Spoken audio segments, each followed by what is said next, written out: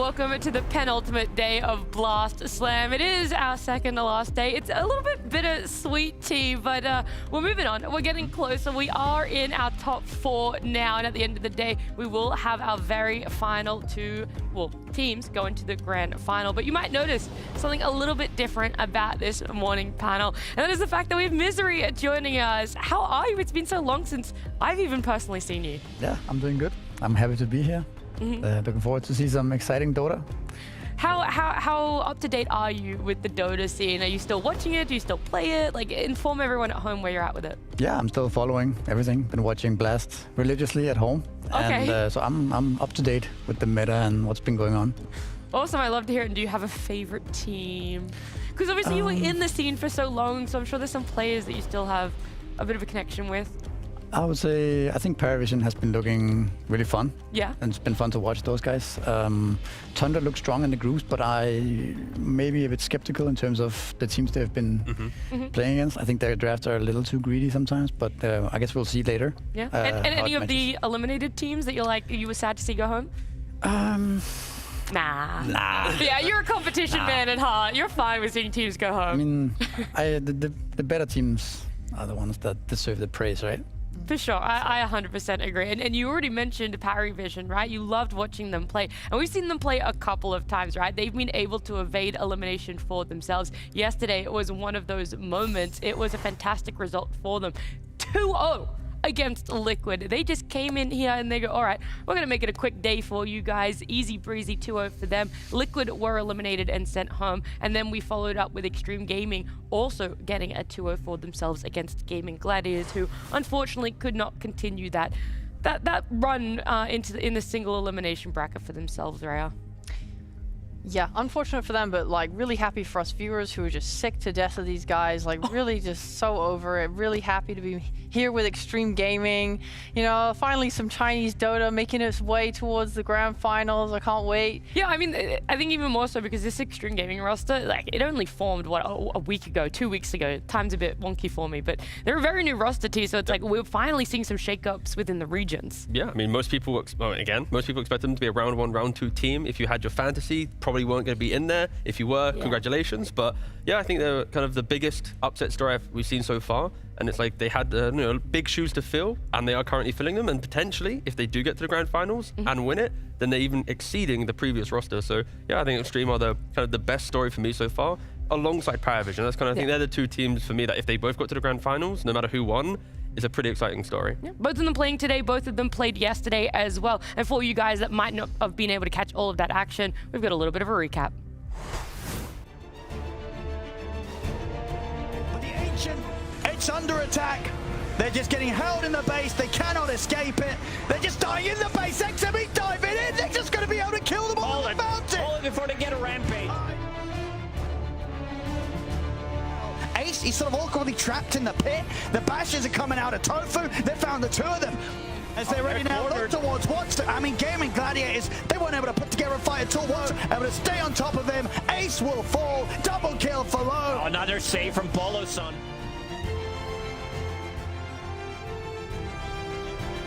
Retreating back to their bound. Oh, that's Suns! They get pushed up off the map almost. The Gyrocopter ultimate. It's going to come in and slow them down. They do manage to take away that Aegis. Turn the damage back around on the Alchemist now. Nick A, is he going to make it? No, he will not. It's a BKB, but it might be too late. A toss back on the Chrysalis. The Drain keeping them alive. Insania giving it all. She's adapted, but the TA dies.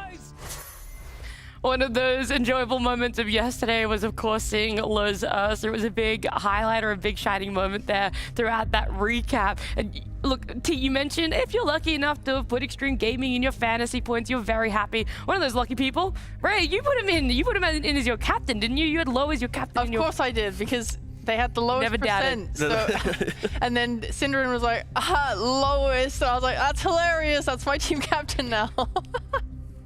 I like it. You went for the joke there. And Xtreme Gaming, they did have a break, right? We're always talking about this format, this gauntlet that the teams have to go through. It's single elimination. There's a lot on the lines for themselves. And of course, Xtreme Gaming placing higher in the group, it meant they got a couple of days break. It worked in their favor. They were able to come in something different, that Ursa being one of them, and 2-0. Whereas on the other side, Liquid, they had their break, and they weren't really able to, innovate, have that momentum at all for themselves. PARIVISION topping them there. And that's how our bracket is shaping up this way. We saw OG Spirit in the first day go home. Falcons Heroic followed them soon after. And then, Liquid and Gaming Gladiators. So our top 4, BetBoom, PARIVISION, Xtreme Gaming, and Tundra. It's a lot of questions around the fact that it's these 4 teams that are up there, but also about what they're going to be taking home. I want to remind everyone that this Blast Slam is a prize pool of $1 million. If you guys are able to win it out,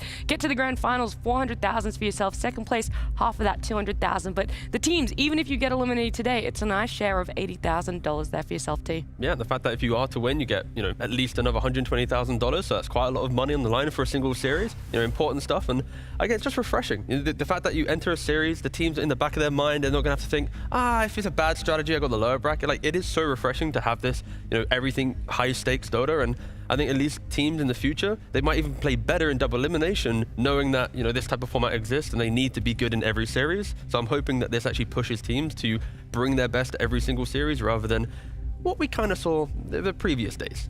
Did you have to deal with that, Misery, the mindset of some of your players when you got down into that lower bracket? And obviously we haven't seen single elimination for quite some time, but it's like you almost have to treat it that way, that you're just doing a lower bracket run.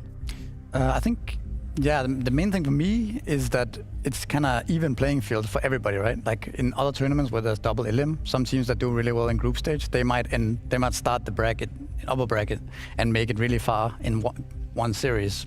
But in this way, it's like, even if you've already made it into top 4, it's still just one match and you're out, right? So there's not that double fail-safe situation. So I think that's really cool. And that also potentially means that every game means more, right? There's more on the line for each team, and you get to shake it up in a lot of different ways. You're going to be able to have that composure for yourself. But let's say how today is going to play out for us. We don't know exactly what our results are, but we do know what teams are going to be playing when. We're starting off the day, BetBoom up against PARIVISION, and then our second best of 3 will be Tundra against Xtreme Gaming. Can Xtreme Gaming stay consistent? What have Tundra been doing for themselves? Same question though between these teams. PARIVISION is the only remaining team from that round 2 elimination to have made it this far. And BetBoom, we're scratching our heads. What exactly have they been doing, Ray? What exactly could you even be filling your days with for the last 3 days?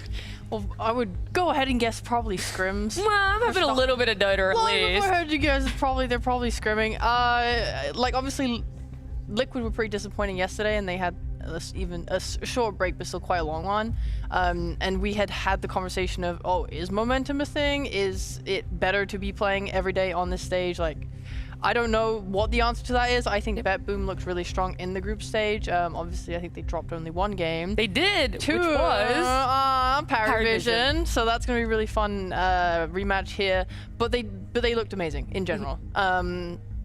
It is an inter-region matchup as well, right? Both of these teams and these rosters, these players coming from Eastern European region, I'm sure they're very aware of what each other have. They've met each other in pubs, they've met each other in officials, whether it's for qualifiers, whether it's for LANs, and so something different can form for yourself. You've got new rosters, sure, but in the times you guys have matched up, both in the previous Dream League, but as well here already in Blast Slam, it's very even. I thought this might have been skewed a little bit, Misery, towards BetBoom favor because of how well they've been placing in those previous tournaments.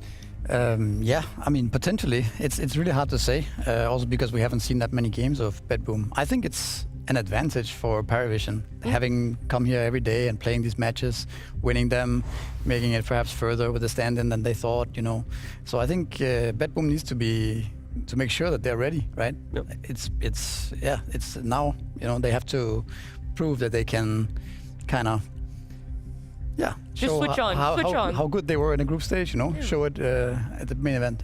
My issue is the fact that their teams are too good, right? They got top 4 in a previous tournament, which means they then got invited. Both teams, you mean? Yeah, both teams. They then got invited. They're both Eastern European. I want to see them scrap it out in the qualifiers, but they're too damn good, so they get invites. So coming into Blast Slam, we have no more additional information in the build-up, like post-tournament, what was their change-up? Yeah. Sure, we get that 1 best of 1, but 3 out of the 4 teams from the previous tournaments that we saw were from Eastern Europe. Like, the region is consistently up there, and the fact that PARIVISION has entered the region and instantly gone to the top is, testament to the depth of skill from the teams. But I just wish they were a little bit worse, so we saw them more.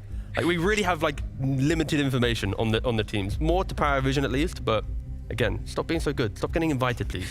Well, making top 4 in the previous tournament was with both of their full rosters, okay? And now both of these teams are playing here in Blast Slam with stand-ins and in different roles as well. PARIVISION having a stand-in for themselves in their support, their position 5. Obviously, Panto joining in there instead of Ducalis. Whereas on the side of BetBoom, Kiyotaka are unable to make it, and so they've got GPK joining the team again. They're familiar with, and maybe more familiar slotting GPK into Kiyotaka's role than Panto coming into Ducalis' role. Yeah, I'm trying to decide what's more impressive, right? Having a team in semifinals of a stand-in on mid lane, or a team of a stand-in on position 5, right? Because position 5, it's like bringing life to your carry, the early move towards mid lane, like how you contest runes and stuff. And then for mid lane, like, it's your entire tempo, right? So I think it's still very difficult to get to the position with stand-in nevertheless, but I still am on the fence, like which one's more impressive. I don't know if you have a way that you would sway between that.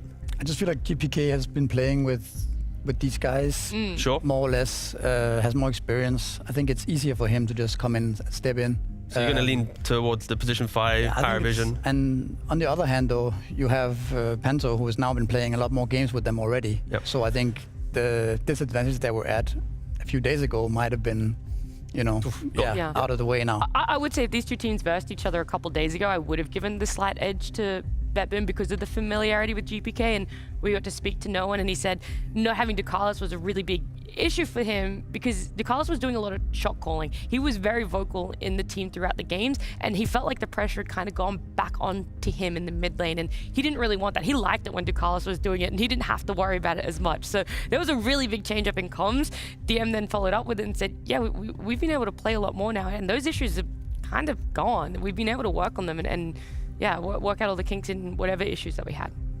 I think it was Fear who talked about how sometimes it seems that the stand-in is actually like a boost for the team, right? Yeah. And the fact that you don't have any pressure on yourselves because you're not anyway playing with the full roster. And I think that's kind of true. That's also what we're seeing here, right? That both teams are top 4. I do think that it's very rare that they win the tournament. I mean, one of them's going to be in the grand finals. They can make it really far, but it's very rare that they actually win the tournament. I feel like this calendar year has been the year of stand-ins, because I remember Saxa standing in at TI, made it to top 3. I remember 9 standing in for Falcons, made it into top 3 for another LAN event as well. Everyone just kind of turning up when it comes to having stand-ins, Rhea. Yeah, it's not this year, but when I think of stand-in tournaments, I instantly think of when Saber stood in for Entity. In Arlington. Oh yeah, that was a really fun stand-in tournament. He also stood in for Liquid last year at Kuala Lumpur, and they did really well there too. Yeah, I mean, with the loss of DPC, we don't really have any kind of major punishment for not having main rosters. So I think it's pretty freeing for teams to be like, we need a new player. Sure, come on in, play a tournament. So yeah, I don't know, it's pretty cool. I don't mind it. Yeah. I kind of would prefer to see the main rosters constantly play, but a good stand-in can make a good tournament, and we are destined for at least one stand-in team to be in the grand finals. And I hope Misery is wrong to some degree, that they just don't win the tournament. Otherwise, the grand final could be one-sided, but I don't think it's going to be the case this time around. Well, look, let's get into the nitty-gritty exactly of this matchup, BetBoom up against PARIVISION. Let's start with this BetBoom roster. Let's take a look at them, because it's been days since we've been able to see them. All the way back on day 1 group stage, that was the final action they were able to see here on the main stream. But there it is, GPK obviously standing in for Kiyotaka. The rest of that roster, though, is what they've been playing with ever since TI ended. Mixed results, but really good results for them. So 3rd at Dacha and 2nd at Dream League. So in my eyes, you should be getting better, right? They should be making it to the grand final. Maybe this is the one that destined Misery to come first place in, but it all starts in this best of 3. Yeah, I mean, probably they are the favorites going in, right? Looking at the group stage, coming down and everything, but I would say it's close to 50-50 for me, whoever takes this one. It's very hard to predict. Yeah. I'm just gonna have to wait and see the draft, at least for me, to give a better idea. Okay. Yeah. Would you have a way that you maybe sided with a little bit, Rhea? I like both teams. When we looked at BetBoom in the groups, it's actually interesting how the conversation has gone on the panel over the course of this tournament, because I thought BetBoom actually looked like a pretty good high-pace team with very strong laning. And we've started to talk about, actually, maybe it's better to just scale and not be fast-paced. So I don't know what they're going to look like, which is funny to me, since BetBoom historically was the team that just never frickin' did anything. That was pre the roster change, though, of course. Yeah, it's just funny to like, see the change up. That being said, during the game with PARIVISION that they had in groups, yes, they lost, but it was pretty close for a while. I think Parry just kind of had better movement on the map. They had their no one was ganking with his invoker with runes. They were skirmishing a lot better. They executed their AUG timing on BetBoom's side for a little bit where they won 2 fights, but after that it felt like Parry kind of took over, had a better draft that scaled a little bit stronger. This Death Prophet was unable to do anything in the game. Suddenly she's like, okay, well, I'm useless then, so I just go in my BKB ends and I die and explode, and then they lose the Roche fight, and then it's just over at that point. And I don't think PARIVISION have looked like they've stayed the same since that time either. I think they have looked massively stronger. So I'm definitely not going to put it one way or the other. Okay, yeah. It feels like we're maybe a little unsure about BetBoom just because we haven't seen them, and we want some more information from them. And I tried my best to get exactly that for us. I got to catch up with Pure just before the series. Pure, thank you so much for joining me. It has felt like days since we've last seen you. In fact, it has been a 3 days break for you guys. Tell me how every day looked. What were you doing, and how excited are you to finally be playing officials again? I mean, we finally playing officials after a 3-day break, so we're excited to play. We watched some games, how the guys were playing, and we've done some sauna. We've done some spa, we've done some preparations for the games, and I mean, we just enjoying, our time in the tournament. Feels good to play for the finals. Nice. Would you say that in BetBoom you spend more time at the sauna or more time in scrims? Because you guys seem to be a team that loves going to the sauna. I mean, I think we spend more times, especially in this team with GPK, in Spa for sure. Because we haven't got that much scrims yet, but it's all right, like we're doing good. You also are a team that's known for having a lot of fun drafts. You've even spoken about it a couple times that you've enjoyed the freedom you've had in drafting. Do you still feel that way? And is there even potentially some more exciting heroes that we're going to see from you? For sure. We're going to see some new heroes even. And yeah, I mean, we like to invent something, we like to add some heroes like Magnus. We like to add some heroes like, I don't know, I like to let's pick some Meepos. And I mean, it's cool to have ability to, to draft anything you want, anything you feel that's gonna, fit the game. And I mean, it's just pretty good to have people open-minded, Something that I've really enjoyed about BetBoom, not just in this tournament but previous ones, is how much fun they've had drafting for themselves. It feels like there's always some new ideas for them, and even Pure mentioned it there in his interview that, yeah, it's nice for him to come over to this roster. I do remember when I spoke to him at Dota, it was his first tournament onto this BetBoom roster, and he was had some choice words about ending up on this roster. It felt like he wasn't overly confident in what they were going to deliver.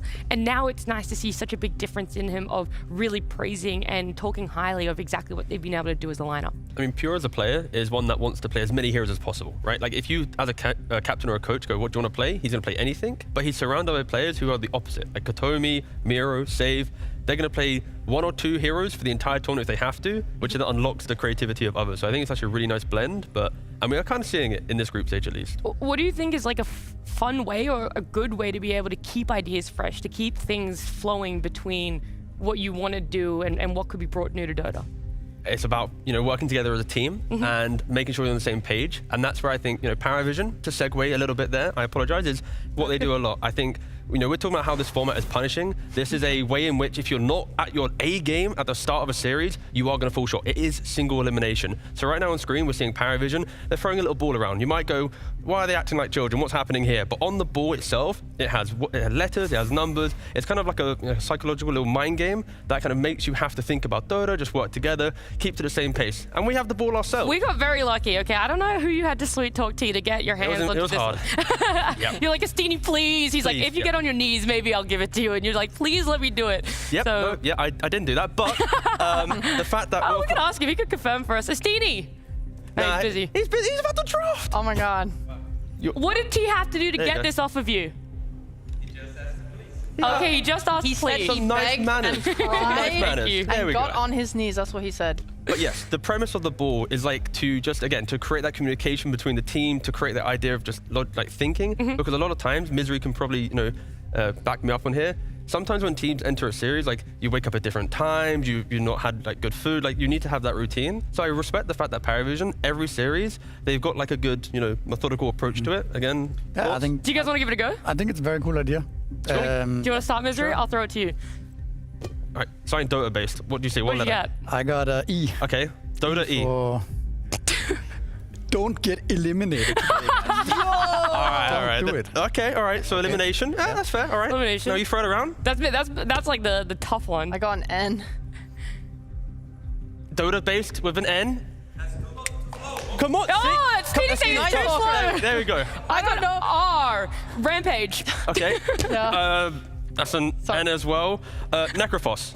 Don't throw it back to me. There we go. A, Ancient Apparition. Perfect. Is that a double? Do I get 2 points for double A? No, it's fine. Yeah, good. But just to stop You the can't game pick the letter, Misery. You can't. He's like, just oh, to- I called it like this, H. just to clarify why this is actually good is like before this game I was really nervous because this is my first panel. Yeah. And now I'm not nervous at all. Yeah. I'm ready. Now we're playing I'm ball ready games. For the panel. first time in your career, I'm seeing you smile, and we don't. Aw. Look at him! Look at him! He's happy. This Was it the game or was it the panel that made you smile? The game. I'm just saying that it's actually a cool idea. Misery, and I seriously, like stop it. hogging the ball. You want it? So what? Yeah. Okay. Yay.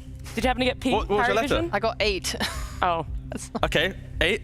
Think about it. Divided by 2 is 4, which is where And then minus 1 PARIVISION is 3, 33. I was going to say 4, which is where PARIVISION could end up. There it is. himself. Because I wanted to talk about them exactly, all right? Their previous results in the last I'm fourth? taking this ball back. 4th in Dream League and 4th in the online tournament just before this one as well, all right? And that's where my little worry comes for this roster. Yes, they have that stand-in, but what's shown historically is they are consistent. I want to give massive props for that. Unfortunately, it's not consistently in top 3, and this is like a very big hurdle. I'm hoping they're not thinking about it for themselves. This ball is like, it's gone from literally never showing on broadcast to the highlight.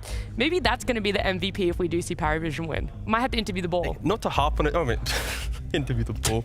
Not to harp on it too much, but I think it's like when you look back in the history of Dota, like, teams that often win are the ones that have created like the correct philosophy as a team. Like yes, playing Dota is important, but you need to be able to connect outside the game, have shared thoughts. And I think it is the small things that, from the outside perspective, might look comedic or kind of cringe, but they're the things that really elevate a team. And I like it a lot. I'm actually just really cool. I think that's maybe a small little reason, because if they're doing this, there's probably 5, 6, 7 other things they're doing within draft and stuff to help them. So this is kind of like one little domino.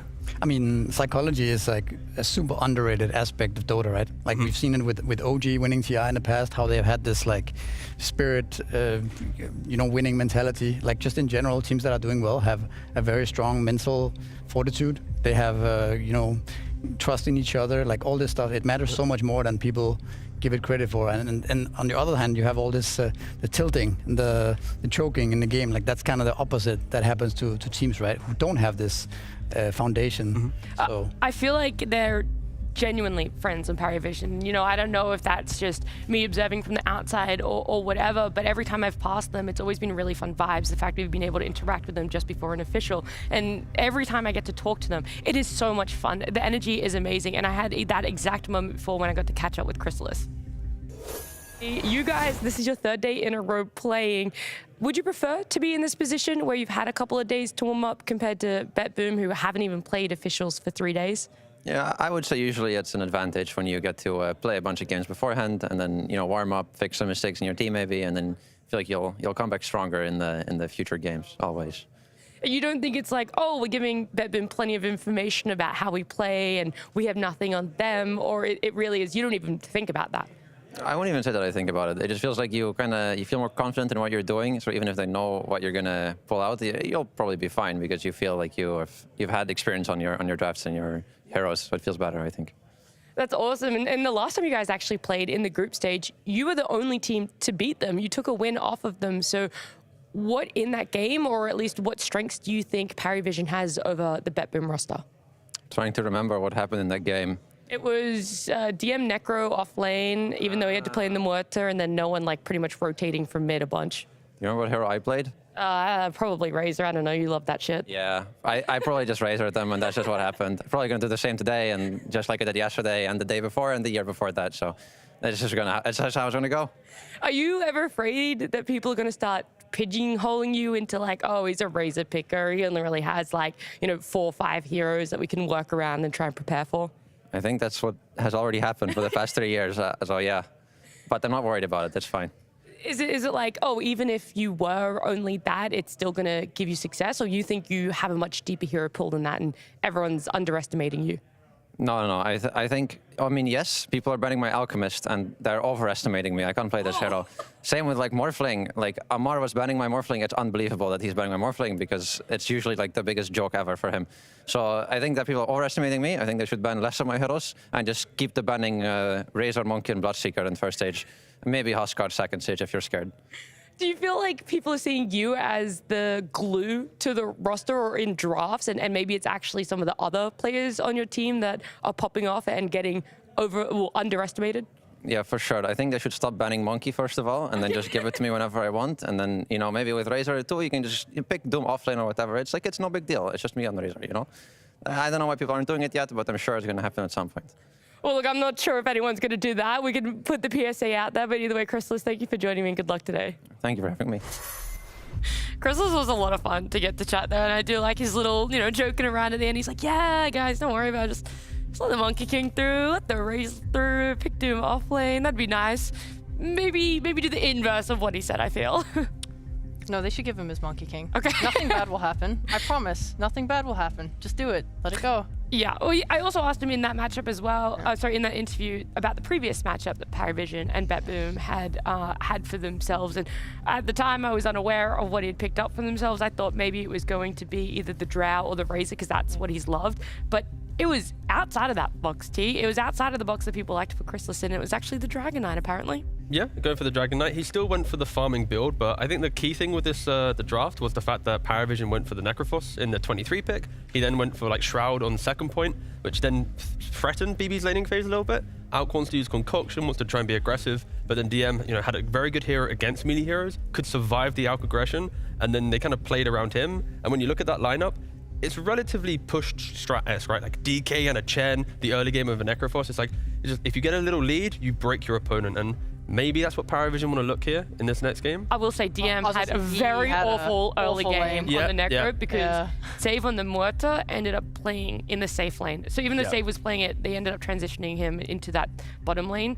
And he hated it. He was like, I had, no idea, but he was like, I didn't realize how badly I was going to they tried. Swear word. Yeah, they tried. Against inserts. Oh no. Insert it's a swear really word. bad swear It was word. really bad how much he got owned and demolished in that lane, but then they were able to bring it back. Yeah, it was also nice because their other lanes were going really well. They had the Chen they got like a double kill on that lane against Death Prophet and Tusk, which probably shouldn't have happened. Two very weird off lane as well. Like, don't you think that they also maybe overcooked a bit on BetBoom? Like they have both Coddle mid, which we don't really see. Who plays Coddle mid right now? And a DP off lane. A DP as well. And then the other team has a Necrophos off lane. Yeah, and what did they have double melee safe lane or did they have Muerta 5? They put Muerta in the 5 position. But even that is kind of a little unorthodox, right? To play Muerta in a safe lane. So we're saying that this game is a bit too creative from both teams? I think maybe that the Necrophos pick was good because then if the lanes were better, they forced BetBoom's hand. Yeah. They ended up picking Coddle because of Necrophos, right? Yeah. And then they kind of destroyed their own draft a little bit. So then looking at this, what we're going to coin as a rematch from that best of 1 group stage now into best of 3, you're hoping BetBoom goes a little bit more stock standard misery? Because I always thought that the shining moment of BetBoom was their creativity and their fun. I don't think they need to be more stable or anything. I think they just need to. Yeah, I think maybe the DP pick made it awkward, right? Yeah. If they didn't do that, then their draft could have been more solid, and then they could have, built the last pick into something more stable. Both teams play with the style of scaling, but they still fight, right? Like we're talking about, aggressive teams, scaling teams. I think both teams at least have done the thing where they pick an early game carry, but they're still joining the fight. It's not as if it's like, I need to play back for farm. So I think they have done the scaling draft, but we're fighting the best out of anyone, I'd argue. I think Tundra, that's a whole other argument for later down the line for today, but that's where I think for both teams, like draft, as long as they're evenly matched, we are still going to see them clash very early on. They're going to fight. It's not going to be like a Falcons-esque where you make 1 million stacks and farm up like in the OG Game 3 version 2, reference to that one again. But no, I think this is, again, very evenly matched. Lots of fighting, but lots of scaling. And I kind of hope that they don't really go back to that first game we saw. That draft there, it's creative either side. Look, luckily for you guys, this draft is just around the corner, right? We want to get this series underway. We've loved talking about both of these teams. I want to see exactly what they bring out for themselves in the draft. But before we get there, let's head on over to our casters. Thank you, Nat. That's right. We are going to be taking you through this opening match, PARIVISION versus BetBoom. And Synderen, I wanted to ask you what you think the most important matchup, player to player, is in this series. Oh, that's just on the nose for that. Is it Pure versus Crystallis? That was mine. I was leaning towards that one. I'm not sure. I actually think GPK versus no one is probably more important for me. Okay. To be honest, because I think in terms of playstyles, they are historically kind of similar, where back in the day, no one was maybe a little bit more farm intensive and playing that style in mid that I feel like GPK has always done. I think no one has evolved maybe more with the meta than GPK has in terms of like movement and rotations. I think no one has an edge in that playstyle. Agreed. Where GPK is obviously standing in for Kiyotaka, who I think was very good at rotating. So how are BetBoom going to make their adjustments? Will they just draft GPK a little bit slower, and is that just going to make this matchup maybe a little bit worse for them than with the Kiyotaka style player? I think that's where I would put my focus on. Okay, mid lane matchup focus for Synderen. We'll see what our draft analysts have to say about that and the draft that is coming in now. Thank you, Cap and Synderen, but hold on one second. There you go. Oh, 1 second. Thank you. Nice. Thank you, Butler. Thank you. Anyway, to move on, we have BetBoom versus PARIVISION, game number 1 here, and with me is Misery. This is definitely a spot that you're not unfamiliar with here in the draft. Anything you're expecting? I'm not sure what to expect, but I'm very happy to see Dragon Knight being banned out. Kind of tired of seeing that hero. Right. We also have a TA in the first phase, which is kind of... Very unusual, yes. Yeah, kind of unusual.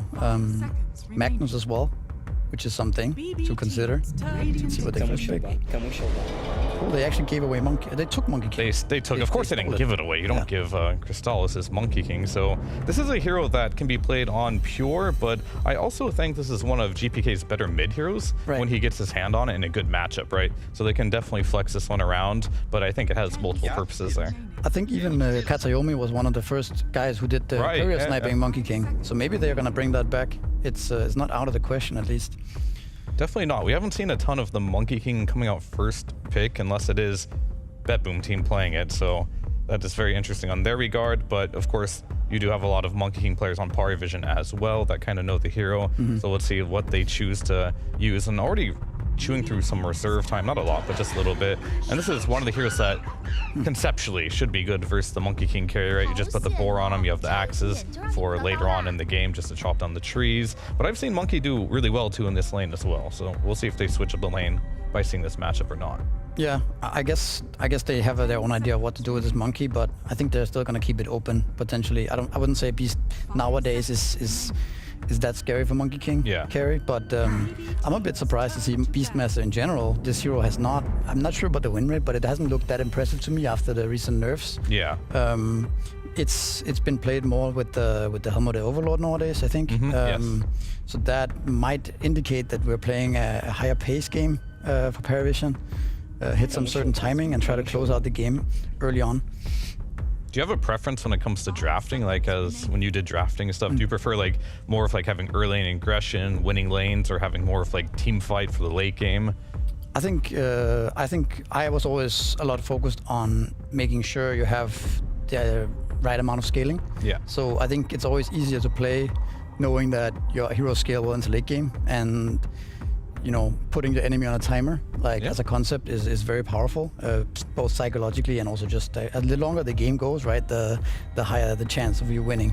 Yeah, I mean, Dota has changed a lot, right? Like we talked about it, or you guys talked about it yesterday, how the meta has shifted towards late game a lot more. Yeah. It feels like all the auras being nerfed out, and just more teamfight heroes, and things are coming out. So it's interesting to see how PARIVISION enables this Beastmaster, or if they even go for the build, because Aghanims is still it's still viable, for sure. I mean, I 100% agree that this patch right now definitely feels like there's a lot of scale. You kind of look at the teams that were so dominant at playing fast, like Liquid, Gaming. Where are they at now, right? Like, they're out of the tournament. The teams that are playing for more of the scale, better late game, are typically winning a lot of these games here. So we're gonna get through a couple bans here. Pugna, I wouldn't be surprised Morta to go as well. These two supports have been on an absolute tear so far in this tournament.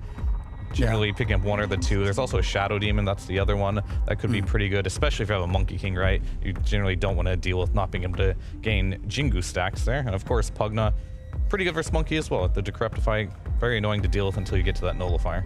Another hero that could be interesting for Parry is Phoenix, a hero that I know Tundra has been playing quite a lot and is coming back, you know, for the reasons we just mentioned with the going late game, team fight. No more pipes as much, right? And so this Phoenix becomes stronger. And it's also really good against Monkey King, if it's a carry, if it's a mid, just in general. But yeah, let's see. I mean, maybe PARIVISION are considering banning the Morta. As we know, Save has one of the highest win rate on Morta, so... Or picking it for themselves even. They got the pick out of phase here. Yeah, so they'll ban the Ench, take the Morta for themselves. So that's most all the, I want to say like the tier 1 supports, either banned or picked already here. I mean, we do have heroes like Line that we've seen some success with. It's very strong here, not something particularly good versus Beastmaster at all, but at this point, what options do you have? There's no Chen, there's no Ench versus the Beastmaster. Yeah, if this is a Liquid or something, they would take a Chikiro. Maybe that is something that they potentially could think about. But Crystal Maiden, same type of like deal, right? Like AoE, damage, attack speed slow, definitely helps a lot. Yeah, I mean, one thing to note right now is that I think both teams are fighting very much for the early late game, right? You're picking the least greedy heroes you can find almost in the draft, like Murta, CM, Monkey King, all trying to get ahead in the laning phase. And then we're probably gonna see the later picks more focused on the scaling and on maybe outgreeding your opponent. Because it's important right now early on to make sure you don't get in a spot where we're on the back foot, you know, we're gonna lose our lanes, and that limits the rest of your draft. Well, there's still Alchemist and there's still Morphling in the pool. These the big three, like I call them for carry right now. It's the DK, Alchemist, and Morphling picked up usually whenever they have the opportunity. I think Morph is obviously not particularly great against Morta, but I don't know if it's enough to make it so you can't pick it at all. But I think for BetBoom Team, they're just gonna hold off their core pick into that 18 pick there and really utilize what type of advantage they can get. But Hoodwink, here we used to see a lot of it kind of fell off because of heroes like Shadow Demon and Morta and Pugna coming into the scene here. But I think with all them out, what else were you going to pick to try and secure your lane here for Miro?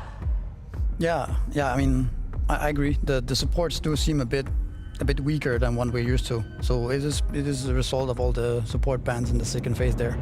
I wouldn't be surprised to see PARIVISION pick up Morphling right now and the 16-17. I feel like this hero is, it just feels like it's the perfect hero right now for the carry. Like the only way this hero really loses is if it gets tempoed too hard, and that's quite difficult to do. Right. I mean, I definitely would agree. The only question is going to be... You might be scared of Doom. I'm not sure. You might be... Scared of BetBoom 18 Doom.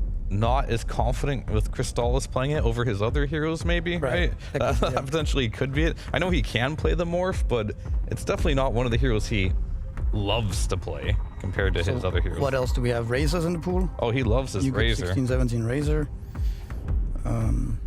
What do you think? Do you think they should pick their mid or their carry here first? And they're gonna go for the Alchemist. That's the one still in the pool as well. I have a feeling that a Morph is coming for Pure on this next pick. So I think in some way, shape, or form, they need to make that pick very uncomfortable with this pick here. And I'm not sure exactly how you do that. Do you pick like AA or something like that? Not bad versus Monkey King, but like how can you pick a support here that doesn't make it feel like a Morph pick was gonna ruin your draft? Or do you not think Morph is good for a BetBoom? No, I think Morph is good. I just think that it's not the end of the world. Okay. I think Alt can beat Morph. I think with Beastmaster tempo is also not the worst against Morph. I think they might go for it, but I wouldn't force myself to pick a hero like AA for that. But you called it. That's a Phoenix So like if you look at PARIVISION's draft overall, it's like very strong right now. You have really strong scaling that one morph will not beat this lineup, I think. You know, you have the Muerta scaling potentially, you have Alk, and you also have the absolute last pick, right? Yep. So you can beat morphing here, in my opinion. It's not like you've drafted yourself into a corner where one pick can punish you. So I think it's really strong from PARIVISION. Yeah, I mean, definitely. And I think this pick here, I'm just kind of looking at BetBoom's teams, and there's a lot to be desired when it comes to scaling and team fight, I feel. Like Hoodwink and CM, like Hoodwink used to scale really hard. I'm not so sure anymore, right? What I think you need to do from BetBoom now is you need to tempo that, like you cannot match this late game right now with CM, Hoodwink as your supports and a Monkey King mid and stuff, I think, or carry, I guess. They go with Doom. So it's kind of... I'll counter. Yeah, and Doom can kind of play, he can play fast if he has a good lane, but he can also scale, so it's kind of a little bit of mix. I think you need to enable your supports to play fast, right?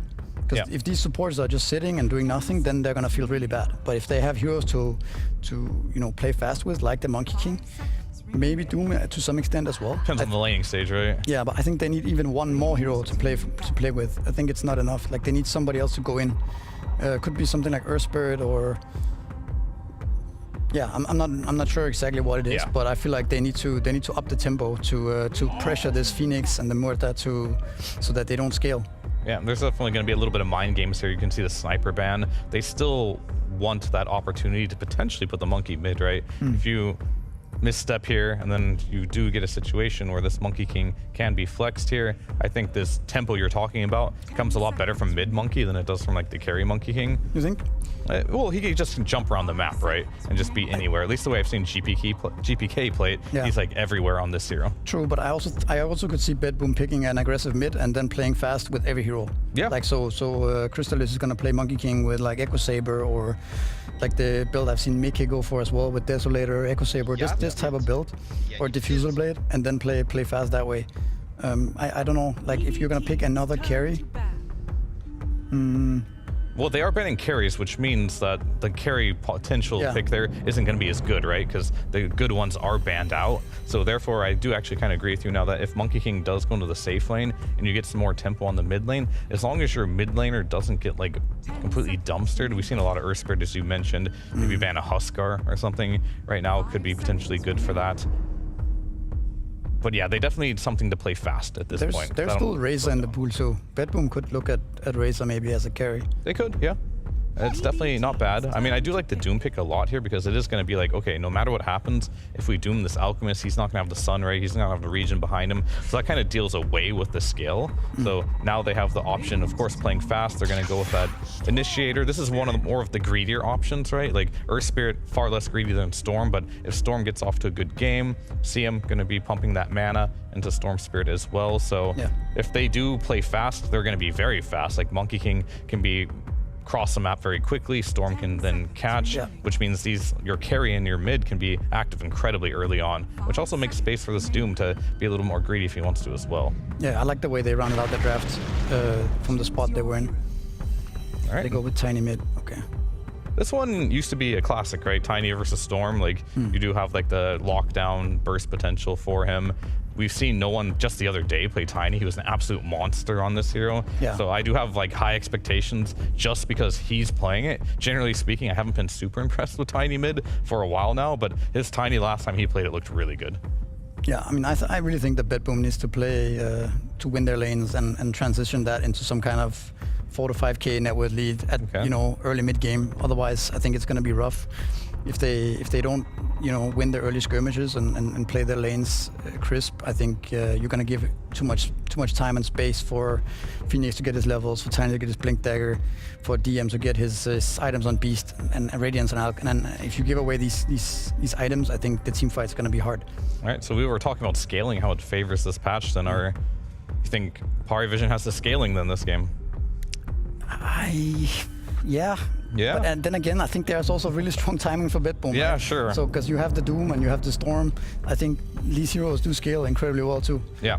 So it's a bit hard to call. It really depends on what ends up happening and how the timings for each team kind of net some kind of team fight win, right? Yeah, the initiations too, right? I would imagine. Yeah, like you get a good start on don't get some timings on PARIVISION and you make that into a Roshan or make that into some tower kills, then that's going to transition into a lot of network lead, right?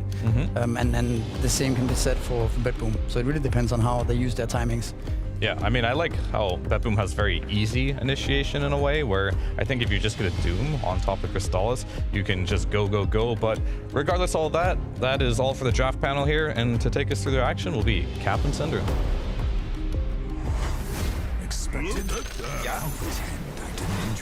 Thank you, Fear. Excellent job hosting. Synderen, welcome to Game 1. Thank you. PARIVISION versus BetBoom. You said the matchup is going to be all about the mid lane.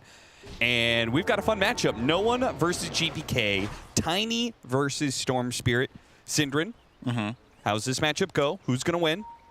Yeah, I think it's interesting to see GPK go on to his Storm. In my opinion, this is his single best hero in Pro Dota. And we've seen in the past BetBoom play this together with a Save Coddle, which they were not opting to go for this time around, but they do have the Crystal Main Aura at the very least. Doesn't really compare in terms of impact, but it's something. But it is a hero that GPK sometimes snowballs games on and plays fast, and that's what I was saying would be probably the biggest discrepancy between these two mid players was the overall pace of the game they like to play. No One, on average, will play faster and make more moves, but GPK playing this hero will be eager to be involved. Right. The lane itself, I think, is kind of a wash. I don't think either hero comes out significantly on top. If anybody kills the other, it's probably Tiny killing the Storm, to be honest, but generally should not happen without a rotation. Oh, nice dead shot. They're actually going to dive for it. Crystal Maiden is a squishy hero, don't get me wrong, but that is ambitious to level up the dive like that. You're immediately tips Panto, because typically, unless you're actually getting a bounty rune or first blood off of leveling up dive, it's considered a bit of a lane grief, right? Yeah, you're now playing Phoenix Alk with a Phoenix doing basically nothing until level 2, and Alk is a pretty weak laner in level 1 as well. You don't have the Acid Spray yet, just have the Concoction. So they're looking for Save and Miero to try to take as much advantage as they can before the second wave is complete. These first couple of levels in are going to be so key. They cannot afford to get anything denied, right? Like, you leveled up dive. Yeah. You don't have spirits. You need acid spray as soon as possible. Like, they cannot afford to let any of these creeps, particularly the range creep, because of the healthy amount of experience it gives, get denied. So we'll keep a close eye on that and how it unfolds. I like the carry matchup personally, and talking about. Oh, I think that one got denied. Chrysalis, they left out the Monkey King, but Chrysalis didn't get a chance to get his hands on it. Instead, it goes to Pure. Yep. It's a nice first pick in this patch, in my opinion. I think this hero is completely flexible between 1 and 2. So you also saw in BetBoom's draft approach that they picked the Storm as late as possible to keep the bans from PARIVISION more difficult. They ended up banning Gyro and Morph, and we were theorizing perhaps a Meepo could come out and you could put the Monkey King mid, but instead they go for this one. PARIVISION will be bleeding out the first one here. Yeah, and they might bleed out the second too. So he's in a really good position. GPK diving into the mid lane heavily. Oh. I tried to throw the tree at the courier to deny the incoming bottle, I assume, but not actually the case. Level 2 is picked up by the Phoenix. Meanwhile, the damage over time does kill him. He didn't TP back to the fountain. He TP'd to the tower, so he will die. Panto is not punished for his level 1 Icarus dive play. Just action all over the map. That's a really important blood grenade. Without that, the TP completes, but now he has to walk back to lane. You get a nice little bit of free space for the Alk. And yeah, I think that attempt onto GPK, I'm pretty sure no one got the Ava toss into tower, which is a classic way of trying to deal with matchups such as this one. Just get Storm horribly out of position, but not quite enough in the tank to kill him. However, if that tree throw would have hit the courier, I think he would have been very happy with that. But still, when all said and done, the lane's going to be a draw, right? This is probably the expected result. Yeah, most likely. Nice deny, though. That'll help. That was a flag bearer. Do you think we should, when it comes to the last hit denied chart, do you think flag bearer should just count as 2 to be more like accurate. Yeah, I think you're onto something there. Because like sometimes you'll have two players have the same CS, but if one of them had 3 flag bearers denied against them and the other one got all of them, then that player is actually ahead by like 150 gold, right? Yeah. The same CS. So. Yeah, I mean, I would disagree with like doing something like that with like, I mean, I suppose range creeps you can make like it's close 1.5 or something, but flag bearer is almost like exactly 2, right? So, and if anything, you could argue it's actually worth more if you in the side lanes, right, where the support also gets a part of the bounty. Right. So that CS that Pure just got there, you could have given him 2 CS and Maiden 1. Yeah, arguably. Yeah, that's an interesting idea. I like that, Synderen. Hope you're listening, Valve. You're welcome. Take all of Synderen's good ideas. Yeah. Give me Don't no worry. credit as usual. It's fine. Been used to it for years. This lane is a pretty volatile lane, right? Monkey King versus Beastmaster. You can win this matchup through axe spam, especially with the Muerta, who is particularly strong in lane with being able to have double nukes with the dead shot and the calling. But we saw already 9 Class was out of position once and did die for it, but now it's Pure who's on the receiving end of just non-stop spell spam. Yeah, I personally find that a lot of the time Monkey King in the safe lane is very hit or miss, because you could say that the matchup against Beastmaster in theory could be good because it's a melee core, but the issue is the boars actually offset this matchup by a lot. And oh, that's a nice dead shot into calling. Very nice. Pure gets out of it. Does manage to hop away into the trees. I think he skilled that in yes. between, right? Yes, I was puzzled there for half a second of how he managed to do that, but you're right. He leveled it up. Oh, missed the spirit there, Panto. Well, I don't think it would have been enough anyway. And that puts Chrysalis. Where's he at in the CS? What, 21-1. So both safe laners are being pressured, and they're sitting in kind of similar situations CS-wise, but Chrysalis might actually die here. Being pulled in by the bushwhack. Blood grenade lands onto him. He will survive, but he's not happy about it. He's going to need the Phoenix to bring in some regen. Yeah, he's got very little to work with. He felt comfortable that he wasn't going to die there because Scorched Earth was in cooldown, but still, you've now put yourself in a position where even with this salve arriving, you're still only on half. Oh, Panther just TP'd back in. He's dead? He is just dead. He's going to have to walk out to lane. He even salved, I think, to try to get a little bit of health in between those 2 ticks, and he still died. That is really bad. Oh my god, that was so unfortunate for 9 Class. He actually gave up. If he walked 50 range more forward, he would have killed the CM. Yeah. Just outside of his vision there.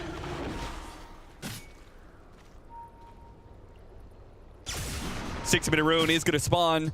It ends up being bottom. You heard the avalanche coming out from no one. He was trying to safeguard the top rune, but unfortunately for him, it doesn't spawn there. Level 4 to level 5 Doom with a 4 position that's going to come back into the lane. Something needs to be done to get Chrysalis just over this next level.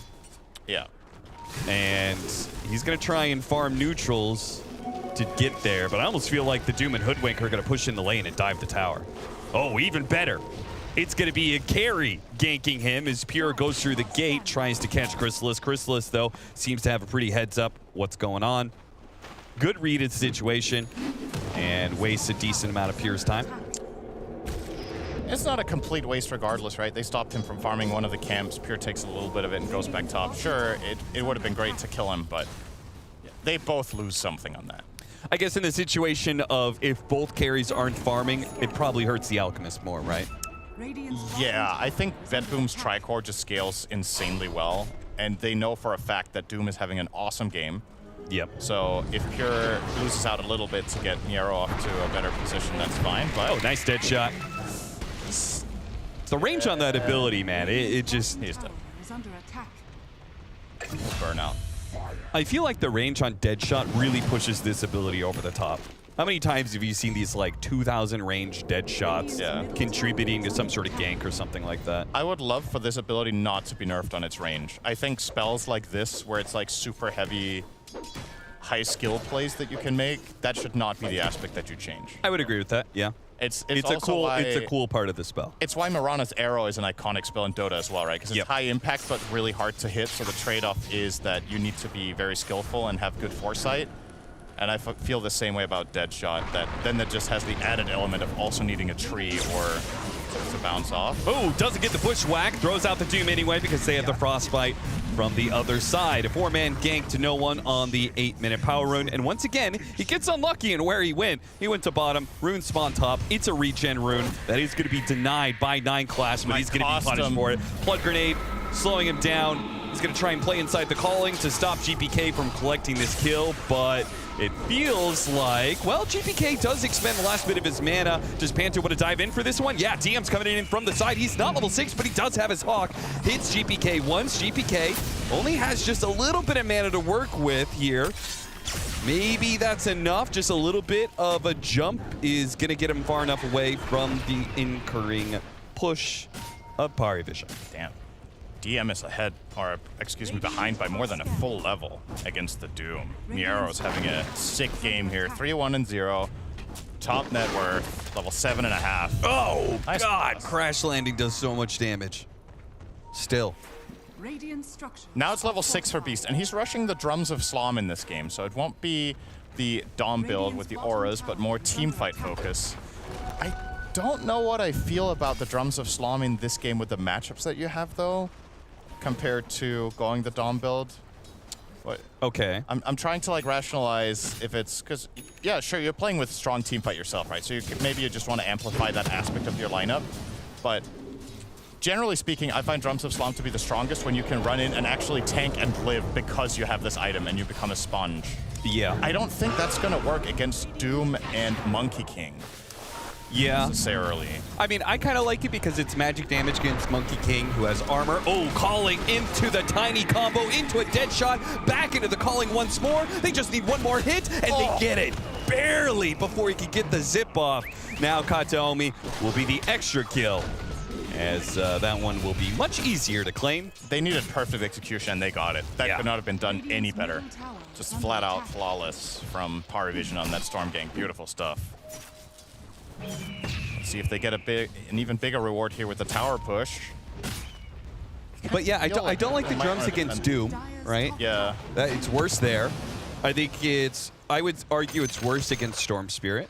Because I think I like the pushing group up team power of the Helm of the Overlord. The aura it gives you, especially like with the Golem, making everybody tankier is really nice against Storm. Yeah. Because like I was just looking at it, I think it's one of the interesting, you know, a lot of heroes in Dota go a similar-ish build every game, right? In Dota. But Beastmaster's 2 paths are very different in what they offer, so it gives you a little bit of an insight into what the overall plan of the team is, with what they're going. I can't believe Pure is still trying to play for this one, but his team is coming in. He's going to be needing his team very soon as he got Deadshot pushed into the calling here with the Supernova over the top. He's very dead. Now the Supernova is going to be taken out. The Primal Roar goes out, but Doom is able to finish off anyway.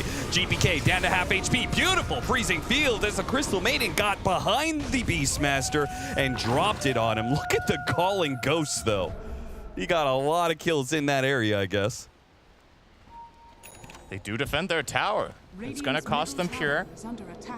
Had to tank up a ton of damage in all of the spells, but it did allow all of his teammates to get in and get the job done. Now, this begs the question. This is a pretty unusual situation for BetBoom. Pure is 6th on net worth. This guy, a lot of the time, wins his lane and kind of snowballs the game, and the main hero that I've seen him lose lane and then win game on has been TA, but that was banned in the first phase. Monkey King does not come back in the same fashion as his greedier picks. They have Doom up, but it's the Doom who's going to be ganked. He has to turn around and use his ultimate onto the Alchemist. They're going to try and trade out here. The Doom is definitely dead, but the Doom spell will tick out Chrysalis. Nothing he can do about it. He tries to get some last hits. Meanwhile, back over to top lane, Pure continues to suffer. 4,200 net worth. He is 500 behind the next core in line, which is the Beastmaster. He is so far behind everybody else. And if you think about it, most of the late game, or rather safe lane carries that we've seen Pure on, like let's say TA or Alchemist or Gyrocopter, they share the common trait of being able to farm stacks. If you have a bad start, you can recover through plan B. Monkey King can't do that. Yeah. So when the game goes like this, honestly, he's going to be a liability now for a while. And the way you recover Monkey King's game now is through fighting. It's not through farming. You're playing with Storm and Doom. These heroes love to fight, so that's the good news. The bad news is when Doom is on cooldown, they don't actually necessarily pose enough of a threat, really, to make Pure feel comfortable. Yeah. And he went the Orb of Corrosion as well, so this is a mega late Maelstrom coming his way. I would also say that if he joins his team in searching for kills, which is the best way to get Monkey King back in the game, who's pushing in the lanes? Because the Storm Spirit's going to be hunting for these kills. Right. And I would argue, while Hoodwink and Crystal Main are okay at it, I think they also want to be a part of these kills. Hoodwink in particular, right? Storm zips in, it just sets you up for a free Bushwhack ult. Yeah. So, very awkward. Almost caught by the calling there. That would have been another death for Pure. He was just not quick enough on the fingers. It's a good point, though. You kind of need to be clever about what heroes you show. Yeah. Because if you show too many heroes on the waves, then there's no threat on PARIVISION, and they just make the moves that they want. But if you maybe show one of CM or Hoodwink and the other one is part of the play, that could just work. Yeah, you can see Pure. He's way off in the jungle right now. And Smoke doesn't work, and yet another power rune goes to GPK.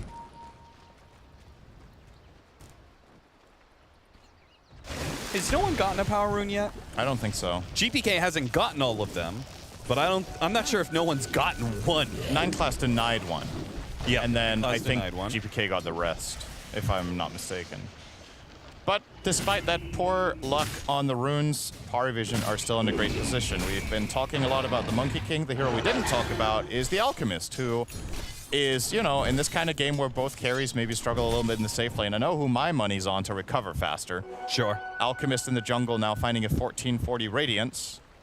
He will start ramping up quite quickly. Now, he is playing against one of the worst matchups for the hero in Dota in the Doom, but you can overcome a lot with enough items, especially if you get doomed on Alk, it doesn't mean you die unless somebody else than Doom kills you. Yeah. And the Monkey King having this rough of a start is going to make Crystallis feel a lot better about himself later down the line.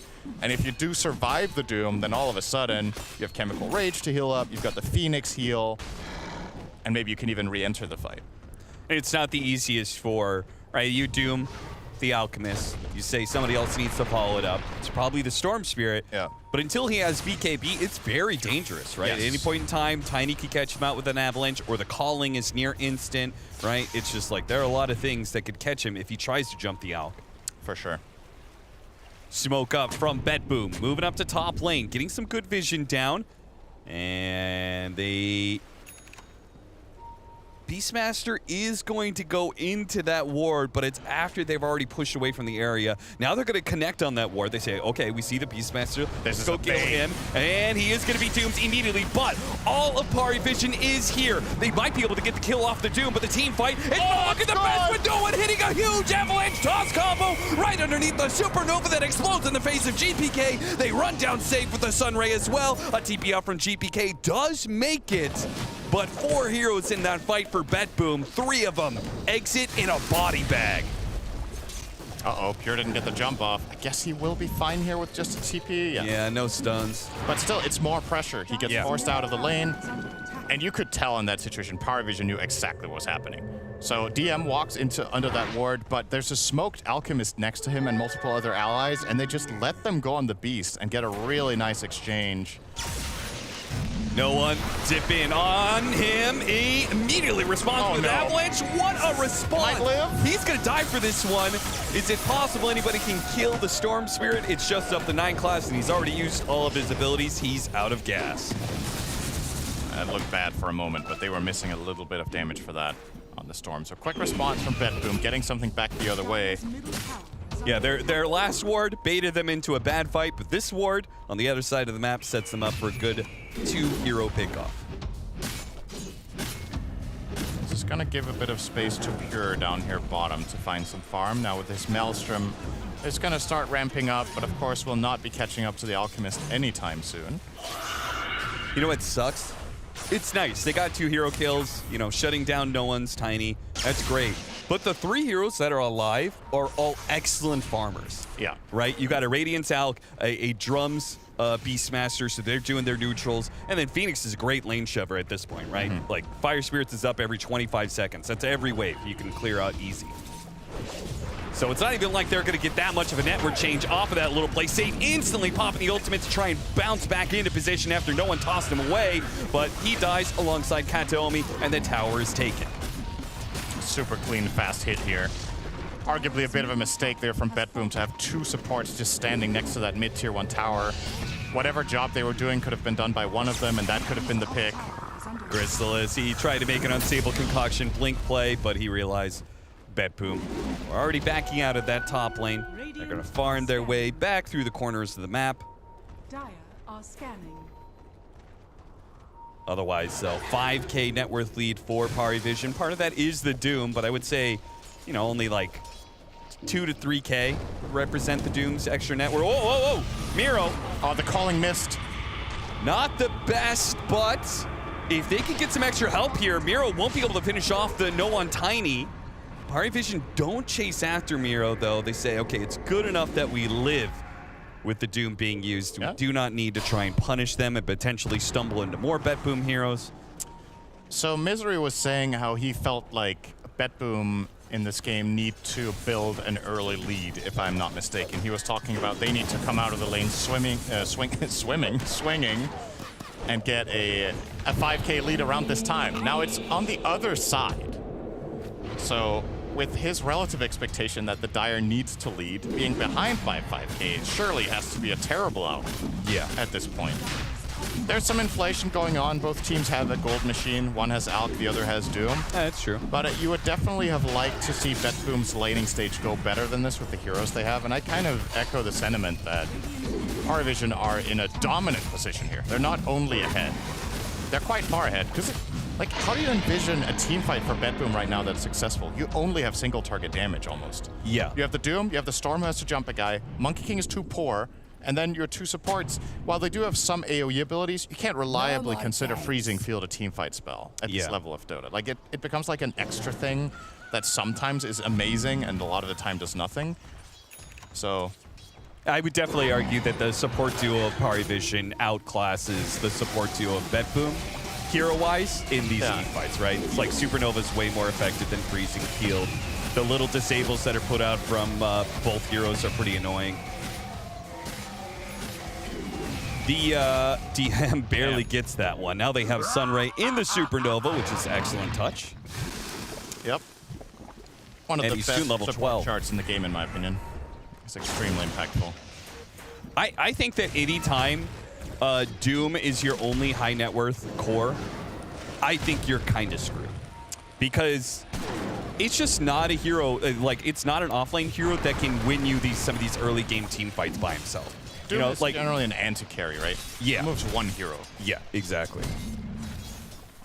So with the Storm Spirit not snowballing as much as you would like, the Monkey King still in recovery mode, though he is getting there. His net worth is beginning to peak up. But it's going to be a long time before he feels he's able to put in the same impact that this Alchemist will be putting in. No one with a BKB now picked up on the Tiny. Way more safety going into the fight. Even if he gets doomed, I think he doesn't die. Just pops BKB and walk out. Yeah, for sure. You have to be a little bit creative here now. Pure will get his own as well, which is a really good news for BetBoom. This gives them a fighting chance in the upcoming one, because if Monkey King comes in with BKB on, your only real response on the Radiant to that is probably to roar him and just run out of the ring. I don't think you kill him in it reliably enough. Sure. So there's definitely moments of opportunity being itemized for here for both teams. For me, the question is, do you think BetBoom should take any kind of fight? I almost feel like they got to dodge fights for like 10, 15 minutes. I think they shouldn't force it. Yeah, if they see it, they shouldn't shy away from it at all costs, but don't be like, all right, if we think they're there, if there's a good chance this is a 5-on-5, I think you don't take those ones. But any sort of skirmishes that you find an initiation on could be good. Yeah, they will have a triple BKB timing soon, depending on the Storm Sphere. As long as the Storm Sphere doesn't get caught by no one's avalanche, he'll have it pretty soon. Instead, it'll be the pick off of the Crystal Main as PARIVISION sweep through the map from top to bottom and catch a Crystal Maiden in the mid lane. Now, are they just going to bring it to him is the question. They could consider, maybe high ground is a little bit too wild here, but you do have 2 minutes on the Aegis and you used nothing. So if you feel stronger, there is a world where you do this. I think it's going to take too long with the glyph on the tier 2 still up. So you probably just take this tower and call it a day, but now you also have the pipe. This is a pretty sick power spike for PARIVISION, to be honest. They're going to smoke up. They're going to try and take this one. All of PARIVISION is around the area. This is going to be a dangerous fight. The BKB try and go for it. Miro misses his stomp instead. It's going to be Chrysalis the target, but remember, he has the Aegis. So PARIVISION's not overreacting to the jump on Chrysalis. They give him some heal off the Sunray, but the Doom hasn't been used, so they do not overcommit. They chill out. They take the tier 2 tower. And they push down to bottom. What are they going to do with this last minute on the Aegis? It seems like not pushing high ground, not testing BetBoom there. Honestly, I think it might have been good for BetBoom that they didn't get to Doom the Tiny. I don't know if they even win that fight. I don't think so. There's so much disadvantage. I don't think they knew about the Beastmaster pipe because that was just picked up. So what they would effectively have fought into would be dooming a Tiny who can just BKB walk away, and then he will be piped. Oh. A Yule's pickup from Panto. Instant Supernova as no one gets the toss combination back into the Supernova. He's gonna get out of range though. Pure, he gets out of range, instantly TPs with the rest of his BKB timing. It's still gonna be PARIVISION winning the fight, but at least through those actions, they'll limit the losses. Oh, instant unstable concoction. Now an avalanche over the top. Do they have the rest of the disables? It was the Yules, he's got the BKB. BetBoom, oh, GPK's insane, man. He commits for that kill, goes for the last TP away. The toss was gonna land on him, but instead he survives. The TP completes and he gets away. That was stupid close, but well done by GPK. Basically maximizing that situation into something that's passable for the side of BetBoom. But I think a great example of the problem with the tankiness of the Radiant heroes. They don't have a good way of breaking the Supernova, so that he just throws it out on Panto and gets max value. But at least they still managed to take down the Beastmaster in spite of the pipe. Yeah, they did. It's something. It's a 2-2 split on a net worth disadvantage. Not too bad. A large part because they managed to get a Doom early on. The Beastmaster didn't really have the same impact as usual. And also some clutch escapes from Pure and GPK. Now, in this, actually what ends up happening here, where no one just tossed the CM in place, if he had tossed her onto the Storm, it might have changed the whole fight, now that we saw it play back. Because that damage from the crash landing on the Maiden prior would have been enough for him to die there. Here's 100 health. Yeah. But you don't always have the camera position for it, you don't always have the opportunity, but I do think that could have been played better from No One's Tiny to get the maximum output. Well, with the Doom on cooldown, there's just no way that BetBoom can take a fight. PARIVISION know that, so they're just making the last sweep of objectives on the map. The tier 1 and tier 2 bottom tower are now going to fall.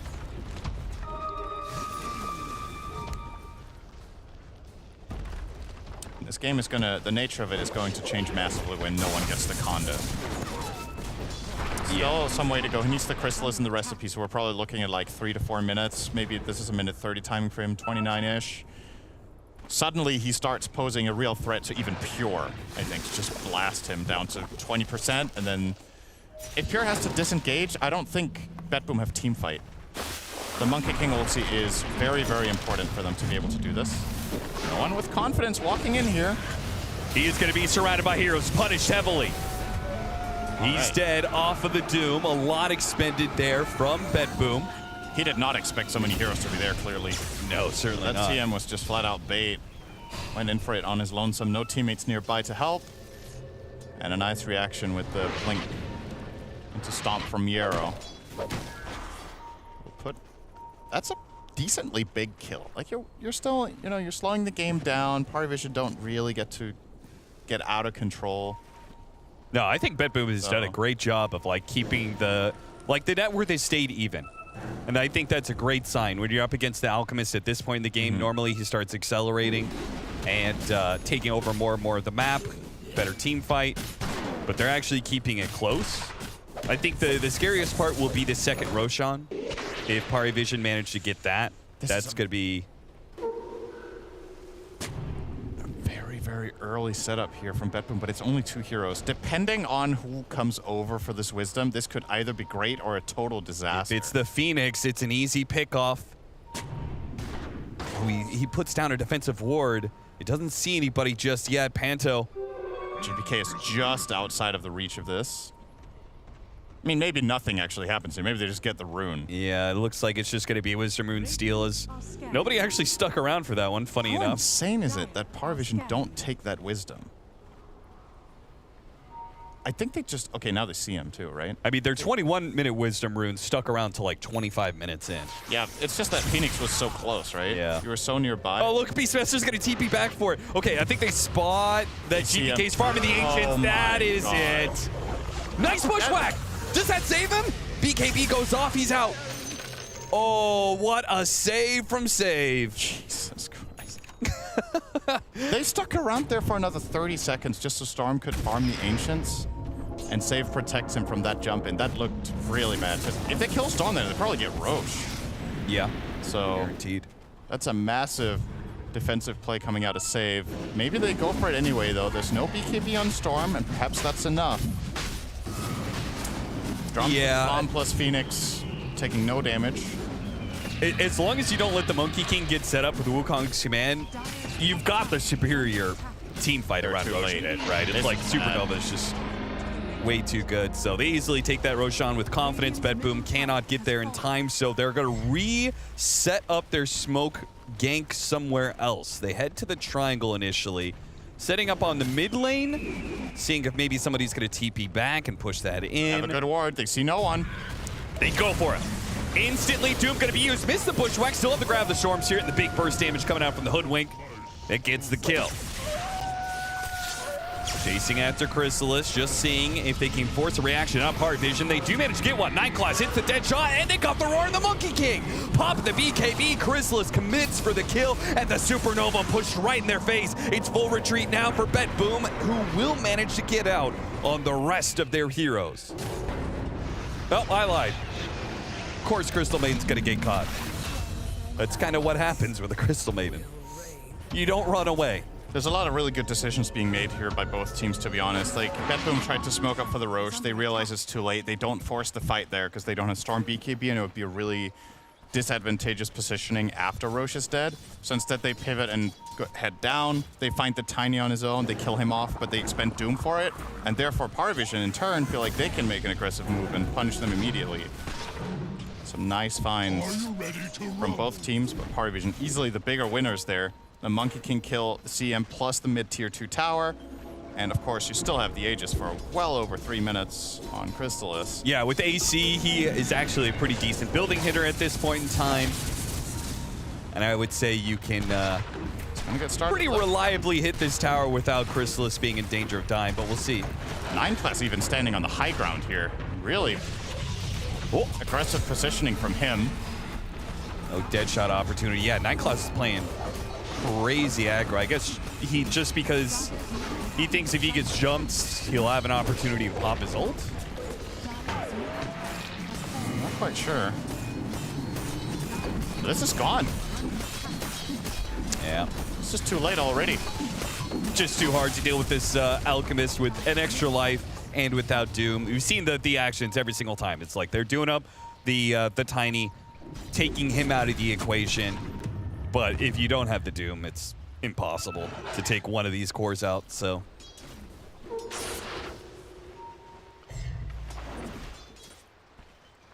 If they can stall for the Aegis expiring, they have a chance, but the problem is only half of the Aegis is gone through. Still another 2 minutes to go. Pure's trying to pull them back, but PARIVISION are gonna call his bluff.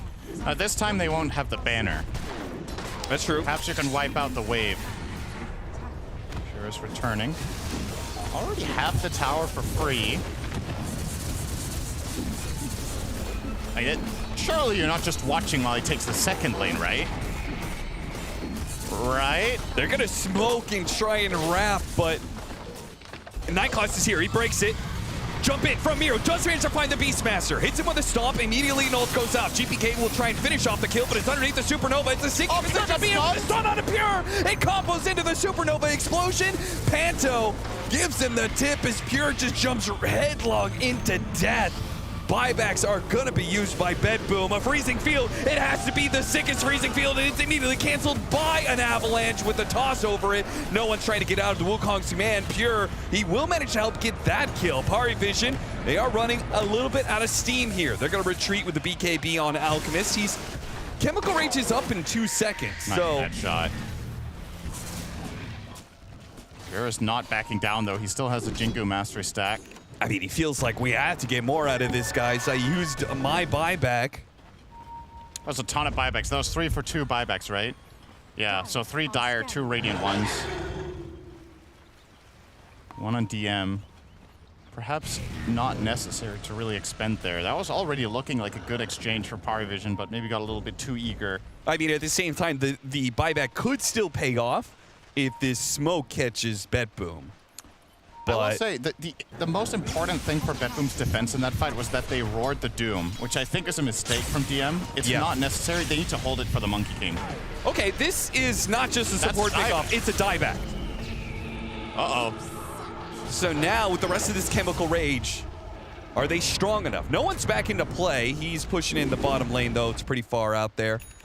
They could definitely hit that high ground again before the Hoodwink is back up. You're going to see the replay here. So Miero goes in and he uses all his stuff, right? He's just BKB, Doom, the whole shebang. Yep. So the roar that comes through later in this fight when DM comes back with the buyback, I take back what I said. This buyback is good. But now the roar needs to not go on the Doom. And you're going to see the follow through here in a moment.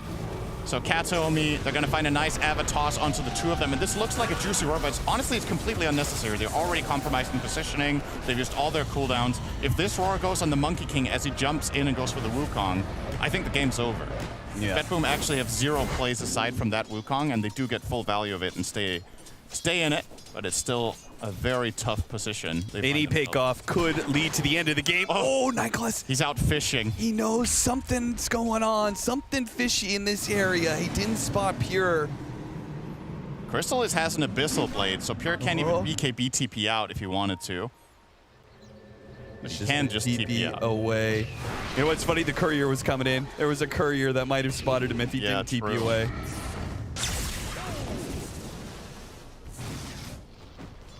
It's funny, they do have 2 supports that cut trees. One a little bit better than the other. That was really good timing. I would like that. If I say something is funny, that I just have a personal laugh track from Tiny, I think that's good. I could get used to that. What if casters could make hero lines in the game? Like, Oga Magi! We've done that. We're banging you. We can do it again if you want to. Yeah, that wasn't Cinderin doing that Ogre Magi line. That was actually production using the actual line from the game. Got a ward, sneaky ward inside the base. Uh-oh. GPK. Don't die to the Tormentor. Oh, yeah. BetBoom. Don't do it, buddy. BetBoom was notorious for dying to the Tormentor. All right, well, that was a massive waste of time, but it is... It's good. It's a good way of confirming that it's you playing and not imposters. If anybody was unsure and they're like, damn, BetBoom are not playing well today. Is it the real players? See the Tormentor, you know it's the real deal. This is definitely BetBoom in action. Simultaneously, it also means that GPK is learning. Yeah, he was one of those guys who died to the Tormentor all the time. This time around, he was like, guys, I'm pretty low. I don't think we can do it.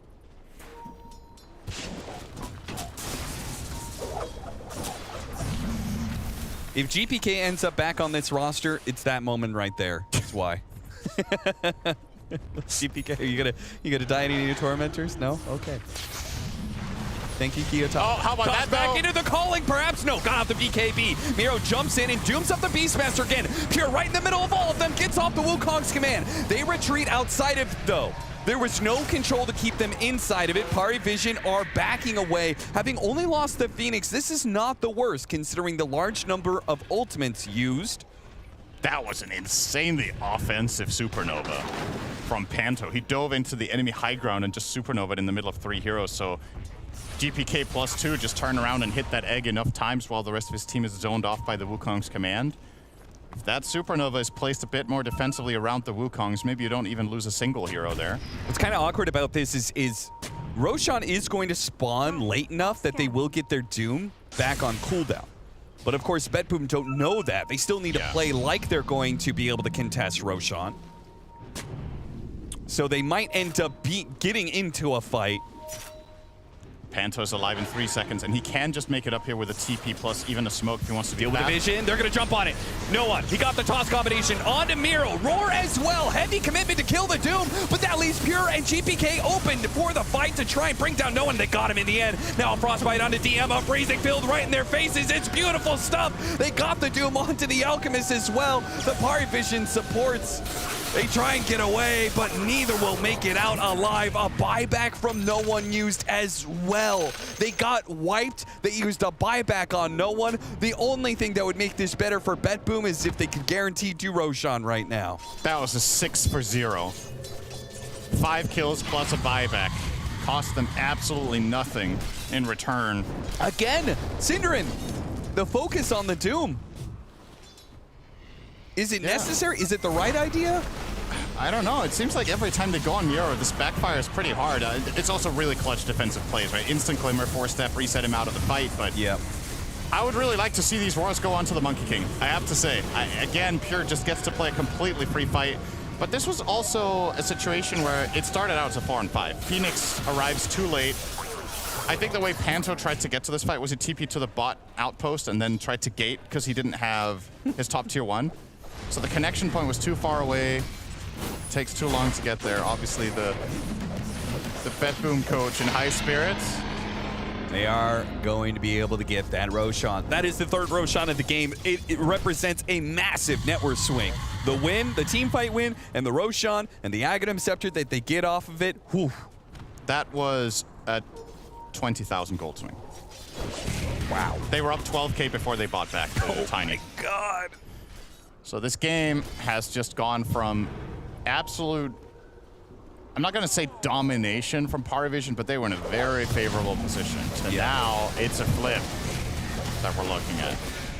And look at that. Not only do they get the Roche, they also recognize that maybe we should bring more heroes to the Tormentor so we take less damage. Split that out. Now, tier 4 neutrals are starting to come into plenty. Ascetics cap on DM. We see the Ancient Guardian on Pure, which is really powerful in this game because it seems like a lot of the fights will either be happening in your base when you've lost this lane and a half, or if you were to win a good fight, you could just decisively maybe end the game with this 100 damage on you. Sure. So, not a bad situation to find yourself in. Timeless Relic, nice addition. Stormcrafter, big mana regen for the Storm Spirit. I mean, you add in the Storm Spirit's getting a bunch of charges now. And the Monkey King is online. We've seen from these last couple of team fights, he is actually putting in some big damage. And it's the Beastmaster and Tiny are falling off big time.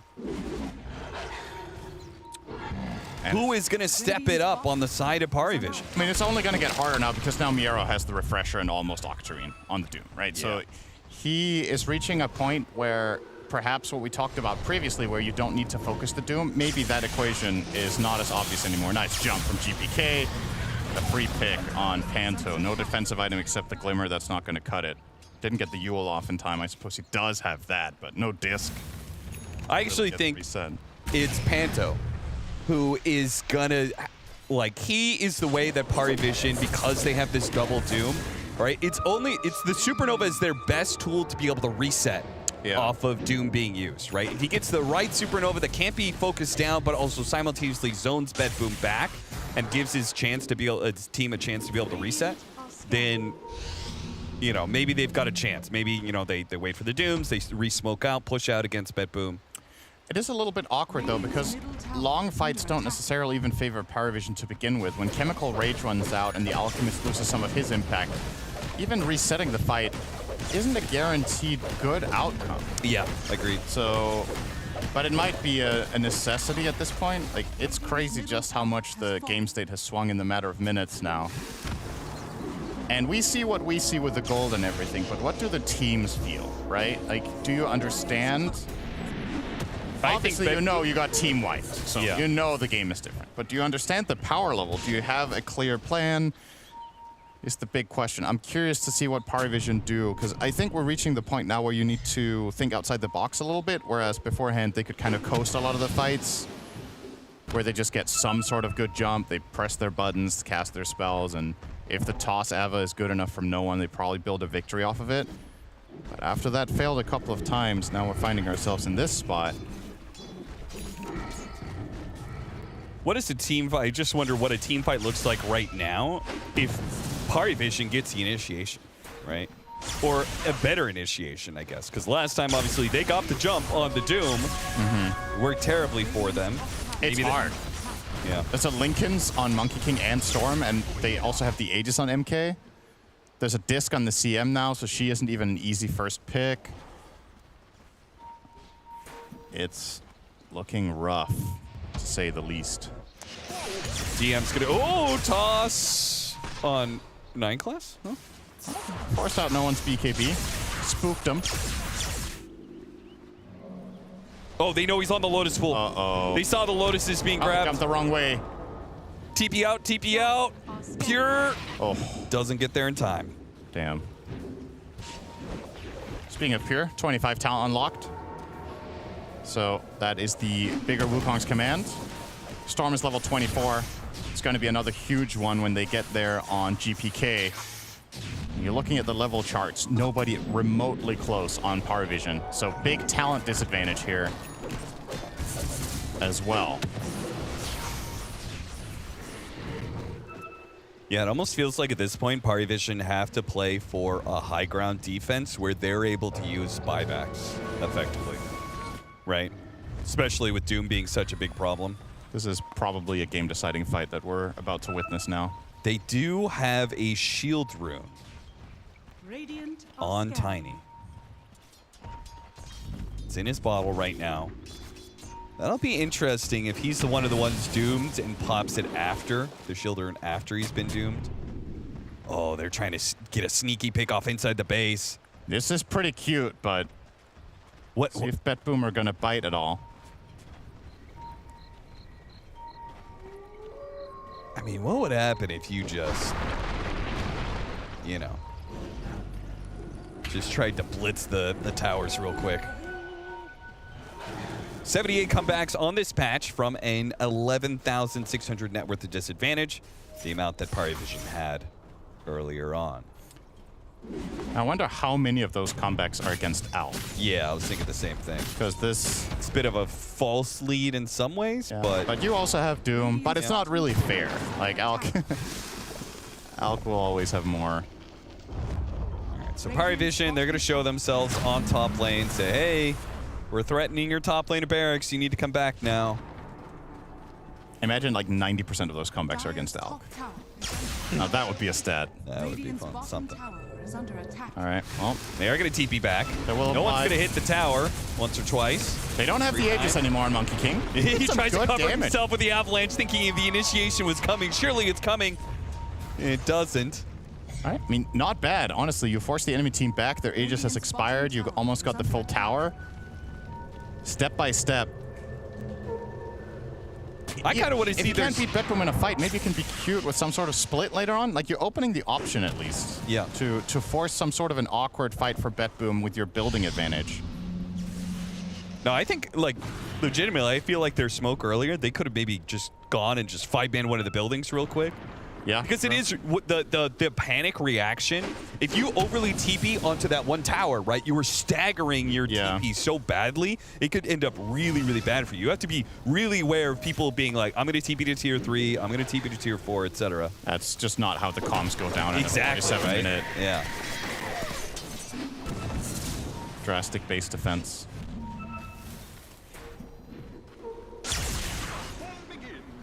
Still, though, feels like BetBoom are in a comfortable position if they can get the waves out. That's the big thing. You just if you can flush top all the way across the corner of the map and still have this mid wave around the center, suddenly you can be the ones to make a smoke move.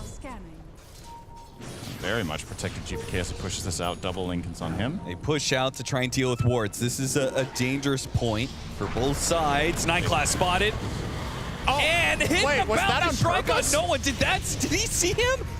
They do have. They have a deep mid ward. I think they saw. Did that? I don't. I mean, not in that spot, but I think they knew he was in that area. All right, that looked complete. I mean, he ends up escaping, so whatever. But that looked, from my perspective, that looked totally random. But maybe there was vision. Anyway, they get the 1 pick. Now they're pushing up into the wards. 4 versus 5, trying to get saved. Got both the supports in the avalanche, but a bigger grab from GPK. Grabs 2 cores. Only one of them survives to get off a BKB. DM, is he going to TP out? Can he even TP out? Is it even possible? Too much damage now. Storm 25 talent unlocked. The damage is overwhelming with the overload bounce. And now BetBoom have all but assured that they'll get another Roshan for themselves. Another Aghanim Scepter to be grabbed. I mean, Pure would love an Aghanim Scepter, I assume. Yeah, probably just put it on him. I don't think there's enough upside to giving Doom an Axe here. I don't think there's a point. Yeah, I would agree. So, oh, still caught Panto. He TP'd out earlier and then ran back down mid. Gets caught. So, even more awkward, even more control for BetBoom. Always have to deal with the lanes. That is really the only thing I feel like that's holding BetBoom back. The fact that they don't want to split up, but they have to deal with these lanes. They want to wait for Roshan.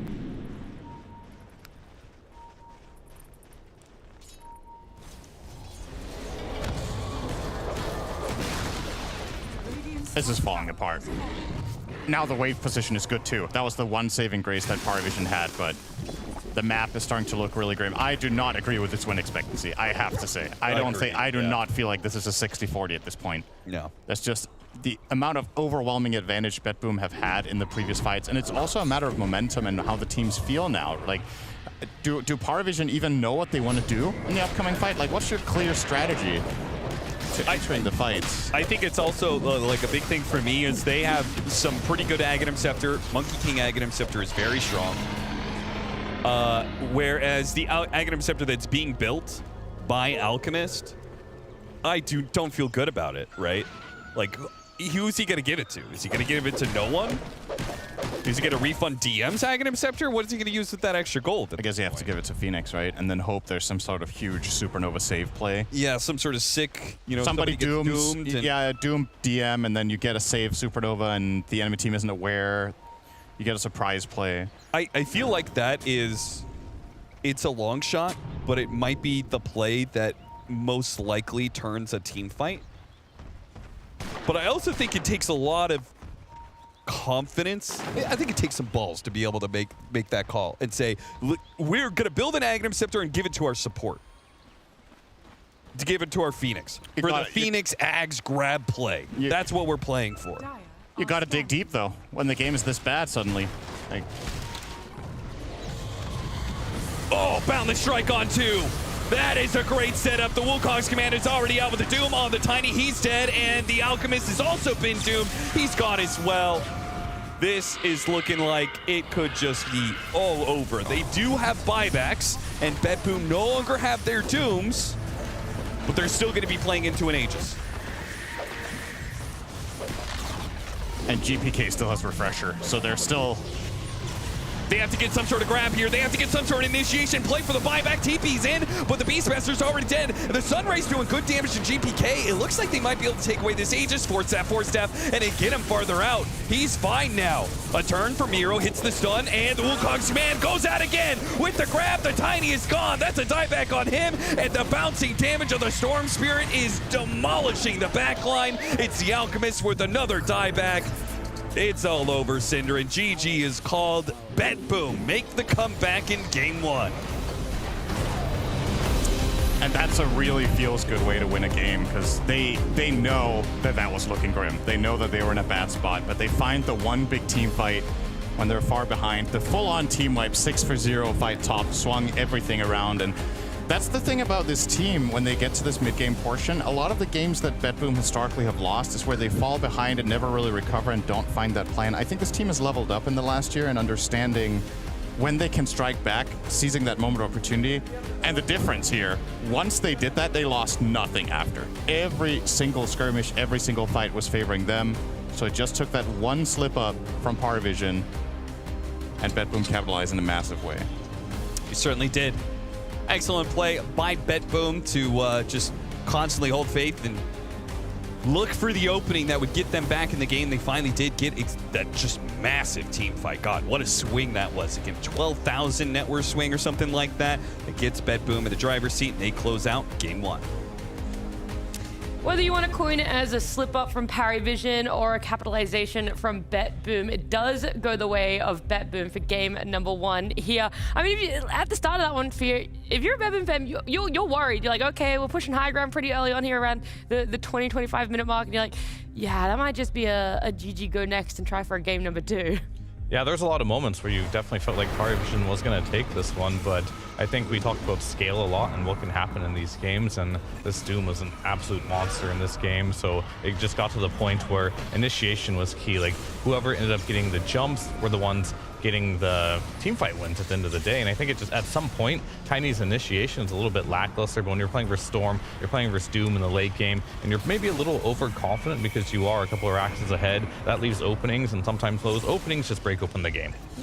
It felt like even before that, though, massive props to BetBoom, where it was quite even between the two teams. PARIVISION would take a fight. You would see 2 of the BetBoom players die, but they weren't afraid. They didn't then result in like, okay, let's stick to our side of the map. We still saw them taking initiative and trying to engage and find pickoffs of their self, Freya. Yeah, I really liked the Beastmaster picking up the pipe because the entirety of the other team's damage was magical for a long time.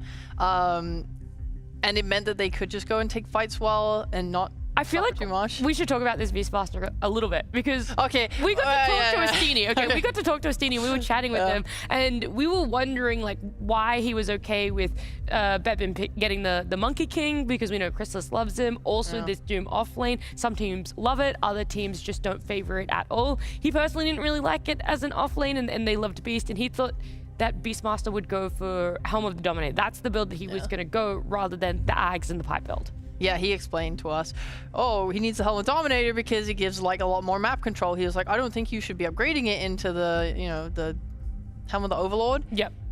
Because he said just Doom, level 1. Yeah, Doom hits level 15. He can suddenly eat ancient creeps. It's like a total waste of money. But like what it gives to the early game is so good. And then we're like watching it, and we're like, he's queued up an egg. DM's about to finish an egg. Well, I think why DM did that in a lot of reasons. He's also playing versus CM. I feel like just getting a casual Helm of the Dominator versus CM, you just frostbite it. And it's just pointless. Dead. It doesn't do anything in the fight. So I think he realized against Doom, against CM, it's not going to have a lot of value. I think in a lot of games we will see it, but in this particular game, not much value. He skipped it, went for something that'll help him scale a bit more. But yeah, I really don't think this came down to anything but just like getting a little bit complacent, I think, on the side of PARIVISION. They were ahead. That one slip up, they did die. They gave Roche away, really turned the game over. So maybe they played a bit more patiently, waited for that Roche on. Things could have been much differently. But I did want to talk about like earlier in the game as well, when BB team was playing really well until they did have their slip-ups when the Monkey King was baiting as well. So like there are so many good moments in this game, but this is one where I think you can see Doom in the bot lane, Alk in the bot lane. This is good understanding from BetBoom team, realizing Alchemist cannot beat to this fight, and Pure sacrifices himself essentially here, be like, okay guys, TP in, I'll bait here, maybe I'll live, maybe I won't, but the TP's coming from the Doom. On the side, you see a smoke coming in from the CM and the Storm Spirit. They ended up taking that fight like 3 or 4 to 1, and that was like a good start for them going into this game. Got a little bit sloppy later on, but some really good early play by them. It is nice to see BetBoom being able to have that. I don't want to say sacrificial carry, right? Because he obviously did scale. He did still get a lot of farm, and he still was given a lot of space. Rough early game, though. But a really rough early game for himself. And he goes, okay, I know that me on Monkey King right now, they're targeting me. My game's kind of falling apart. The least I can do is help the other cores within my team and in my game. Yeah. Cool. Okay, I thought we were going to jump on that one, but she just said, yeah. Question. I was like, okay, let me just bring out my own thought then. Geez, sorry. That's all right. We're already arguing. Yeah. Well, I obviously I enjoyed watching when PARIVISION picked up that Aegis early and seeing how BetBoom played around it, because they still wanted to take a fight. They ended up doing one where Miero Doom used his BKB and they had to kind of like pull out, but they still were trying to be out on the map. It ended up with like Pure getting a little bit caught out, them still taking a fight, getting those kills where they could. Like they were always aggressive and understanding of like, okay, well, we get our BKBs soon. There was like this 30-ish minute timing where like 3 cores suddenly had BKBs, and then these fights became like so much easier, and then your Doom is like way ahead on net worth of everyone constantly and gets that refresher, and like you said, at that point he's just popping off so hard that it's like, how do you play? You're just 2 heroes down every single fight, or you're like 1 core hero down every fight, and then they can just go take a second fight on the second round with that refresher. And like DM every game, I don't know if he needed to just be better positioned, but it felt like every single fight he was always getting doomed. He was never in a position to be able to actually like not get doomed. Yeah, or contribute more outside of that initial raw. Let's go back to the BKB timings there as well for the side of BetBoom. That's something that they love to do. They love to wait until they have their tri-cores pick up BKBs for themselves, try and initiate and engage in a fight there. But there was also some fights that they took where they didn't have BKBs up in that mid part of the game for Yeah, I think their PARIVISION are probably back there talking about what could we have done better. They probably don't feel outdrafted because they were in a very comfortable spot in this game. And there was definitely a very fat bird in this game too. Like he was incredibly farmed, and we'll see here at this is the exact fight I was talking about. Yeah, so previously, we had seen Miro use his BKB. Right? But yeah, at this point of the game, like Monkey King just does not have it. We have the Yules and Glimmer. He's incredibly farmed. You saw by the net worth there. And this set up some great opportunities, some great kills for PARIVISION. The way I see this game, they're definitely talking about, we had this in the bag. We had the barracks, we had the control, we had the momentum. There was just a couple slip-ups here and there that we gave to BetBoom, and they just took the game and ran with it. So then how do you avoid those slip-ups? Like, let's say you were there as their coach. Like, what are these slip-ups that you're talking about, and how do you try and avoid them for the next game too if you're in a similar position? Well, it basically just comes down to initiation and vision and timings, I think. Like, the big timing for that one was you should never be in a position where you can get caught and then die, and then Roche is all of a sudden up, right? You should be already setting up for that Roshan. You should be in position. You have 2 lanes of barracks, right? That's so much vision that you see where they're at. You should not be getting surprised by any means. So they ended up getting surprised. Unfortunately, they're a little bit impatient. Of course, maybe they didn't expect to lose that fight so handedly, but it does happen. It is Dota. I think you just need to be in a position where you can't let that happen whatsoever. Secure that last Roshan and then secure the game.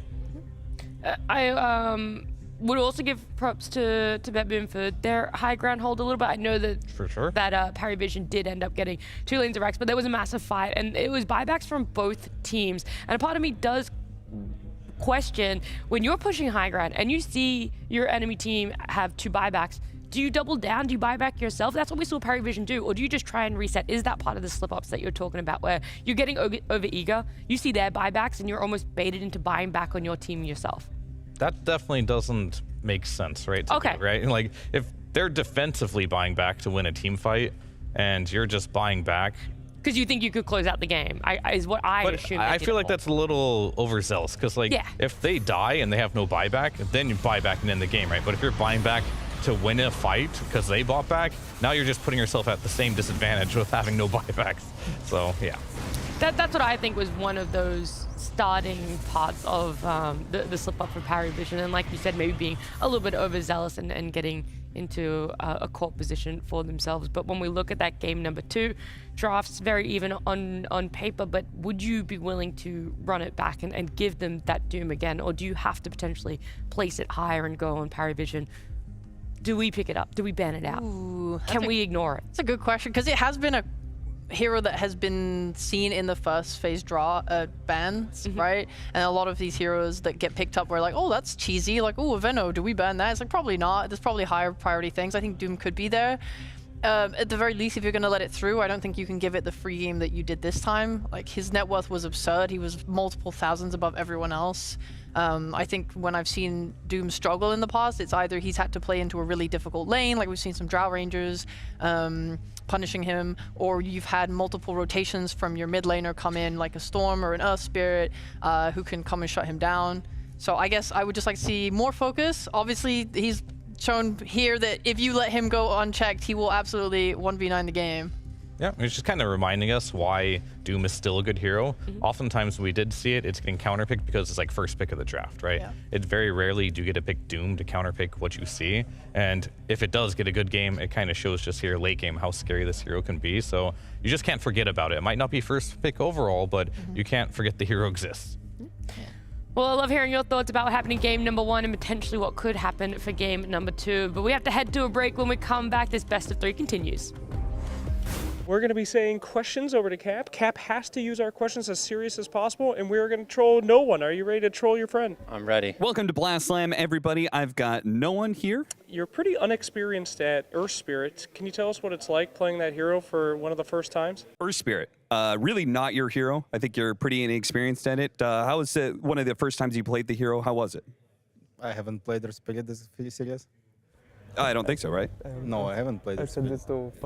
Yeah. So, you know, how was it being one of the first times you've ever played it? What? I don't understand the question. Like a meme? Or? Yeah, you haven't played Earth Spirit, right? This tournament? No, like, you haven't played it really at all, right? I have played Earth Spirit. What the fuck? No. You took the most serious person out of all of us. That's why your coach didn't give to you. I did my research. Don't worry about it. Well, I mean, your coach hasn't really given it to you much, right? I mean, your coach really hasn't, given you Earth Spirit at all, right? Yeah. As Steenie, just not really. He just doesn't like me. And it's because you're not very good at it, right? I think so, yeah, probably. I need some practice. Yeah, he gives to position 5. He's better. Position 5 is better at it. I mean, it's usually because your position 5 is a lot better on the Earth Spirit than you are, right? I mean, that's kind of true. I would say, yeah. Let's talk a little bit about Yatoro, one of the worst players out there since he retired. Let's talk a little bit about Yatoro. He retired, right? And that's largely because, I mean, he's kind of washed, right? For sure, bro. He's rank 1, 16k MMR for sure. Stop. Were you ever on Secret? Were you ever on like a good team like Secret? No, I haven't been on Secret. Why not? Why not? Papi just didn't like me. He actually like after the SAMTI when I haven't joined Entity, I asked like Papi and he said to me, "Oh, bro, I actually pick up mid 1," and then he kicked him in the months. Well, this is getting boring. What do you think I should ask you? Well, I mean, honestly, this interview has been kind of boring. Do you have better questions? Yeah, I mean, why is it so cold here? Guys, please make it warm. He loves playing with low FPS. He loves playing with low FPS. So we heard that you prefer to play with low FPS. Is that because you need a sponsor or something, or what? I mean, I just like to suffer, you know? Well, I've been suffering in this interview. Thank you so much, no one, for joining me. Thank you.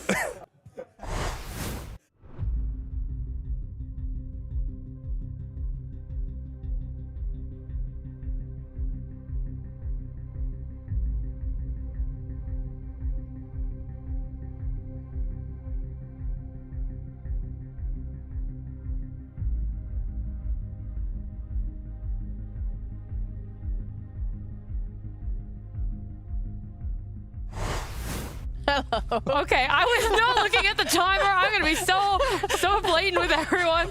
I took my inner out to readjust it there. I wasn't looking at the timer. We're too busy talking about that game 1, and we're still a little bit lost exactly how PARIVISION lost the footing they had. We're still a little bit confused about it. Hopefully they've had their time, though, to wrap up all their thoughts and be more solid in what they're going to bring to game number 2, what they're going to take out, and potentially something new that they're going to bring to the table, because that's when it feels like PARIVISION has really thrived here, when we've seen heroes that they love to experiment with, and Astini just brings something fresh for the team. Yeah, I think they could do something new, but as I was kind of alluding to before, I don't think they need to, right? Because like their drafting was good. Like I don't think this was a draft loss by either teams at the end of the day. I feel like there's a couple things they could have done better. I think by doing something new, maybe they can ban Doom on the second phase. Yeah. That might be okay if they really want to pick.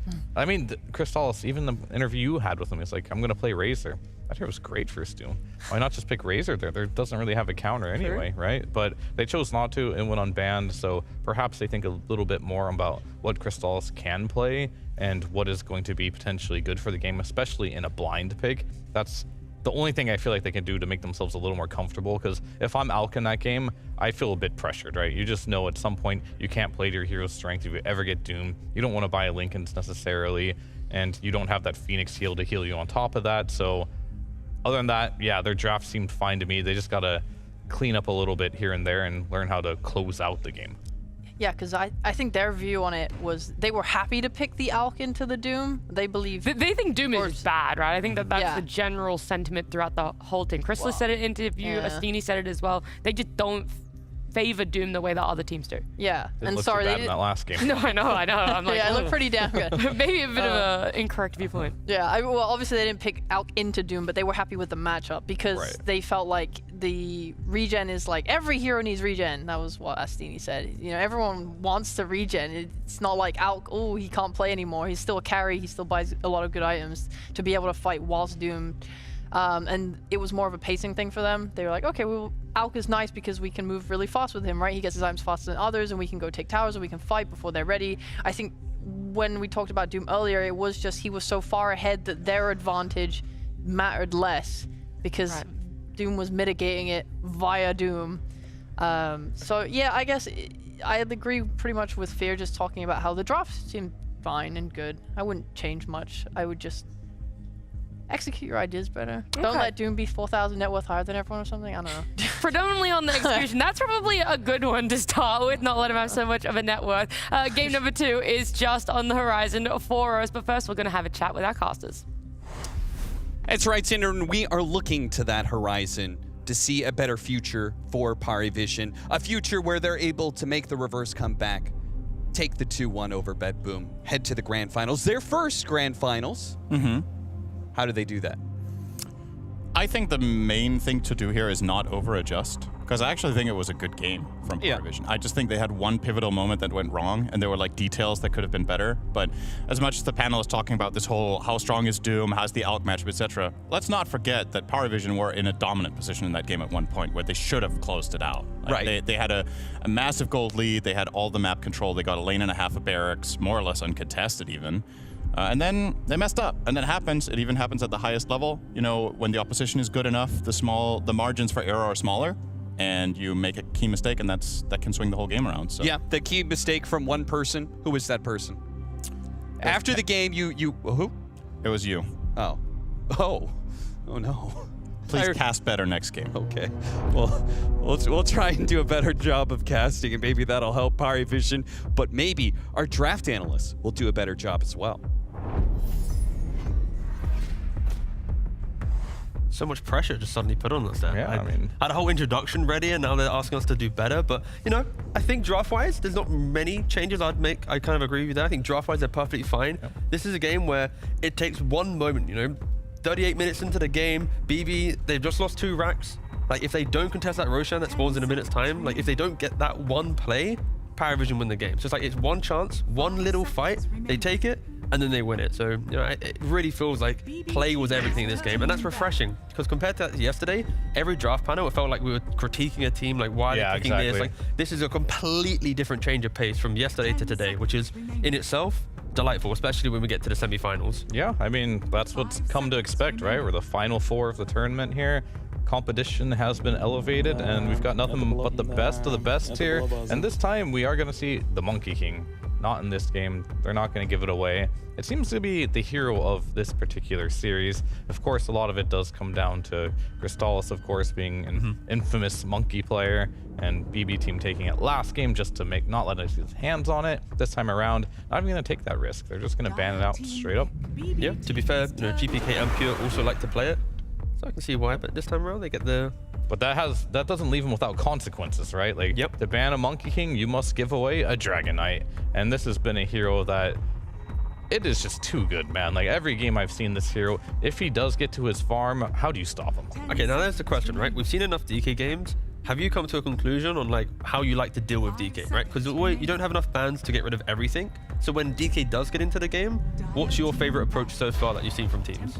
I haven't seen something succeed yet. Okay, fair. All right. So, like, I mean, it's definitely not TA. Let me load up the stats. This is going to be a good one, but I think, generally speaking, like, how do you shut him down? Okay, let's think about conceptually what he does, right? Farms quickly. If you think about like his farm speed, he's like a Luna, right? He's like these type of flash farming heroes. He's like a Sven, but he's tankier than a Sven, and he's ranged.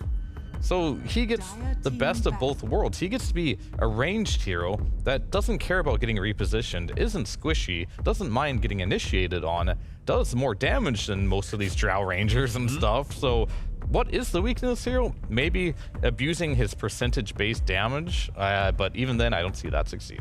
And I just double-checked. I believe he's only lost 1 game so far across over 9 games, and that's when Xtreme. They had the Veno mid, they had a Doom, they had an Ursa. Yeah. Which, you know, Veno very good at dealing with tanky heroes. Percentage-based. Ursa also loves dealing with tanky heroes, but no other team is playing Veno. No other team is playing Ursa, right? To the level that Xtreme's playing it, at least. So it is a rare thing to beat, but I'd like to see teams think of new ideas, and BB, they show a TA. Which there's a reason why DK's banned almost every single game. He's good laner, fast farmer, good late gamer. Like no other. Somehow also not nerfed in the E patch we just got. That was.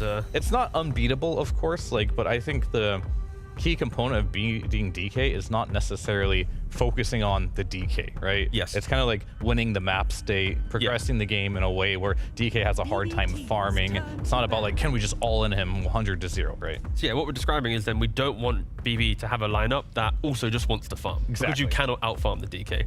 And TA can do that depending on her lane matchup, right? If she's on mid lane, she's looking towards the Blink Dagger, the Shard, like utilizing the silence, the aggressive vision that you get with the constant traps. And we'll see what lane they want to go for, because they, of course, can flex it.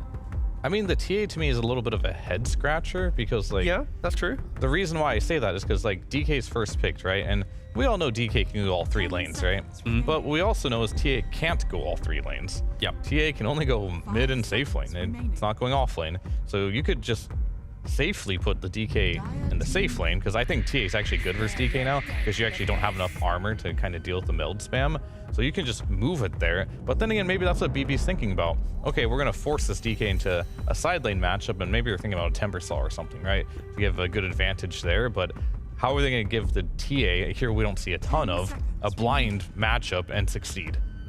And they are going to have to hold that, right? And I think you kind of mentioned Timbersaw. I like that idea for BB, right? Like the idea that you need overwhelming noise in the early game, that your pre-20-minute Roshan from a TA is actually looking to hit the tier 2s, hit the tier 3s potentially, and really kind of occupy the map and force the overlap and farm. They go for a Batrider, very strong laner, of course. Both teams are respecting the lanes here with the Muerta and the Batrider. Now PARIVISION also go for Enchantress, another very strong laner. And this is what we've seen from the top teams in the tournament so far. They have the scaling, but it's like their supports bring life. If their supports are too passive and they can't get those kind of early kills or set up their kind of farming map state, they fall flat. Like Crystal Maiden in that last game was a bit of a struggle. Luckily, there was other factors to win the game, but you could see how because of the Crystal Maiden, they struggled post-laning stage quite heavily. Yeah, I would say the Crystal Maiden and Hoodwink were not big reasons why they won that last game. Yeah, no, that was a bit of a... They're probably bigger reasons why the game was hard. Yeah, exactly. Hence why we are not really seeing them here in game 2. Exactly. All right, so we got 2 more picks to go for BetBoom Team here. They need another support, and I would imagine offlaner, right, that we can keep the flex alive. We do know GPK, he does love to play some TA when he has the opportunity. Pure likes it as well. Ogre will now solidify Batrider's position 4, save one of his better heroes as of late. I've enjoyed watching him play that one. And there's the Timbersaw, so it's exactly the train of thought of I thought they were going for. It's like, we're going to make sure that your DK goes to the lane we want him to go to. Yeah, and that's exactly, like from that point, because of the Timbersaw, TA feels like she has purpose, right? Like she will be able to farm for that extra 3-4 minutes from laning phase and not feel like she has to be active, because she's not an active carry compared to, I don't know, Monkey Kings and even Svens and these heroes that can use that twin gate, activate kind of the other lane. T doesn't do it at all. She just pretty much AFKs her side. So, yep, Timber, Ogre, Batrider, they will just walk throughout the map, or wherever Timber goes, plenty of damage from behind. Yeah, I mean, the way I look at TA is I kind of compare TA a lot to like a Broodmother in a way. Like, you move your traps to where you want to play, but it takes some time to do that. But once they're in place, you pretty much can't go there as the enemy. So that is one of the big strengths of that hero. Enigma will get picked up. This is something that I've seen banned a lot, but not had the privilege of seeing get picked up quite yet. if I was on the side of BetBoom Team, I would just throw TA in the safe lane. This is not a matchup where you're incredibly sad at all as a TA. You have lots of damage, hard to deny. If you get good spills as well, you can start killing some Eidolons. Yeah, the counter argument to that would be Muerta is a very strong position 4, where when TA wants to step up to try and kill the Eidolons, one dead shot, you're now deeper out of position into Malefice stun with the Eidolons when they split. You can then actually kill TA, or at least have existence there. So I think Muerta might give quite a lot of life to that Enigma lane. Counter argument to that. Ooh, I like There's it. pretty much no carries that can deal with that in the game. And that's why it's a good pick, right? Yeah. All right.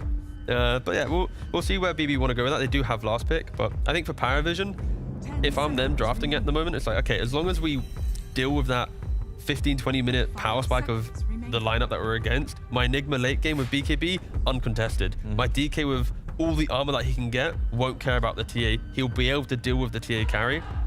So I think for PARIVISION, you need to bang the carries. Because if TA does flex the carry, I just don't care. And hence why already Gyrocopter is a ban from PARIVISION. I mean, Gyro is hands down the easiest hero to play versus Enigma and the best, right? Yep. Outside of that, I think every other matchup requires a lot of positioning skill and just positioning again on where you're at on the map, because if you outstep your boundaries a little bit, you're done. And all the heroes that can reposition easily, get in and out and not die, like the Faceless Voids and the Morphlings, they're just bad versus Enigma in the lane, just straight up. They don't have any like way to cleave things down, so yeah, I don't know what else they can ban here. One thing that can hurt BB quite heavily is a carry that needs to lane well against Enigma, but then takes away some of the pacing that they want. Because I feel like they're relatively on a timer. Like the scaling of DK Enigma is so strong, even Muerta, that TA going into the late game Timber, they will fall off compared to what they're against. That if they do pick a carry to fix that problem, now suddenly like your mid's a physical damage farming hero,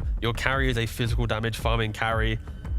Potentially you can hurt yourself quite heavily with this last pick from BB. But of course PARIVISION, we're still looking towards the mid lane, the no one hero.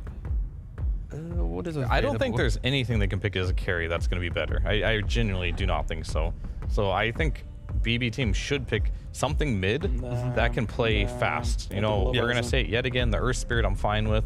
Something that can just get across the map, make things happen. Timber's lane. So the Keeper Light then, for example. We've seen it from GPK before. Like, you don't like that? Like, again, I know it's fun enough. Not really. Sure. It's very tempo based.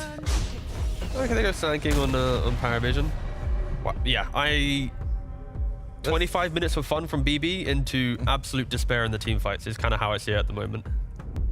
That's where this last pick needs to really round things up. Yeah, I take back the Coddle now. Yeah, I don't think that's going to be the choice here. I still don't hate Earth Spirit. You're just going to trade farm here. If you want to try and crush mid lane, I mean, Monkey King's one of the best here over Sand King. I don't know if anything's better. Storm would have been good too. That's gone. I don't know if you want to Huskar this game. Honestly, not that bad of a Huskar game. It's actually kind of a sick Huskar game, but a GPK Huskar, is that not something that calls to me? He'd rather play the TA and win this matchup. Or if he just meld strikes, the Sand King would be fine. But like I said, I kind of want to not avoid that. But we're going to pick a Doom here. Okay. Is that going to be a Timber? Oh, Timber mid versus Sand King, sure. That actually makes a lot of sense. It's good. Doom, another hero, percentage-based damage. You can stop the regen, so the armlet will feel pretty bad. Won't be able to toggle that one, so... They had to find an answer to the Enigma, right? So I guess if you're focusing on the Enigma right now, then Doom makes sense. I honestly think that BB's draft is better. I just hands down think that, sure, there's whatever can happen in this Enigma lane. If it doesn't happen really well, I've seen this TA walk away with this matchup and it gets very hard for the Enigma. But if you do get those couple kills, of course, Pure can also die. I feel like mid lane is going to be no contest for GPK. He's going to free farm, have the positioning on the map, and Doom is likely just going to be completely fine too with the Batrider support. And the scaling's good. Yeah, no, I think the key thing that brings life to BB is like, because Timber's mid, he's going to have just free entry to the game, right? There isn't no rotation that should really kill him off. Like, it's going to be GPK show the entire time, and then how well can then, of course, Doom Pure sit behind that? I think, of course, if we really fast forward a long time, I think PARIVISION should be quite confident once we get there, but that is going to be like 35 minutes of BB just crushing the map. It feels like it's going to be mistakes from BB for PARIVISION to capitalize on it, to then enter the game, as Yeah, again, this Timbersaw is such a threat. This is what I like about both these drafts. It's like you can find something to argue what they're good at and how they can win the game. Good drafts on both sides, but if I had to put it one way or another, I would feel a little more confident on how the ease of execution is for BB team. Yeah, especially because the way in which PARIVISION lost the first game, you could argue was kind of a positional blunder at that Roshan Ministries when they just took 2 racks. But that's enough from us. We are going to be throwing it to the casters, who will be, I don't know, talking about the game. I guess that's what casters do, yeah. Yeah, they like that. Yeah, they like that, yeah. That's right, we do like talking about the game, Synderen, and I want to talk about their draft analysis, Synderen, because Fear started the draft saying, I haven't seen anything beat Dragonite, and then he went against the Dragonite. Yeah. I won't be that fool. I'm going, and I'm back in the Dragonite. Ain't nothing beating this hero, Synderen. I think Fear's a scam. Explain. No, you just said DK is unbeatable and went against it. That's pretty much, you know. Well, where do you stand, you know? Yeah. You just, yeah. All in all, though, I feel like their breakdown is pretty accurate here. There's definitely a how to say, conflicting times in this game where one team does feel like it will be better than the other. What is that timing? So ultra late game, I do think the Enigma Dragon Knight in this game are going to be difficult to deal with. Yeah. Sand King is also a monster late gamer, and you might, it's not intuitive if you don't play Dota actively and watch these high-level games why Sand King is a mega late gamer, because if you think about all of Dota's history, until a year ago, that's untrue. Yeah. But now that hero hard carries games. So scaling on PARIVISION is insane. However, for the side of BetBoom, I do foresee this mid-game part where the Timber could just be flat-out almost unkillable. Like, there is not much stuffing this guy. It's... Can you even kill him outside of black holing him? That is going to be largely dependent on the damage that this mid laner can do. So the mid lane matchup is going to be all the more important, right? If he gives GPK an early kill, right, then yeah, this Timbersaw is definitely going to be going off. He managed to not do that and just kind of like farm away. Maybe with like some sort of Veil pickup, he gets enough magic damage alongside 9 class. There could be a point where Enchantress is able to do enough pure damage to threaten Timbersaw. Yeah, true. But I think I think it is much more likely that the Timbersaw does get to that point you're talking about, where he's just untouchable. Now, the upside here in that equation is that no one got the first blood out of all heroes. So the Sand King versus Timbersaw matchup should be quite a bit better for him as a result. I still don't think he's going to win, but at least he has a better fighting chance, and Sand King's luxury as a hero is that he can draw against pretty much anything. Because if the lane isn't going great, you get 2 points in Sandstorm, you just go and pull the wave and take a jungle camp as well. Yeah. And arguably he should be doing that regardless here, I think. Once he reaches level 3, maybe Ooh, do that. Look at that stat. Enigma, his 6th most played hero, but his highest win rate of those heroes. Nope. Nice dead shot. That's Beastmaster. Huh? Beastmaster. Oh, I didn't see that. 67%. You're right. Second. Okay, you can join Fear in the scam pool. I just didn't realize there was a lot of numbers, all right? My brain was overwhelmed. Nice I can skill, comprehend 5 numbers at a time.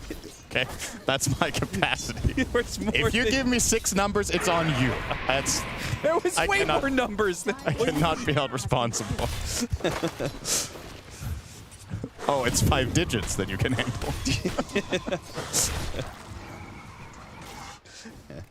Well, a good response kill in the top side here for the side of BetBoom, as they do manage to bring down Crystallis. Maybe a little bit surprising to see that kill already. Doom and Bat level 2, finding the kill on the DK. Yeah, not expecting that at all. Another great dead shot. Uh-oh. This one might actually end up a kill as the Blood Grenade and Malefice helps line it up. Pure tries to punish as best he can, which is killing Eidolons, but ultimately he is forced out of the lane as well. So we can really see where this lane is trending to, which is to the favor of the Enigma. Here's the pull you were talking about. Yeah, he's level 4, 2 points in Sandstorm, takes the wave. It's going to bring it over to his side. Nice part of this rotation as well with Sand King when you're doing this. You're losing so little, but it also naturally just gives you the bounty rune. Yep. Like now you're very close to that minute 3. Oh, Pure got the Lotus, and he has so many wand charges. He will be able to bring down 9 class. The return of the Ogre nets them a turnaround kill. There is still the problem of this DM Enigma, who is 10 and 8, so he has gotten a fair number of denies. Yeah. More pressure, Crystallis. Again, he's going to TP out. He says the damage is just too much to handle here. Panto will try and heal him up, but his heal was nerfed, and half of it, you know, obviously wasn't even available. Maybe this Batrider versus Dragon Knight matchup is better than we're expecting with how much Save seems to be doing. Because one thing Dragon Knight does exceptionally well in lane in general is he can just stand and trade, and, you know, you have all the health and armor. Oh, nice try here from Panto. There's 3 stick charges. It wouldn't have been enough anyway. So, if Dragon Knight's laning prowess largely comes from the fact that you can't really trade with him favorably in the creep wave, well, guess what? You can still stack stickies on him without pulling the creep aggro. Yeah. So then when you get that up to 2 or 3 stacks, Dragon Knight kind of has to yield and give up CS, and it feels really bad to do that as a hard carry. So then you get to go for the punish. I definitely think that's a little bit overlooked here in that matchup in particular, just how much the Bat's doing. Pure. And if anybody is going to win that sort of matchup, it's Pure. Right? I mean, there's a reason this guy played 4 Batrider games in the Dream League Finals. He is very good at the hero. They have a lot of confidence in it, though that confidence has obviously gone away a bit. This hero also had a rather low win rate. I believe that last tournament, the one-win online tournament, had like a 20% win rate with like 12 games of it being picked. It was real bad. But they feel like now is the time to pick it, and it's working out very well against the Dragon Knight. Yeah, there's always the question of sample size, right? Like, is a 20% in 12 games enough to really conclude that the hero's trash? Yes, because it also had a below 50% win rate at Dream League as well. And lost 3 of the 4 games in the finals. Yeah. I would say that's... Now, the counter argument I would make is that the hero could still be good, but just be picked too early. Sure, yeah. So, like, Batrider could, in theory, be an amazing 3rd, 4th pick, but teams are picking it 2nd. That's why I assume, like, this situation is, like, where... Oh, missed the flame break because of the pullback from Yero. Miscommunication there. Yeah, that's awkward. It would have been sick if they gotten those both at this, like, Hurricane into another flame break pushback. Would have been really cool, yeah, but... it could have almost died there, I think. Meanwhile, bottom lane, the Eidolons continue to terrorize Pure. Pure hopes to be able to kill them, but instead he will die as no one makes a TP rotation. Now, 9class going to die to the Fire Blast, but no one is keeping up with him and keeping the Sandstorm on Kataomi for a 2nd kill. 1-for-2 trade, thanks in large part to no one's rotation. Now, this does potentially give up the power rune. That goes to save in the top lane. A little lucky there for PARIVISION that the bottle is not filled on the side of the Timbersaw. That is a pretty bad win rate on 9class, and 7 and 10 on Muerta, by the way. I've seen 9class have has like a portfolio of really high win rate heroes. Muerta not one of them. Oh, Pure just barely escaping there. Now no one's in trouble. He's going to have to pop the Epicenter just to try and stay alive, but they have the Fire Blast to stop him. The Epicenter is just not going to go off. Oh, that's big. And are they going to lose more here? No. Trying, but... Calling will stop it. Even with GPK arriving, they're not going to chase that. That's a big moment, getting that kill onto the Sand King. Very good news for BetBoom, as no one was starting to have an insane game. Got the first blood pre-rune, was out farming mid, made a good rotation bottom. That time around, though, Burrow Strike comes up a little bit too short. Midas spilled up for Miero. About to hit our level 6s on some of our cores, so we'll see what happens when Miero gets his level 6, if they manage to set up for yet another kill on Crystallis, who, despite the deaths and the pressure that was coming out for the Batrider, is not doing that bad in net worth. He is doing the best out of all of the non-mid cores.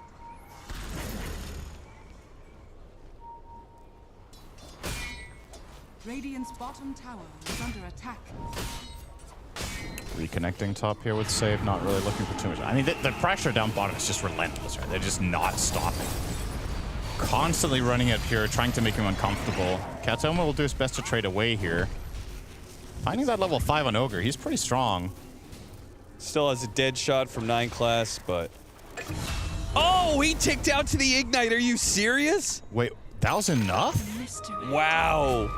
He TP'd for it, too. He thought he was going to be able to TP. He realized he was like, oh, shit, I'm in trouble. No one pops the epicenter for fear of dying to GPK as he misses out on the kill on the Batrider. He was in an awkward position, so.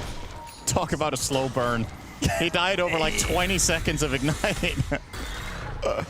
Oh my god. And the worst part is he died in Fountain, right? Yeah. He'd TP back. 9 class, your 7 and 10 Muerta scoreline isn't lying. Hurricane, nice use again. A very good flame break too against Sand King there, pushing him away. Unsuccessful move. Now, no one is still having an insane game despite that death bottom. Like, he's very, very farmed on the SK. He can keep the ball rolling. I've yet to see the same kind of impact out of GPK's Timbersaw, not finding the openings as much.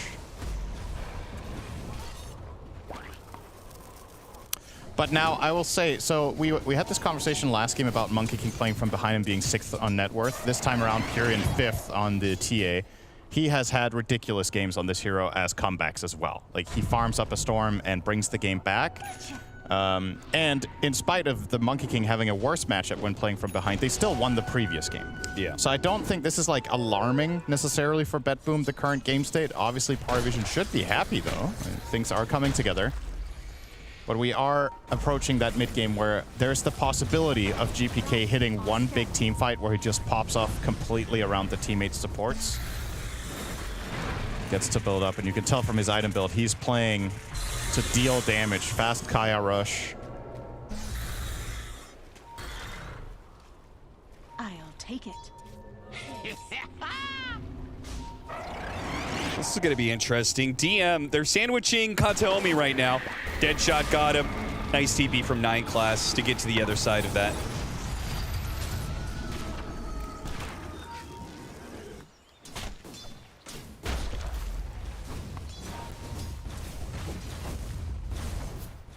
What's the Enchantress's skill build? 0-3-2. I'm curious when he starts leveling up Impetus, just because it is one of the answers, one of the few answers they had against Timbersaw. Yeah, I think Impetus also does 2 instances of damage. Is that true? I guess that doesn't matter against TA as much as it used to, so scratch that. Oh, it's yeah. kind of irrelevant, but back in the day, that would have been more valuable than now. So yeah, I agree. I think maybe... How valuable is your heal going to be down the stretch? Can you just go 4-3-2?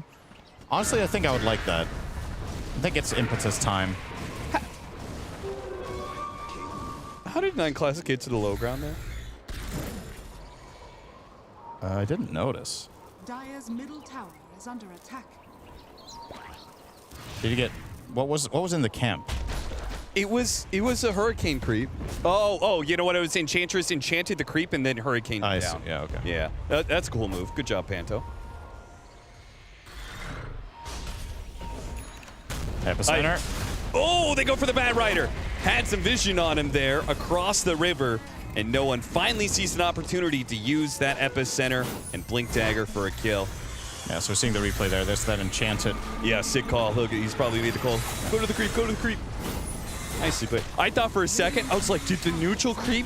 Yeah. You know, sometimes it casts Hurricane when there's heroes around. But does it ever push you out of the camp in that direction?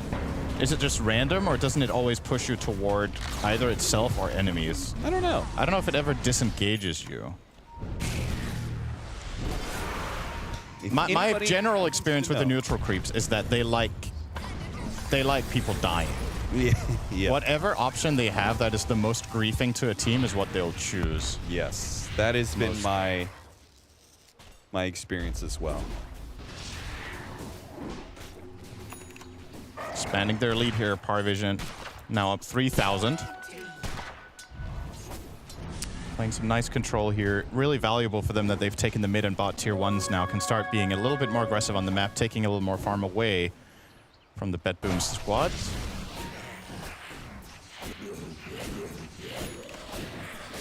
This will be really concerning, this combination of Pure being hardcore pressured in the lane, and PARIVISION, if they get, like, they have a 3,000 net worth lead, if they're able to use that net worth lead to take early towers, because they have an Enchantress, right? They have an Enigma as well. They take that offlane tower, and they start taking over some of the jungle, the triangle area. Like, what does TA use to get back in the game, right? Well, maybe this fight will help. It will. 9class does end up going down, and they get the lasso on the Enchantress. They'll get 2 kills for this one. BetBoom bringing 5 heroes to clear out their own jungle, and it was certainly worth it for them. Reason. Katomi on the case, but has PARIVISION muted all of them. Apparently not Panto.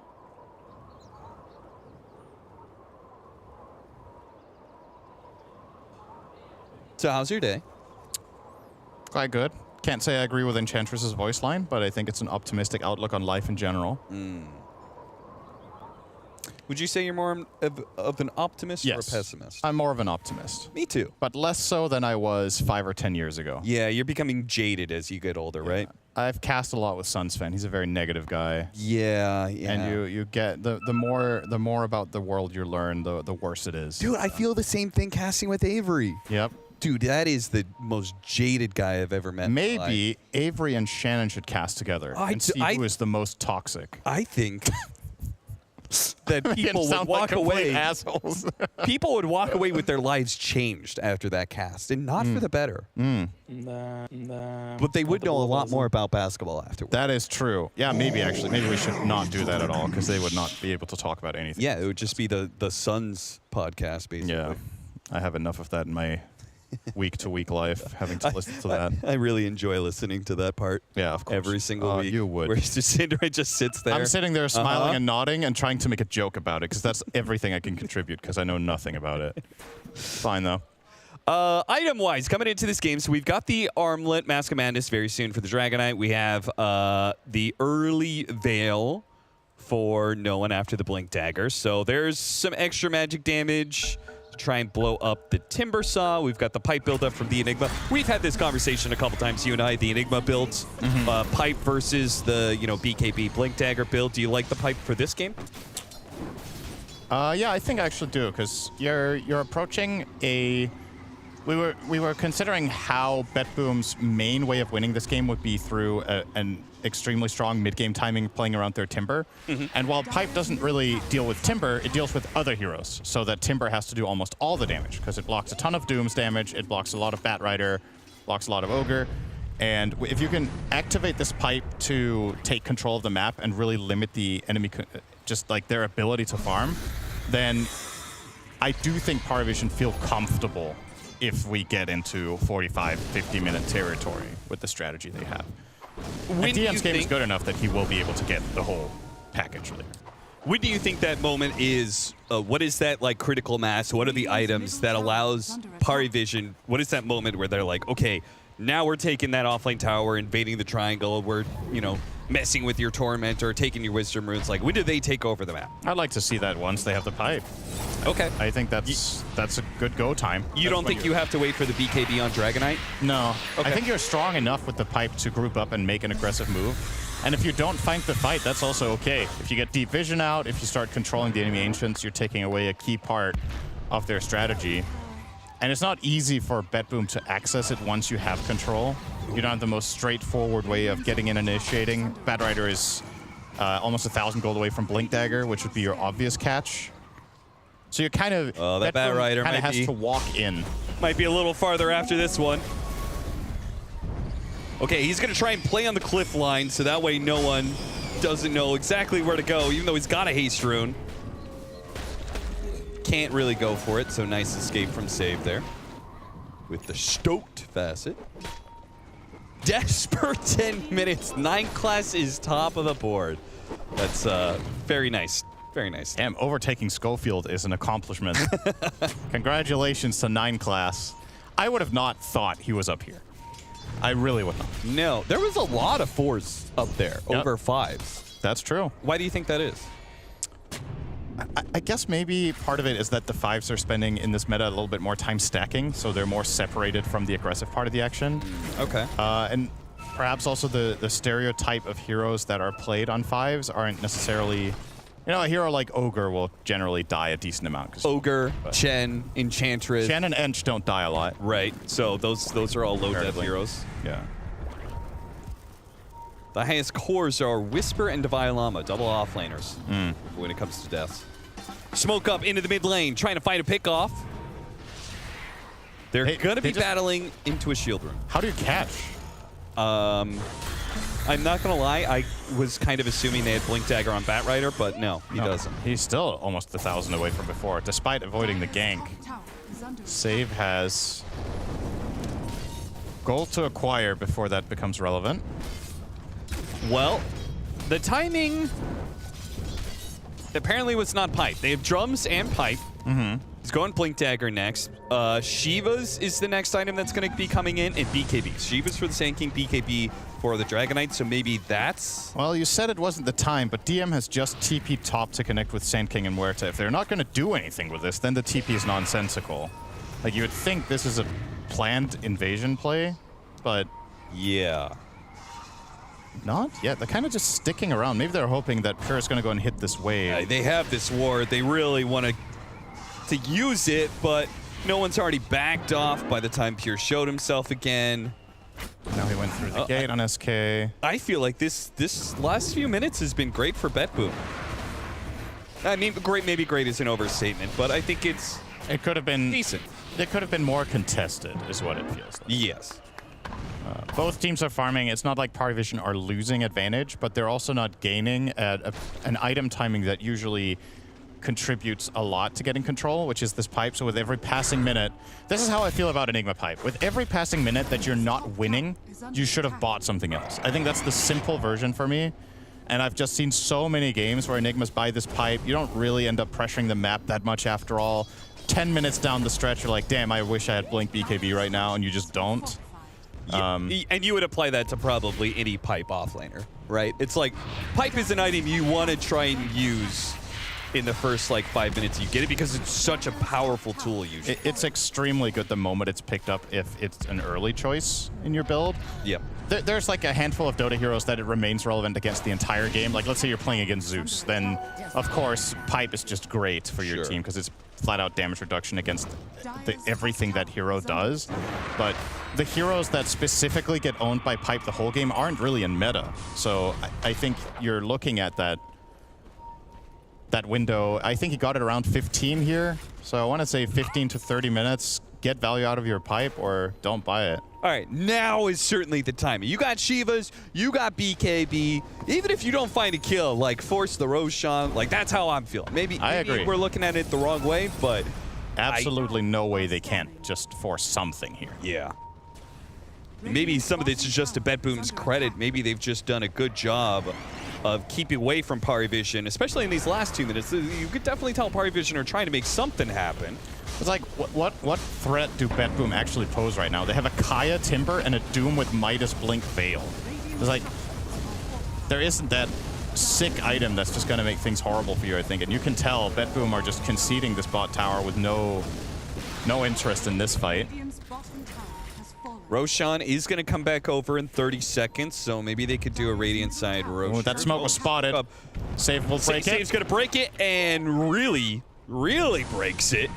He went in on them before blinking back. They have some information now to work with, but no dagger on Bat. Oh, really nice chakra. Hey, he can kill Night Class, yeah. Got him dead. BKB reveal for him. And that's going to be BKB popped as the Doom comes out. They got the lasso onto the Enigma. This ward has worked out beautifully for BetBoom. Get 2 nice kills. They also avoid a bad fight for themselves, potentially, as that was a smoke play for PARIVISION. I mean, that's just exceptional play from Save and GPK there, right? Yeah. We were talking about when PARIVISION are set up, it's hard to imagine how BetBoom take a good fight, but after they've taken that bot tower that BetBoom rightfully so chose not to defend, when they start scattering out and moving out, Save not only breaks the smoke, but he puts himself in a position after the first blink to reset his dagger cooldown and get the Enigma on the way out after GPK hit a perfect spell combo onto the Huerta. That was nicely done by them. I wonder if PARIVISION... I wonder if they're feeling a little skittish after that game 1, you know?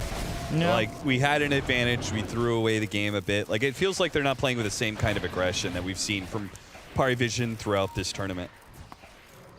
And now we see not the best Fire Shield game. I would say this is much better if you were against TA. Yeah. Because the way Fire Shield works is it blocks a percentage of attack damage on 3 swings against you. But the PARIVISION side don't have like these massive physical damage burst heroes like Sven or TA or PA. God forbid she comes back in game. But Dragon Knight still, I mean, he's still a hard hitter. It's not like it does nothing. Yep. At some point, he's going to get a Daedalus. Yeah. And either way, it's a free upgrade that gives every hero tankiness in the fight. So it's a real feels good regardless. But we've seen much better games for Fire Shield than this one. Late game fights are going to be pretty interesting because look at his build-up. He's looking at Daedalus, but he's also looking at AC, which just means the Templar Assassin is not going to interact with the Dragon Knight at all. And they're going to depend largely on the Timbersaw and the Doom to deal with them, which are pretty good heroes, right? Two of the best. Anti-heal, percentage-based damage. But are they going to be enough, especially since he has BKB? I think Timbersaw might be the best hero in Dota against Dragon Knight right now. Okay. Honestly, on a pro level. It's either something like Timber or maybe a really good game for Razor, potentially, where he can guarantee the link sticks. Could be a thing. We thought Drow Ranger was going to be the answer. It was not. Right. All right, we're getting the stats here. Timbersaw has an insane track record against Dragon Knight, as a matter of fact, 19 and 19. So they're tied. Wow. I mean, that is very good considering the fact that Dragon Knight has like 80%. He's like been a 60 to 80% win rate across these tournaments. Yeah, so 50-50 is like, that's something, man. Razor's 12 and 5. Oh, wow. You're right on the Razor. That one's good. And then we had the tournament, the game earlier this tournament with Xtreme Gaming doing the Veno plus, what was it? It was Veno and, I'm forgetting, Veno Ursa, right? And Doom, all 3 together. Speaking of Doom, he's doomed, but not in a good way. You can be doomed in a good way, apparently. Takes a fall to no one. Well, yeah, it's when he self-dooms with an Aghanim Scepter. That's when you're doomed in a good way.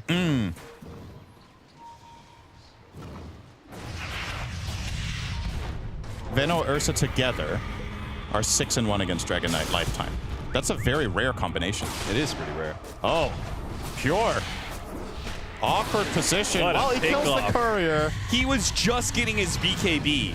Like, he has bought the components, so he will have it on his revival here, but... What was he actually planning there? That was a weird spot on the map to be for TA at this point in time. 23.5 minutes in with no teammates around.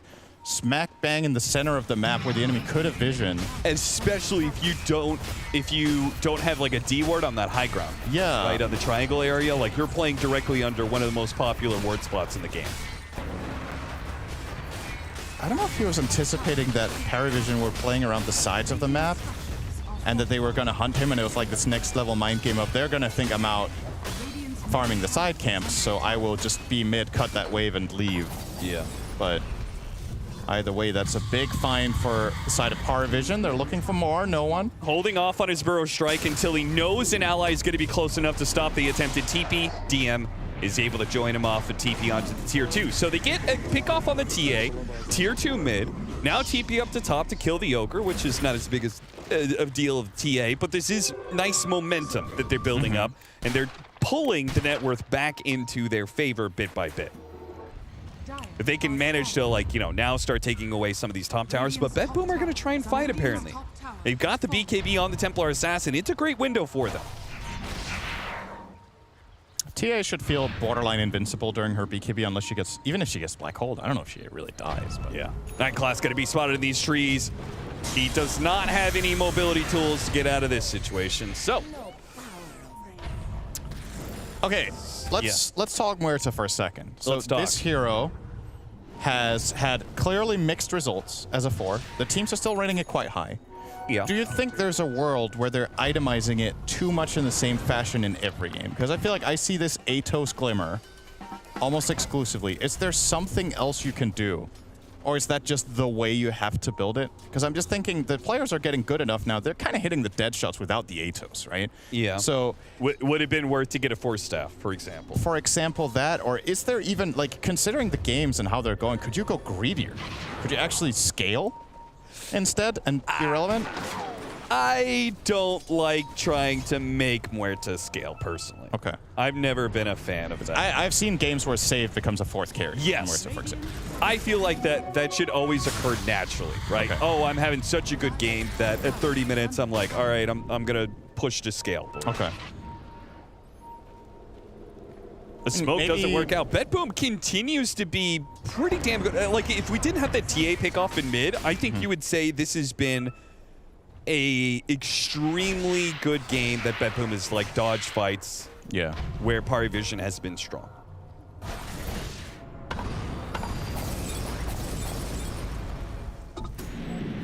Big item coming up here for Katomi, about to complete the solo crest. I guess the next question is like, we've gotten through that window where PARIVISION was I think, kind of scary, kind of spooky.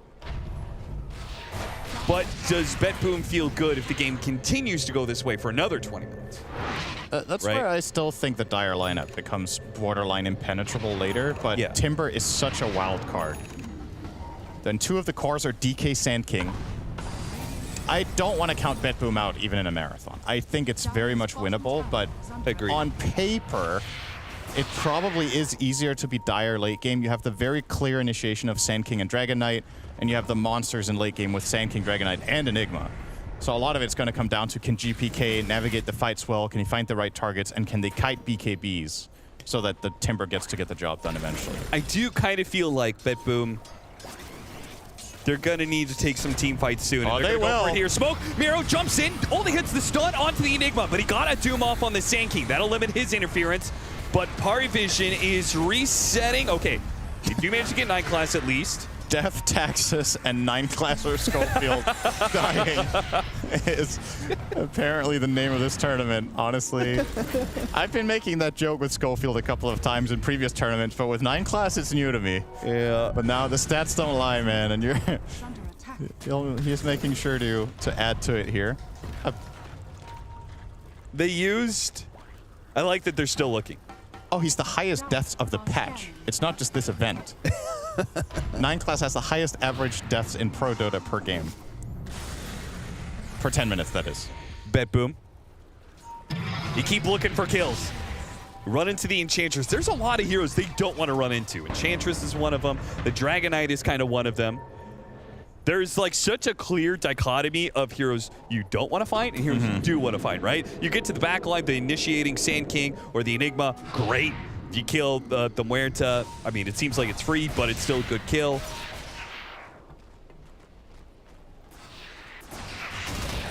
How good is this 20 talent on TA this game, the Refraction Dispel? Yeah, I was looking at that. Radiant are scanning. So Malefice. Yeah. Enchant. Dragon Breath is actually pretty big. Oh, yeah. Or Breathe Fire, that is. It's decent. There's nothing like truly outstanding, I guess, but it's solid and it is just a really good talent to have. Gem pickup for no one. Wonder when they got that one, but right now they're going to try and limit any vision that BetBoom has, and this is a window that is super important, so I love this gem pickup. They really need to make sure they're not being spotted by TA traps or any wards because we're fighting over second Roshan, and I think that second Roshan determines, direction the game goes for probably a healthy amount of time. I don't know if I'm reading too much into this, but would you agree that PARIVISION in this game, now that they're on the ropes, it feels like they're playing a little bit more not to lose rather than to win? Yes, 100%. 100% agree. Because I think what makes this team so good, and the reason they've got to this spot already, is their their mid-game decision-making and their team fighting has been exceptional, especially No One has really impressed. Yep. But they've not really done much. Now, finally, this could be an opportunity. Oh, this is going to be weird smoke angle. Hits the Ogre with the start. They commit for that kill. And BetBoom, this time it's their, same situation. They give up a support. They start backing away a little bit. No one did use his BKB for that. Yeah. Somehow. So you don't really feel the greatest about a second fight per se. We are fighting over control of the Roshan pit, but it is an extremely late Roshan. Yep. It was like a 2-minute 50 Roshan or something like that. So. And it's an inherently Radiant favored one. So they will have the outpost advantage if it comes to fighting for it when it comes back. Yeah. So BetBoom could be interested in forcing the issue down there. Now also a great item timing here for the Doom, getting the Shivas. And Pure, as we've already established, is starting to hit really hard on the TA. And PARIVISION, unfortunately for them, are really wasting their time right now. Yep. But they don't know that for a fact. They're kind of just playing the odds, but they're against them currently. No, I'm totally with you on the, that's why I described them as skittish earlier, right? It felt like PARIVISION wasn't playing with the same gusto that we've seen a lot from them. And now with this game playing out the way that it has, I think the Enigma pipe did nothing. I genuinely think this item made zero difference in the game until now. So, but again, maybe it's one of those things where that's easy to say because perhaps because they have the pipe, BetBoom didn't fight. Yeah. So it's also a little bit of a preventative measure to have during a time of the game that perhaps BetBoom were looking for something. But now, I'm not going to say he should sell it, right? But a decent chunk of what this item could have done in the game was not realized. All right. Night Class just got himself a 900 HP boost. The Greater Healing Lotus. Well, said this next team fight, surely I'll live through this next one. I think if he gets caught in a stun, he does not have 900 more health. Okay? Yeah, well, what's done? What's done? Are they going to lasso him? Fire Blast. Fire Blast. It's like the Austin... Fire Blast is an initiating stun. It's like the Austin Powers, like Steamroll. Yeah. No, here comes the Ogre. No, he's coming in range of the Fire Blast. Look out, Panto. He spots GPK as they make the move to contest the Roshan.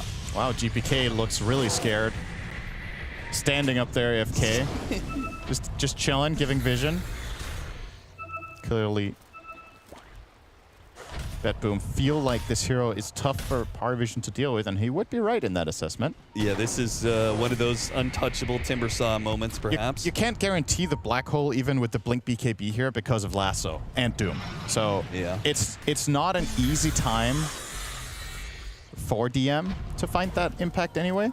But which is really interesting because that means Save has to play defensively in order to break that. But if he plays defensively, there is no way for BetBoom to start a fight. They could start with him and just reserve their Doom. That would be one way to do it, right? Yeah, yeah. But yeah, if he and Doom jump in together, that could really open the door for the side of PARIVISION to take a good fight off DM. So they kind of have to make that judgment call now. GPK lives here now. King of the Hill. GPK. Yep. Taking on all challengers. Oh, he left. Radiant's middle tower is under attack. Go for it, PARIVISION. This is your chance. He's off the hill. Oh, smokes are up. A wraparound attempt here from BetBoom. If they find Enigma, they catch DM. If they catch DM, it's real good. Oh, are they going to realize what's coming for them? The Timbersaw tries to get the vision with the Shivas. Doesn't find much. They go and zoom out the DK. Now the epicenter comes through. Missed the Burrow Strike. Pure managed to dodge that one while laying damage into the Dragon Knight. Looks like Chrysalis should be taken out here. There's no way he survives. And DM never found his opportunity to be able to hit a black hole with their carry now dead. It's pointless to try and go for it now. All their damage is out the window. Try and get out as they can. They will only lose 2, it seems like. But the loss of the Roshan is going to hurt just as bad as the death on Crystallis. I'm sure we're going to get a replay on this, but effectively, BetBoom got exactly what they wanted there. They got the Doom onto the Dragon Knight, but they didn't pile on the Doom and Bat together like we talked about. Doom goes in, Bat waits. And when DM was in vision at any point, the Bat just blinked, lassoed him, pulled him off to the side, and just kept him out of the fight. He's like, nice. I'm not killing this guy. I'm just trading away our potential in the team fight, and I know my team is favored. So you're going to see the replay here. So they get the nice vision from the Shivas. That's a go call from Miero. And look off to the side. The Bat is just waiting. Oh, and there he gets him. Pulls him all the way off to the right. And DM, he gets flame broken afterwards. There's just no escape or no entry point in the fight afterwards. So very nicely done. And this is a nice detail from Pure as well. Look at this kill. Double side blades onto his own trap. And that's the way he's going to be killing this Dragon Knight, right? He doesn't want to hit the Dragon Knight. He wants to meld him. Or side blade him. Oh. Bloodstone now done for the Sand King, but it is an Aegis for BetBoom. Oh, team fight may not make much of a difference, though they're going to need it here. Dragon Form trying to go for Pure. He blinks back. So instead, a stun put onto the Timber Saw. DM is still here. They drop the Epicenter. Oh, a Black Hole that does actually grab the Timber Saw. They pull him into his death with the Epicenter chasing down heroes. BetBoom are going to lose this fight, but they are similar to PARIVISION, calling it quits early, limiting their losses. Only lost 2. That Timber kill's big, though.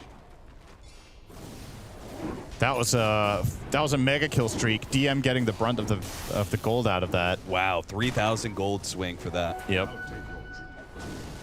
Definitely a little bit of a blunder here from BetBoom. They had a 5k lead and an Aegis, and they get caught out without their spells ready.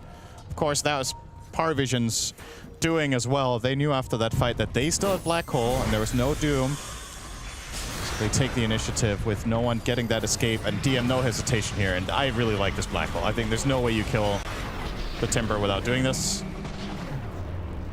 And part of the reason this gold swing is so big is DM also, or excuse me, GPK had a gem. So an additional 1,800 swing in that one, but it's not even picked up yet. It's just sitting up there. Nobody realized it? Oh. I mean, even BetBoom seemingly hasn't realized it. No couriers. Well, for the rescue attempt. The GPK pinged it. They just don't care. There it goes. Pick up your own trash. Oh, they're sending it through the gate. That's clever. I'll let the courier do it. That's clever. Do you think the courier should be able to go through the gate? Yes, 100%. Okay. Because it is a pain in the ass when you're trying to get your courier to come to you, but you're trying to make a move through the gate at the same time. Mm-hmm. If your courier had to go all the way back, you know, because you don't want it to cut across the map, so it'd have to be kind of go back to your base area, then up the lane again. Yeah, then you decide to go back through the gate again. Sounds like a skill issue. Just do better. How? Send it the right way to begin with. But sometimes you're just reacting to the information at the moment, you know? Yeah, isn't that just Dota in a nutshell? Pure level 25! Unlocking his Meld Bash has been the choice this game, not the Refraction instances. We see both choices on TA, not with equal frequency, but that'll get mostly the Refraction charges. Now he's another hero that can deal with the Enigma. True. I don't know, I just always feel like Enigmas are put in this position. It also allows Pure to kill 9 class, right? Because now you can blink Meld Strike him before he gets ult off, and you get the additional swing. Oh, nice find. They find no one. Grab. Can he burrow strike back up to the high ground? No. Too much damage. Overwhelming him. Now they go for the Enchantress inside of the base. 9 class, though, he gets a really good Gleipnir grab onto 2. There's just no follow-up from the team. No punishment whatsoever for these heroes that are just inside the base. Chrysalis, he'll get it with their Dragon Tail stun. Still stunned up underneath the tier 3. This final hit, dodged by the Meld. Another hit coming in. It takes away the Aegis. They're going to set up on him now, and this could be an opportunity. No one at DM pushing forward. Burrow strike first. Stuns all around. Pure gets off a Refraction, but not long for this world. Still an overall BetBoom win with those 2 buybacks, you'd at least think. But that was also a moment of opportunity that came about from the cooldown on Black Hole, which is now available. Yep. So you have a 5v4 power play. The TA really does not want to buy back. He takes him away. Oh, he blinked. He did so. Oh, look at his face. Yeah, he did like. No one's like, what? He did like little 200. Oh, he actually blinked far back. He did get screwed. The lasso, it vacuumed him in. It was like a same frame lasso. Oh, dude. Dude, Dota is ruthless sometimes. Being really good just isn't enough. Like, that was a really fast reaction from no one, but the animation had already started on the lasso. We might be talking same frame for that to happen. I think it is a same frame situation. Damn. Some crazy shenanigans. Dude, I'd be so mad if I was no one right now. Oh, he used his buyback for that too. Yeah. Oh man. Well, when it rains, it pours, Synderen. Yep. Guess Gabe was busy with Thanksgiving.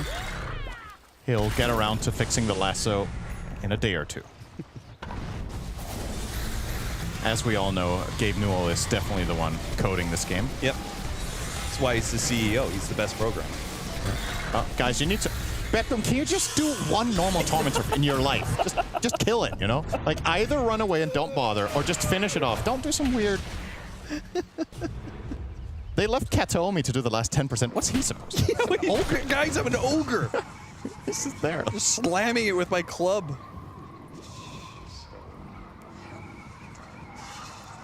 He's gonna get a Lincoln. He's like, dude, this lasso is broken, guys. How do you beat a 600 range lasso? Yeah, the problem is Save has Force Staff plus the Psychic Headband. So he can break it with the Force and then get the lasso, but obviously not being able to force out is a big deal. So I still agree with the purchase, and it also just makes things harder in general.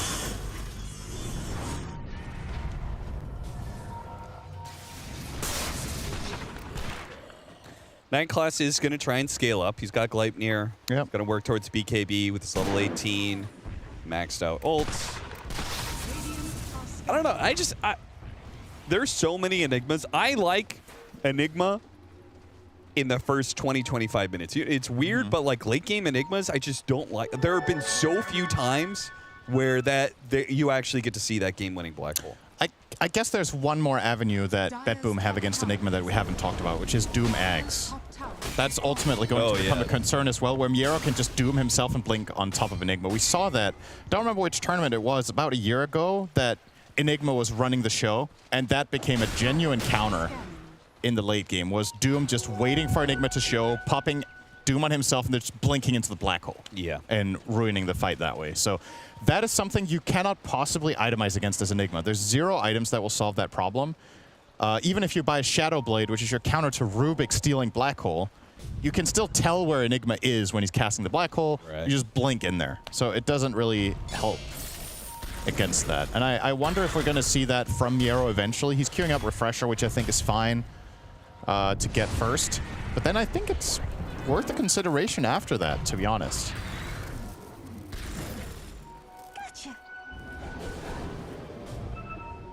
I think AC is almost done for the Dragon Knight, and he almost has level 25. Okay, maybe almost done is a bit of an over-exaggeration, but he is level 25. So there's a big armor upgrade for you. Because obviously TA can't do the... Unlikely he's going to be doing only Psyblade damage to Dragon Knight. Late Ags for GPK. Generally see this bought earlier on Timber, but he went for the Shivas, Kaiasanj, and BKB before it. A lot of the time this can be a crazy second item when the enemy team has no dispels, but perhaps part of the math in this one is he's against Ench. So maybe he just didn't want to bother with it. Now that he has BKB, he can reliably protect his reactive armor. Yeah, it's a smart idea. But despite that, sometimes we've even seen Timbersauce rush Axe against Quaswex Invoker. So I don't know, like, you know, then you either bait out their Tornado and use it after, or you force them to Tornado you. Yeah.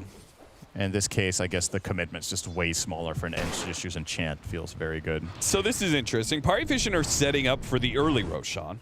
Yep. And if it's not early Roshan, then it goes over to Dire side where they have an advantage. Yep. BetBoom are just hiding. Yeah, what? Why? They are hiding. I mean, they're anticipating a play, potentially an aggressive one. They've been in their base for a while. Like, I feel like the last 4 or 5 minutes, they've been in and out of that base quite a bit. So what you got to consider is the vision on the map right now. The only thing that BetBoom see is that top is vacant. Yep. They have no information elsewhere. So they're probably thinking, all right, PARIVISION are doing one of two things. They're either smoking and invading bottom half of the map and trying to kill us there, or they're setting up Roche. But if they could have been doing Roche right now, right? Yeah, like, but BetBoom are good at math, so they know statistically speaking, it was unlikely it was up, and that you got to play the numbers game, Cap, in this game. You just, I guess so. Just like, yeah, if they get Roche, we can say we lost the game because they were lucky. Right. And then blaming it on luck is good for morale in Game 3. Well, they are going to contest the Dire side Roshan here. Buybacks, Dragon Knight, and Enigma. They do have TA traps as a very nice tool to access this area as the offense. They have the TA passive, an 8. I always forget about that. Oh, yeah, that too. That might help. That's a good point. That's a stupid thing. You know, why bother with checking when you can know? Goes to the break. He jumps straight up into the high ground. gives some good vision for the team. A stun went out onto the TA. They immediately try and back away. With the Dragon Form used, they're backing up. They see some heroes in the backline, though. They go for them. Miro, he doomed up the Enchantress. Okay, another Doom trying to be put onto DM. He purged him, I guess, to try and break something there. Pure, he goes for the Enchantress still, but he got a Hurricane. He pushed him away. No! Pure, Enchantress. Oh, someone my hit God. a spell, please! Jesus, Pure is now making a run for it. His BKB is almost out. Chrysalis, oh, we got crap at the lasso. Are they going to be able to focus him down? DM's coming in. DM, there's just nothing he can do to help out Chrysalis, though. He just gets bursted down by the Whirling Death. Spells thrown around, all around. So many of them miss, and in the end, BetBoom will walk away big winners. The accuracy in that fight is terrible. There's so many spells. I mean, honestly, there was a lot of like very fortunate things, right? So Pure blinks in to go on the Ench and he pikes. And the exact same moment he pikes the Ench, he gets the Sand King Burrow Strike is at the gate, so that misses. They black holed the ground. Where was the black hole? He black holed at the top. He was trying to catch, I think it was TA, but he missed completely. Oh my God. So enjoy the replay, ladies and gentlemen. Let's have a look here. So in he goes. And DM on the top side is just waiting, as he should. Oh, he's being threatened by Miro right now. Okay. So in a moment, let's see the order. So he dooms Ench, and I think he refreshed and went for the second doom. He did onto DM, but that's into a Lincoln. So Doom did nothing, number 2. Still there forcing him out. Now here comes the Pike, so then the Burrow Strike misses. And now DM goes for which is criminal. I don't know what happened. He blinked and attacked him instead of insta. Maybe he thought he had Midnight Pulse ready and was trying to get the value. Oh my goodness. Jesus. Well, I mean, that was a game-losing black hole. Well, it wasn't winning at least. I mean, I feel like if he gets the black hole in the TA, yeah, maybe they get Roshan, maybe they don't. You know, off of that momentum, maybe they win the game or not. But it definitely wasn't definitive. But it certainly lost them the Roshan. Yeah. And now they're in a position where it's classic Divine Rapier Pure. Classic Pure. This man ain't afraid of nothing. One of these days, he's going to lose off of these Divine Rapier purchases, but I don't think I've seen one. Well, he's in. Big damage with the Swift Blink. And now he goes. Got the tower for free. Oh, DM. Oh. He knows. He hounded Miro. Miro knows. Got the Shivas on him. BKB, TP out. Do they have a Pierce? They don't. They don't. Okay. That's a BKB down. So this black hole that DM has available now, I think this is well worth the Doom, to be honest. You think so? Yeah, because now he's accessible, right? Now all sorts of things can stop him. Somehow Doom has a lower cooldown than BKB at this point because he has Octarine. So you're right. I mean, even if it didn't, I still think it makes DM's job so much harder that the BKB is on cooldown. Sure. So it's fair enough.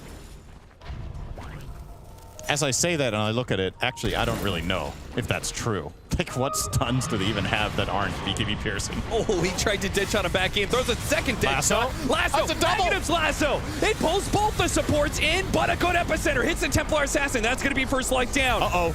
DM. If you can find the black hole here. Hit the black hole this time around. It's on 2. Where's the stop? Miro comes in with a fresher. It does stop the black hole, but it's too late. Templar Assassin is down. Divine Rapier is grabbed by Crystal. He used the damage to almost kill Miro if he got a crit. Pure's back into play. Pure, he's actually trying to kill the Sand King right now. This is insane, Pure. Oh my God, he doesn't get the kill on no one. And now Crystal is chasing after him. With that Divine Rapier, Pure, he's actually challenging for it, right? He's trying to get that Divine Rapier back. Forstaff trying to get him away. GP coming in with his Aghanim Scepter. Crystals is getting low. Crystals is dying. The BKB, the Divine Rapier's picked back up by Pure. It actually worked. Holy shit, dude. That is such an insane play call to make. Oh. Your Timbersaw had 10% health, and you still go for the full-on buyback play. The relief, the deep breathe in, the sigh. Oh, we did it, boys. Got the Divine Rapier. The game isn't over. Wow, that was honestly crazy. So first off, this is a really nice dead shot. The lasso's good, but it's a lasso on 2 supports, and neither of them die instantly. Neither of them die at all, actually. Yeah. I guess, all right. They did get Panto the black hole is going to be around this, and Miro does what he can with it. Perfect play from Miro. He couldn't have done that any better. But it's too late, as you said. TA was already dead. And then, okay, think about... Where's the crits? Think about this for a second, what happened there. So the Doom BKB TP'd out, Bat is dead, and you still have the play call of buybacking your TA to connect with your Timber there. I can't stress enough how difficult of a choice this is to make. That's just incredible that BetBoom managed to pull this off. And look at GBK just diving in off of the call from Pure with his Aghanim Scepter to make sure. Sick. Oh, that was fantastic to watch. Absolutely incredible. Refresher. Refresher for the Enigma. But Miro's job just became way more important. Miro's 1,500 from Ags. Oh, yeah. Aghanim Scepter, grab on 2 cores this time around, and they've already blown up the Sand King. Crystal's is so low already, he has to pop his BKB. Got hit by the Melt Bash. The final bit of damage is going to be enough. Refresh, and a quick black hole on the Templar Assassin with the epicenter on top of it, burning him down, and there's the Divine Rapier, passed over again. It's still on the ground. Who's going to pick it up? No one. Grab that shit. Get it out of there. Oh, it's going to go back into the hands of BetBoom.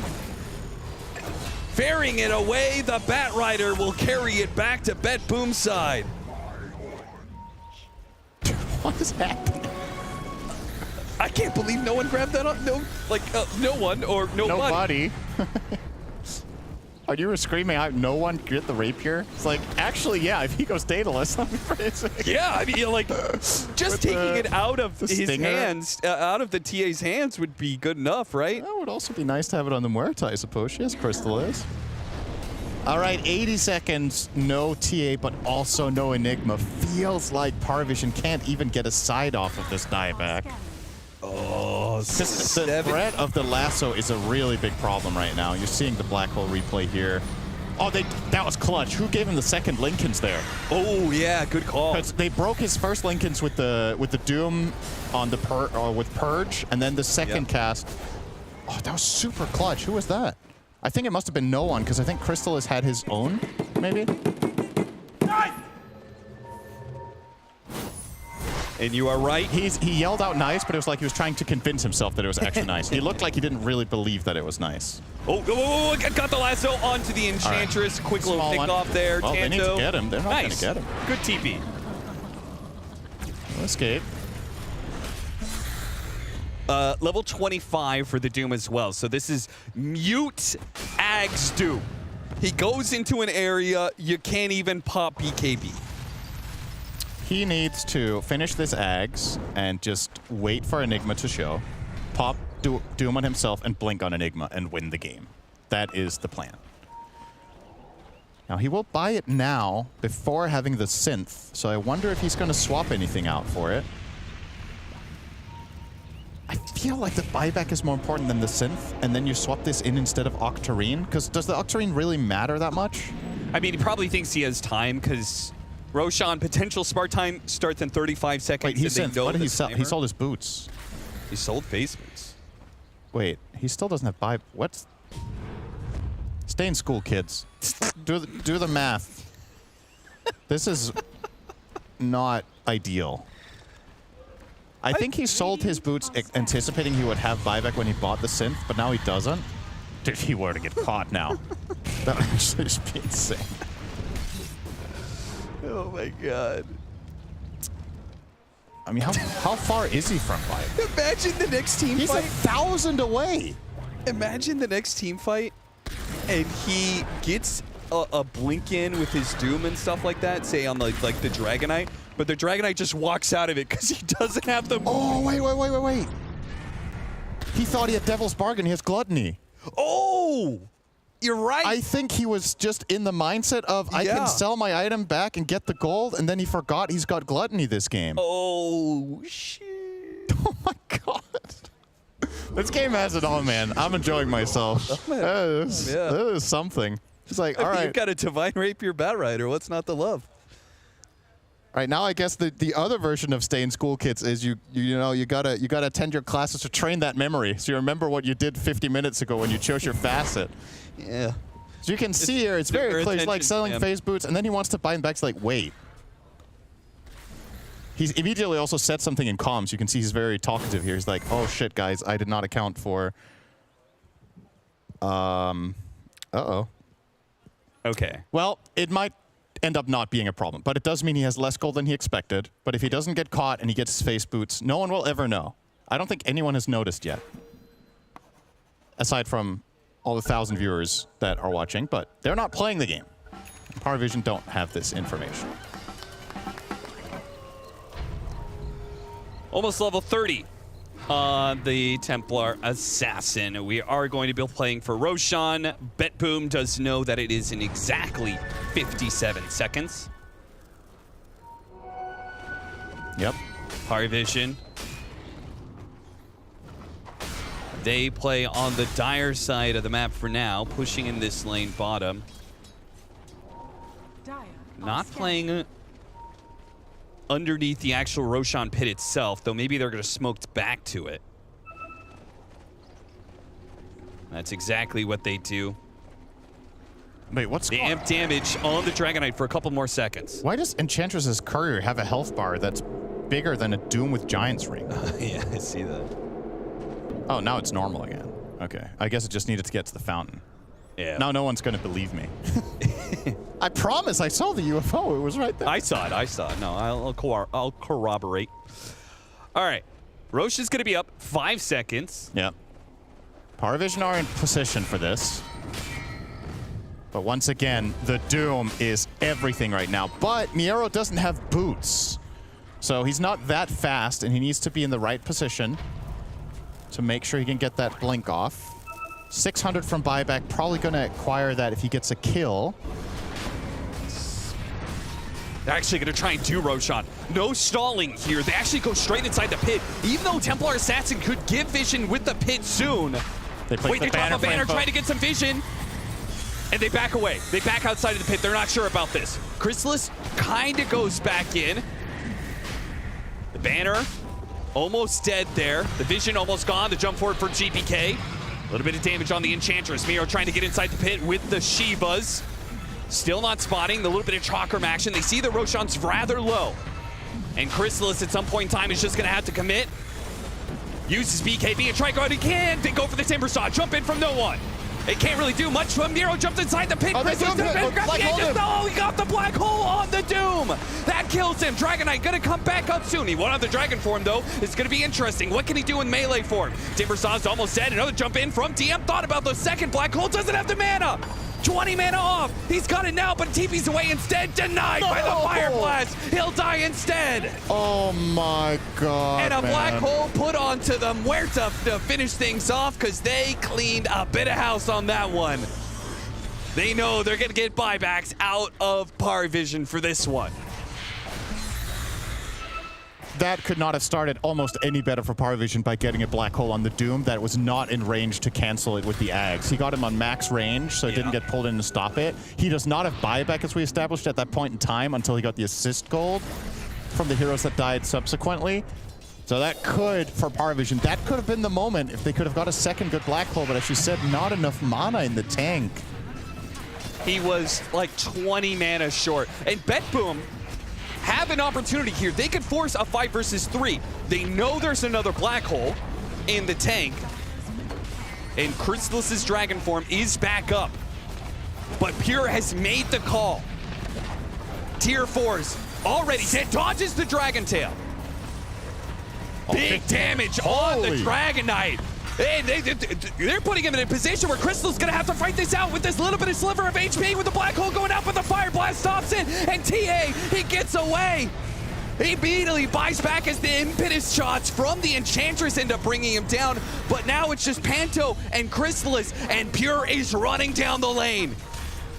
GG is called. They are done with it. PARIVISION cannot hold. It's a 2-0 going to BetBoom. They are going to the grand finals of Blast Slam. Insane game. Oh, that was my favorite game of the tournament so far. Did he just break his headset? I think that's what happened. I saw him take it. You mean Pierre? No, Kataomi. They were pointing at his headset. Oh, I didn't see that. I just saw Pierre take his off calmly. What a sick game, though. That had everything. It had misplays. It had drama. It had some really sick individual moves as well. And ultimately, BetBoom are able to grab the victory. But wow, that's the kind of game you're looking for, right? Is where it never felt like PARIVISION couldn't have done this to BetBoom, right? Like a lot of the fights were won on like a 10% margin of one hero being a little out of position, being punished, or one spell narrowly missing or not getting the combo right. And the man on your screen here, Save, sick bad rider, I have to say, in this game. Tons of really good setups. He died 3 times, 1, 3, and 22. Fantastic performance by him. GPK with a 2 deaths, Pure with that insane play call of buying back to that was the most impressive part of the game for me. The Divine Rapier. That is such a difficult decision to make, and if it fails, you just lose. Yeah, if he gets caught there, buy the Dragonite with the Divine Rapier, and they're managed to all-in him there, just, insane. But what a great way to get BetBoom into the finals of Blast Slam. Let's go to the stage for a winner's interview. I got Miro joining me here. Congratulations. You guys are making it to a grand final, 2 in a row for you guys when it comes to events. So how are you going to prepare for that grand finals, and how good does it feel to make it there? I will see who's going to be our opponent in this grand final. So we'll just check our drafts and prepare for drafts. First of all, maybe we watch some replays before the games. Yeah. Is there a specific team you want to see out of Tundra and XG in the grand final? I think I'll be enjoyed to play against Igor on Nightfall. Yeah. Yeah, that's understandable, obviously, having been ex-teammates and whatnot. But this series specifically, game number 1, it was looking rough for you. So how did you keep calm, and did you know that you had it late game if it went that far? I think we just know that we can win. We have great heroes, and we just need to play on our timings and fight when we have spells. That's why. And for game number 2 in the draft, you got the Doom last pick. Were you surprised by that? The fact that they let you have Doom 2 games in a row and in game 2 all the way at the end? I don't think so. In the second game, we just had some rough lane stage, a little bit of unlocks. So if I have a more beautiful game, maybe second game was over on 35 minutes, 40, yeah. And then, of course, Pure picking up the Rapier as well. When he told you in comms, in chat, were you guys like, oh, I don't know if that's the build, or do you have full faith in whatever Pure wants to build? I think it's for us, it's just simple, like he will take Rapier every game, and we are fine with it. Awesome, well, Miro, thank you so much for joining me. Congratulations again. Thank you.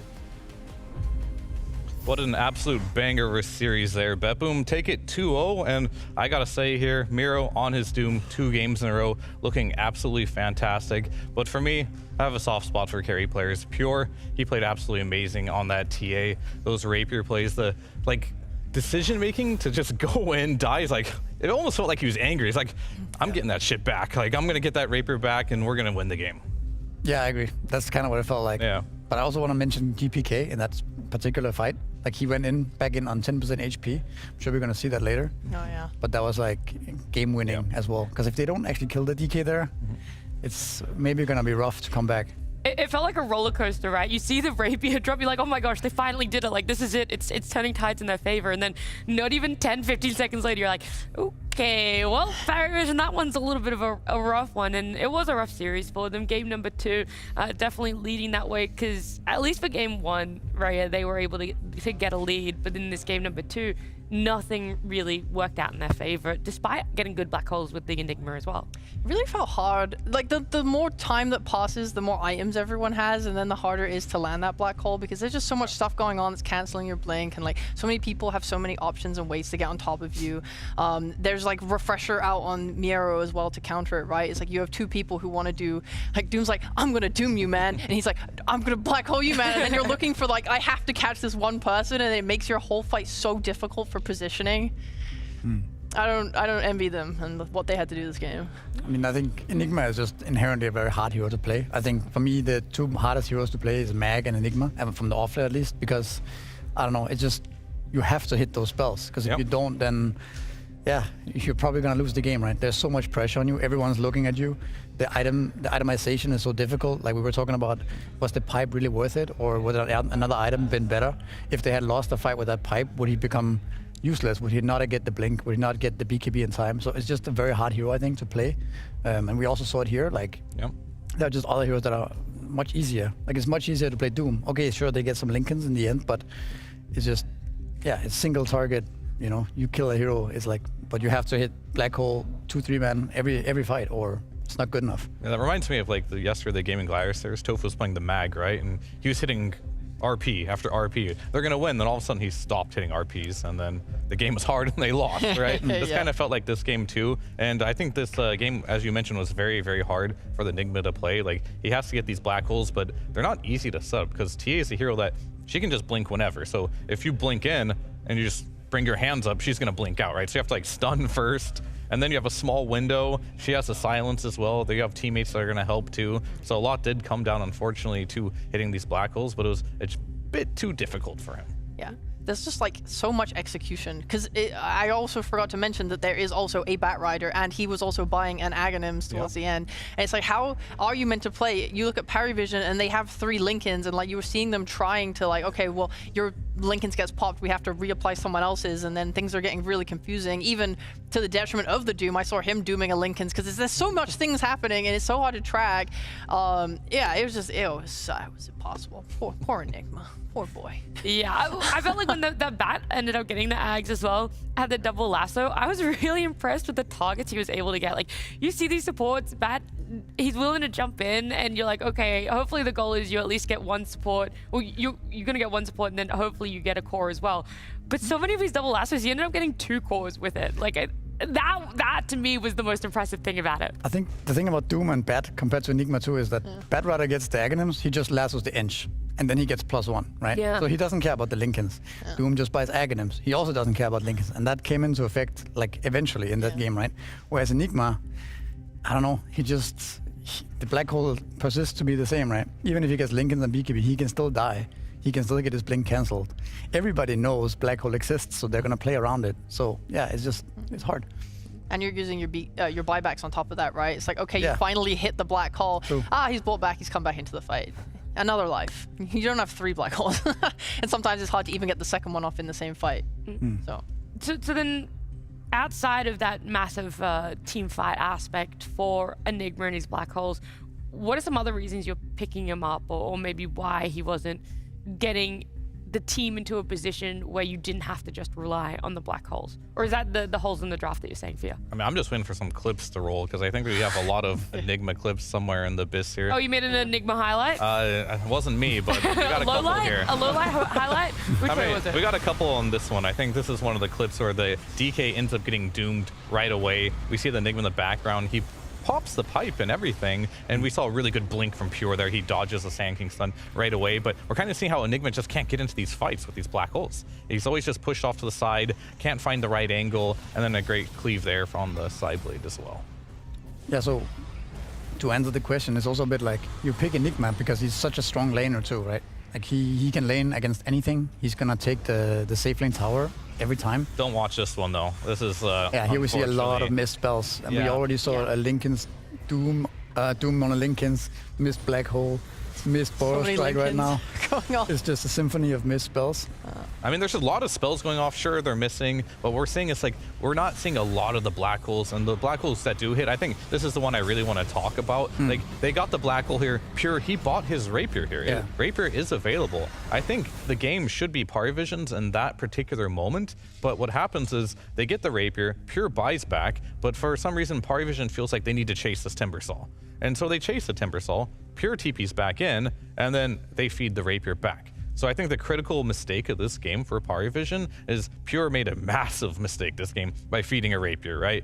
You grab that rapier, you wait for your BKB, you wait for black hole again, and then you can regroup, and now Pure has no buyback. You did not have to chase that far in that particular moment, but they did. An opening was giving it to them, but I think it's hard in the moment. It is like an elimination game for them. They make the wrong call, and it was a massive one. I mean, I can give a little bit of a leeway, and then maybe it's just like trying to find a shining moment for them, but there was no Doom in that fight either, right? He had to TP out, which meant that you knew that he couldn't rejoin it. So they really thought maybe they had the numbers even with Pure buying back. Gotta play it safe. Without the rapier, they're like, oh, he doesn't have enough damage to kill us, and there's no Doom, and blah, blah, blah. Like, there is that logical reason behind it, but with the hindsight, it's like, no, you should have just stood back and just waited. And unfortunately, that mistake, that was the result and part of why game number 2 didn't go in their way. And this series ultimately being a 2-0 for BetBoom. Congratulations to them, making it to another grand final, right? The last time we saw them, they were in the grand final for Dream League, and then here they are as well in the grand final for Blast Slam. They just got to wait and wonder who is going to be their potential matchup in that grand final between Tundra and Xtreme Gaming. Could be a good one. Oh, and that's what's coming up next. I'm excited. It is. I think we were going to see the gauntlet as well here, because BetBoom having the shortest path. I know, Phil, one of your wishes was that you wanted to see one of those earlier round teams in this single elimination make it towards the end. PARIVISION knocking out Heroic, started it for them, then they knocked out Liquid. I really thought that this was going to be the team that could do it. I had faith that they could come in and take it to BetBoom. And that game 1 at the start of it gave us... I mean, they had a chance, but unfortunately it didn't happen. But I think this is the dream, right? You're a BetBoom team. You come and play 4 best of 1s. You win them all. You come play best of 3. Now you're in the grand final. Yeah, it ramps up pretty quick. But I would say these games were really hard, right? I feel like game 1, arguably, they should have lost that one, right? Yeah. And game 2 you kind of like counting your blessings that you even won game 1. Yeah, and Pure needed to buy 2 Divine Rapiers to close this one out too. So I feel like, I don't know, on another day, PARIVISION would have won the first series, and then who knows what would have happened, right? I mean, the first game of today. So yeah, I don't know. I think they played really well. I think, yeah, there was good games. Yeah. I do feel a little bit bad, because I feel like I almost cursed PARIVISION coming into it. I'm like, oh, will they get 4th again? Because that's what they've consistently had in every other... That's on you then. Yeah, that is on me. I'm sorry.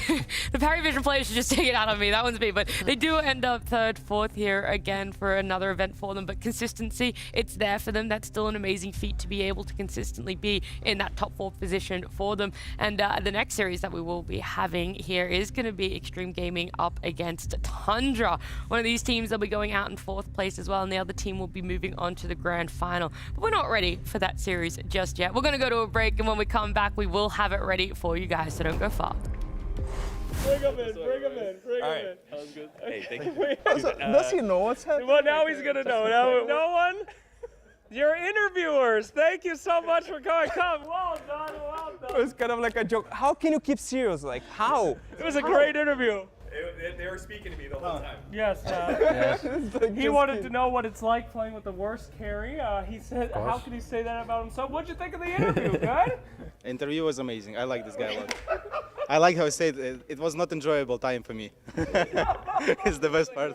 Okay. Should your teammates be professional interviewers? Do you think they did a good job? I don't know. I haven't seen them. They were the one asking all the questions. They made them up. Really good, really good. Yeah. Okay, all right. Thank you. Well, you were a great sport. Thank you so much. Fantastic interview skills, guys.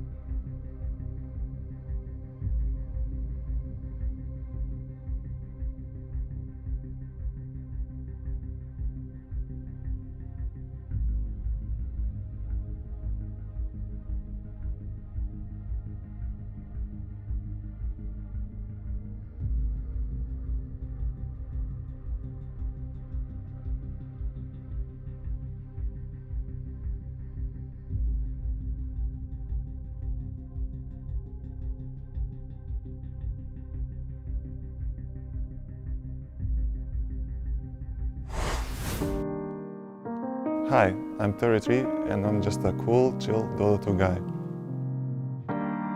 When people flame me in pubs, I just flame back, because I'm chill like that. I like talking to people. When I won TI, I just kind of quit the team like that. I don't care. I'm a low-key, chill guy. He's just a chill guy. He's just chilling. He's just, you know, sitting in his lane, moisturized, flourishing, having fun there. Yeah, wins TI, moves on, creates a whole new roster over with Tundra, having a lot of different results, mixed results. Some what people expected, and then obviously a lot not. The most recently being that they were in the qualifiers, did not end up qualifying for Bangkok at all. And so I really didn't have high expectations for this team and this roster coming into this one for Tundra. I was like, okay, it's just not really clicking for them. Something is clearly missing and it's just not working out. Their arch nemesis OG was eliminated. There's nothing stopping them from winning this tournament now. That's what it was. I mean, I also think that, first of all, it's a very tough region, right? And that qualifier particularly had like so many strong teams. And then secondly, 33's hero pool was kind of nerfed after TI, as it usually happens with him. And I think this tournament might be a start to finding new heroes for him. We've already seen him play Tidehunter twice in this tournament, and who else plays Tidehunter nowadays? So he's maybe on his path to find new heroes that work for him, that can get nerfed in the future. Yeah, of course. The old's still sticking, though. He's still picking up Doom and still finding success with that as well for you. Yeah, I mean, I think right now him as a player, like he is going to play heroes like Beastmaster, Tide, no matter what. Sure, like the Visages and stuff aren't as popular, but he's always going to have a hero pool. Doom is in the meta, he's going to pick Doom. If there's one player I don't doubt first facing a Doom, it's always going to be 33. Everyone else tries to make it around. 33 doesn't, why can't I do it? They all just lose, but he continues to win, so I don't expect him to get that particular hero, but he has a wide hero pool. Yep.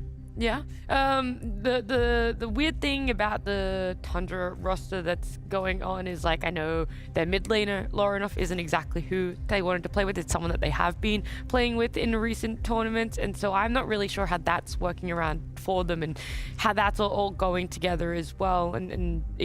It's just very weird, right? Because you see it and you're like, okay, he's kind of in this weird stand-in position. It doesn't work for qualifiers. Okay, that's fine. That's just one thing happens. And then you get to this event right here and it's like, it is working for them. You know, they go 4-0 in their groups. So what is going on? How can in 1 week you have a team that doesn't click and then all of a sudden it's like, yeah, it's perfect? I'm sure it's hard for me to fully give you the answer to that, but I can, you don't know? But I can talk about his heroes, which are quite nice. Like, everyone else has been playing things that they're familiar with, right? The 33 Doom, they have their hero pools. Nightfall's going to play his carries he likes to hit creeps with. Laurenov was a little bit more versatile. He had a unique hero in every game of the group stage. He was playing that Dragon Knight, so I'm assuming they were picking it to flex it between carry and mid, and then he ended up taking it. He's able to play that Timber Saw. He's also able to play that Sniper. We've seen Sniper, especially from PARIVISION, be used to dominate mid lanes matchups and extend that and give a good pace for your team. So it just seems like he's just filling a nice role there for them to allow his teammates to be. I think he's been looking really good recently. I didn't watch the Bangkok qualifier. I don't remember it actually, but in this tournament he's looked really good. And I think his hero pool is very meta. Like all of the strongest mid heroes you'll actually be playing. We were just talking about TA based on last game and how overpowered I think his innate is. The fact that you know when Roche is gonna spawn is pretty, it's pretty big. And I think we might see one of his other heroes, is just TA, be played out of mid. I could definitely see that being a X factor for this series, just because I think TA has risen in stock the last few days. I think we've definitely been, throughout this broadcast, talking about heroes that kind of like change the way the map is played. Like the Dawnbreaker? Yeah, exactly. Like the Dawnbreaker, like a lot of cool plays have been happening where it just turns daytime. Teams would already be smoked and then they'd be running towards the enemy. They know where exactly you're at. They'll make a play and it'll open up the map like that. Oh my God, TA is something very similar. It gives you basically these abilities that give you information that the other team can't have, and you just exploit that. It's pretty strong. It just depends on how you use it as a team because they're very exploitable. I totally forgot that Zai was in this weird middle ground for what's happening with Tundra, because I know Moon, he's spending time at home with his family and preparing for his family. I know that his partner's pregnant, so they're like in a very nice moment for them. And so he's spending time at home, and it leaves Zai in this position. I know, how dare he want to be there for the birth of his child. Who would want to be a father? Weird. Yeah. What if they're watching? He's spending time at home, and now Zai's stepping in. So I actually am a little bit sad in myself that I didn't ask further about this. Yeah, that's true. Yeah, you left your other kids at home to come and hang out with these kids. But yeah, I'm kind of sad that I didn't ask him more about and exactly the role that he's playing in the team when I did catch up with 33 a little bit before the series started.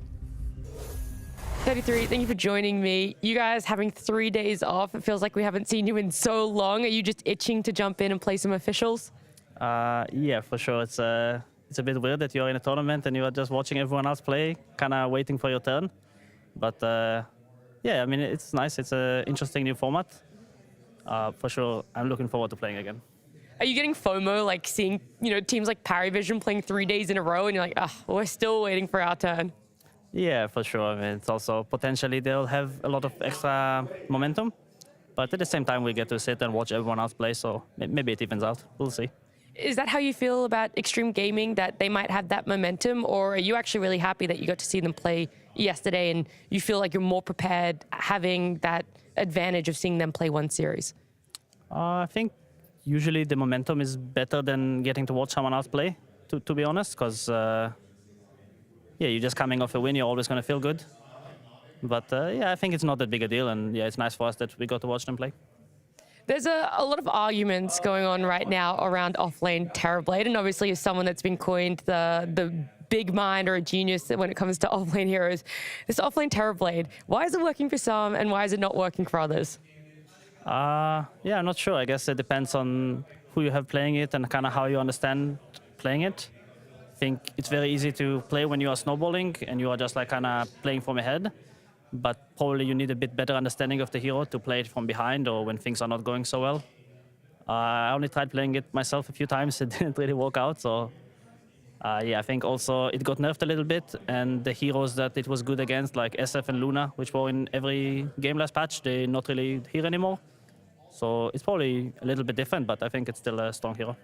Okay, well, I like that. That seems more in-depth than what other people are saying is the build with going for the pipe just isn't the way. So is that also your viewpoint? Because some offlaners think auras are just really bad right now, and other people are still going and building for auras. I think pipe is good. I don't think, especially you have this facet that the illusions cost HP, so you need some HP regen. And just in general, it's a strong item. And the fact you get to buy pipe and shard, and you still farm really fast, you still do a lot of damage. I think it's a pretty good build. Well, it was nice to catch up with him. I did get as much information as I possibly could out of him. I'm like, while you're here, it feels like offlane has been the enjoyable part of this broadcast to talk about. A lot of innovation coming out of it, just what item builds you want to do. And he admits that offlane Terrorblade isn't really his thing, but Tide, that's what's working for him right now, Misery, that other people aren't even picking up yet. Yeah, we probably won't see Terrorblade from Tundra. Yeah, I don't think so based either. off of that. But you banned it out because like New on the other side. I think it's definitely possible because we saw New yesterday kind of innovate the pipe build into something more aggressive and more scaly. So and that looked really strong, especially once he got online with Aghanims and Blink Dagger. Then he actually looked like a very scary hero all of a sudden. And since Tundra won't pick it, I think it's a reasonable ban. Yeah. But first, I mean, I'm getting into the intricacies of it, right? Like, it doesn't really matter. You would just like to see it taken out if they're not going to pick it up, because... I mean, I think either we're going to see it... It's hard to say if they're going to first phase ban it, but there's a chance that if you don't first phase ban it, you might kind of forget it exists and then play against it very late pick. But yeah, I would say it's a possibility that they'll first phase ban it just because they won't pick it themselves. And yeah, it looked really scary yesterday. Yeah, if they don't ban it, that means they have something prepared against it. True, they think they can answer it. Yeah, so it's not going to be like, oh, we forgot about that hero, right? I don't think they are disrespecting heroes. I think we also heard, if they were listening to the interview of Polosan yesterday, they also said that it's one of New's favorite heroes. He plays it all the time. Like, that might also be a factor to just, let's just ban it. Like, I don't think they know Xtreme Gaming in and out, you know what I mean? So they might just have to go with something recent. They're a new team, and yeah. Yeah. Oh, I wanted to say one. Yeah, quickly. Because I want to talk about Xtreme Gaming as well. Okay, good. Yeah, I don't think the Terrorblade's like that scary. Like, just to be controversial, I think that if you can, like, when we've seen people draft against it effectively, it's like, you can't let them early pick it because then you have the opportunity to counter it in lane, and you should be being it in lane.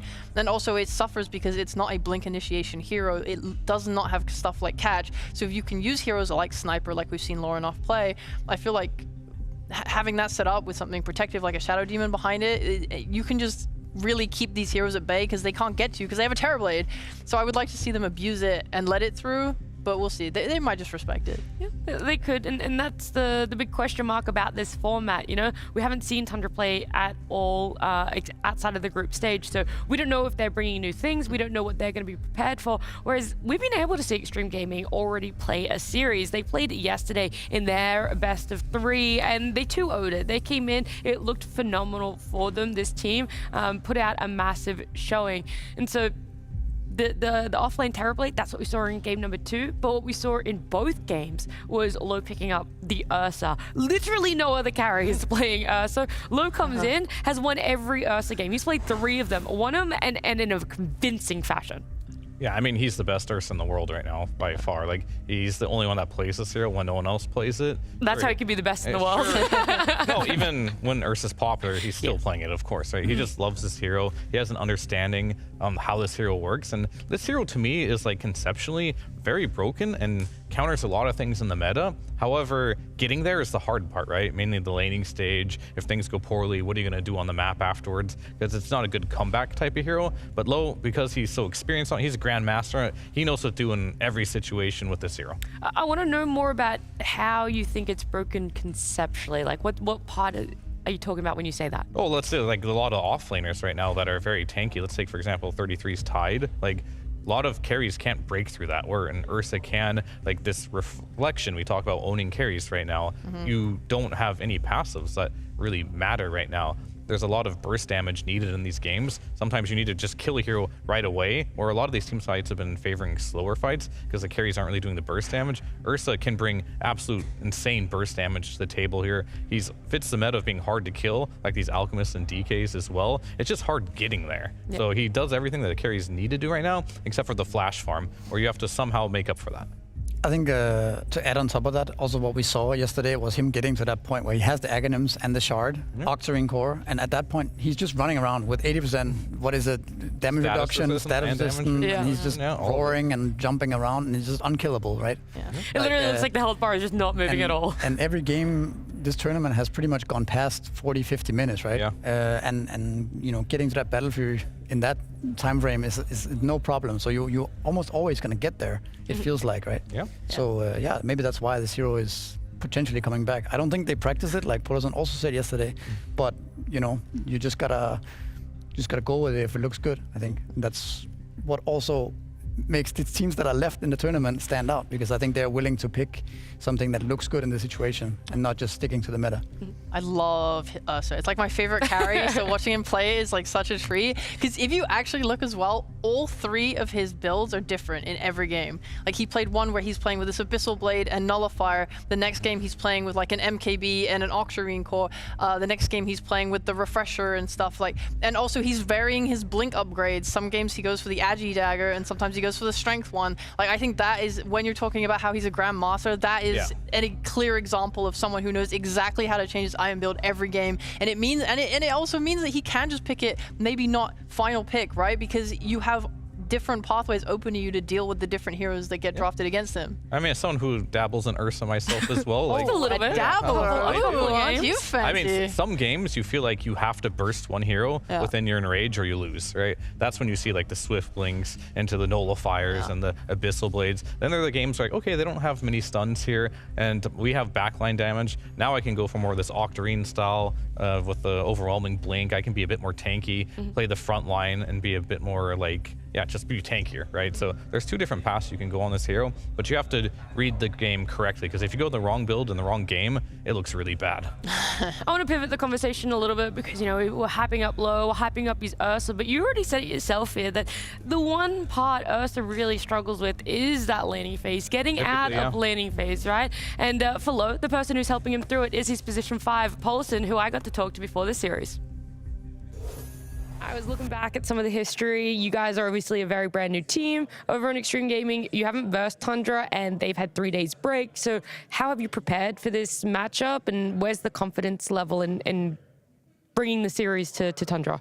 We have discussed briefly about how does Tundra play and what heroes to play.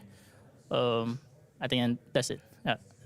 Does it feel like then that you're going to try and take some of the heroes from Tundra, or is that more ban focused to try and put them into uncomfortable heroes? We'll see. Oh, okay. Look, I understand. You got to keep the draft close to you. But yourself as a position 5, what heroes are in the meta at the moment in your eyes? Are there any potential new heroes to come into the meta? And what does a position 5 hero need to do to work well in a draft? I can't say for all the teams, but whereas my team, we prefer like a strong laner and also a strong 5 that synergize with my carry heroes. So right now, the carry heroes that are really popular right now are Alchemist and Dragon Knight. So they would prefer range heroes together with them. Yeah. So heroes like Pugna and Phoenix are really popular right now. Would you agree that a couple of patches ago, carries weren't the late game carries that everyone expected, but now in this patch, you can late game carry, that a position 1 could 1v5 a game? I think even previous patch, I think you could 1v5 as long as you do the things right, and then you keep scaling on everyone, and then I think he can 1v5 as long as he keeps scaling. Yeah. All right, thank you so much for joining me, Paulson, and good luck today. Thank you. Yeah, well, no wonder he believes the carries can 1v5, because it felt like Low was 1v9ing the last few series that we've seen him play. I'm telling you, this man is amazing. But we got that insight there where he talked about the position 5 for them just needs to synergize with the carry that they want to play. But the example he used was Alk and Dragon Knight, which I thought was funny because they love the Ursa right now. So he talked about really meta picks, and maybe they also fit in the same ballpark as that. So like the Alk and... Ursa's good versus every meta carrier, Good versus Nerf, good versus DK, good versus Alk. I want to say though that, like we talked about this Ursa, which is fair, but Polosan was playing amazing yesterday on Pugna, and I think they're not gonna give it to him today. So I think this was a very key hero yesterday for them. His Pugna is insane. When we were covering the groups as well, there was like, I think it was against Falcons, maybe, where he was just pushing Pugna to the absolute limit. He was going for all of the runes and the fighting and skirmishes. He was buying like raindrops and stuff and just That's exactly because he was against the position 4 Lina. Yeah, and he was just the raindrops. He was like walking away from 2 heroes, including Lina. Lina like is like about to stun. He turns around before she even starts the cast and then just like dodges it, walks back through the 2 heroes, and then like joins up with his team and then turns it around and kills them both or something. I'm just like, what is this guy do? He just walks back into 2 heroes. He doesn't give a shit. He knows exactly how much HP he has and how much he can tank with his item build. Like, I don't know, man. He is a very good Pugna player.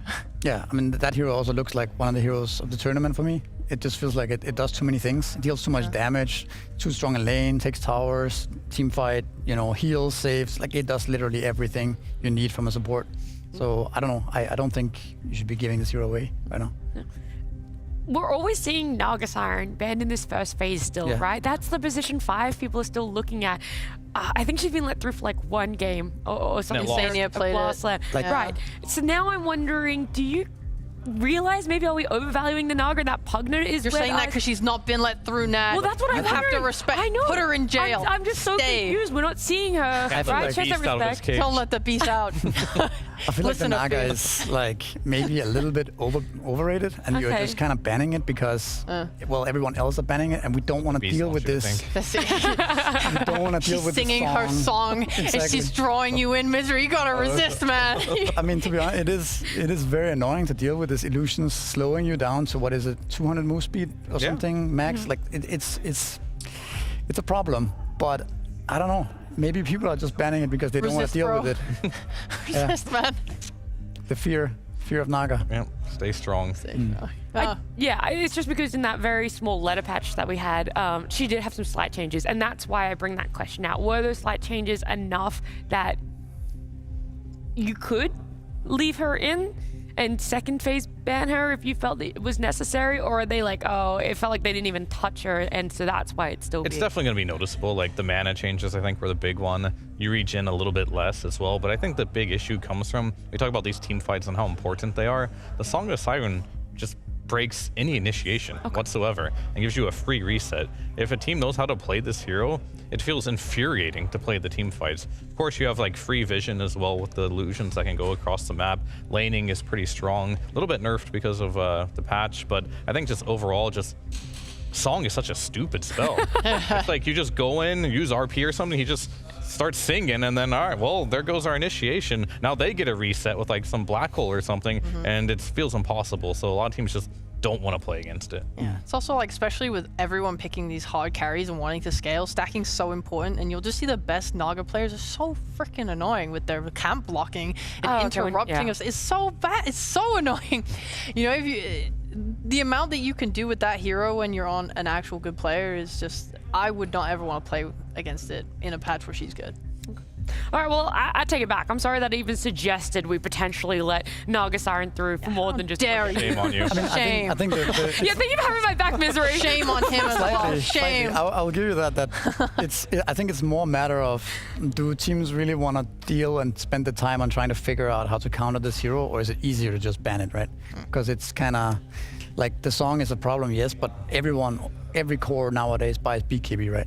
And BKB is such an important tool to win fights, and I feel like you could just manpower this Song by BKB and going in. Well, that's right? the thing. You have to all in with like 3 BKBs, right? You're anyway all in when you press BKB, right? Like when you press your BKB, when you press your BKB, the fight's on. Right? Really excited for this first phase Naga ban. Yeah, I was gonna say, I feel like we've been talking about so much stuff, and I know we talked about that Naga a little bit, but it's nice to get to have a conversation about it. We're not gonna see her. I'm gonna look like a fool. I was gonna say I might end up looking like a fool, but we'll see exactly what these two teams want to draft for themselves. But before we get there, before we start this series, let's catch up with our casters. Thank you very much, Natty. Yeah, looking forward to this series. And Lacoste, when it comes to the draft, comes to the bans, after sort of watching what XG did yesterday, what do you think Tundra's come in today and sort of said to themselves, you know what, we got to take this away from them? I think you need to take away Pugna. There's been a lot of talks about the cores, about the offlane TB and everything, but Pugna is the hero pretty much of the tournament for me, because Polison plays it so well. He's been playing that 4 games out of 4 games and didn't win every single one of them. 2 games as well have been played by Tundra, and they also won those games. The hero just seems unbeatable, and I also got to point out that Polison positioning on the hero is top tier. Absolutely. What about this Ursa? We saw it yesterday, Low played it. If you're Tundra, are you caring much about the Ursa potential? Do you just ignore it? Do you just let it happen if XG see a chance to get it in? I think both teams might actually pick it up. Okay. You know who's an Ursa player? Prime Carry, Nightfall. He loves to play the hero. If you remember one of the grand finals a couple of weeks back when they were playing against Falcons, he was 15-0, still failed to win that game, but this is the guy that will also bang out Ursa if necessary. Well, there we go. We'll see if the Ursa comes into the mix somewhere, because, ladies and gentlemen, the draft has begun. The draft is brought to you by 2 of the boldest people in the studio. 2 eggs will be talking about this draft, and I don't know, it feels weird. I've never really worked so closely with a fellow bald man. It's very uncomfortable, but it doesn't matter. We have had a lot of speech about Naga this, Naga that's gonna get banned, but bam, look at that. Straight away, first pick. And who other than Tundra to let it go, right? We were just discussing, well, the casters were on to great length.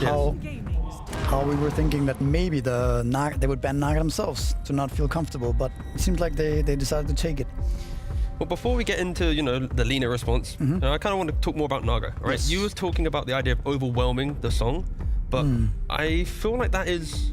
I kind of agree with it. I think tankiness is the key. Of it, yeah. Like, you're going for BKB, but why not? If you're just strong enough to tank through, like you initiate, but you don't have big spells, they song to retreat, but then you still have the ability to take that secondary fight. I think like tanky heroes that aren't locked into only one fight is the tool to deal with Naga. Yeah. I think genuinely this Naga ban that has been going on for weeks now is just one of those things that happens in Dota sometimes, where you just continuously ban a hero just because it's annoying to deal with and you don't want to bother trying to deal with it, sort of thing. And you just copy everyone.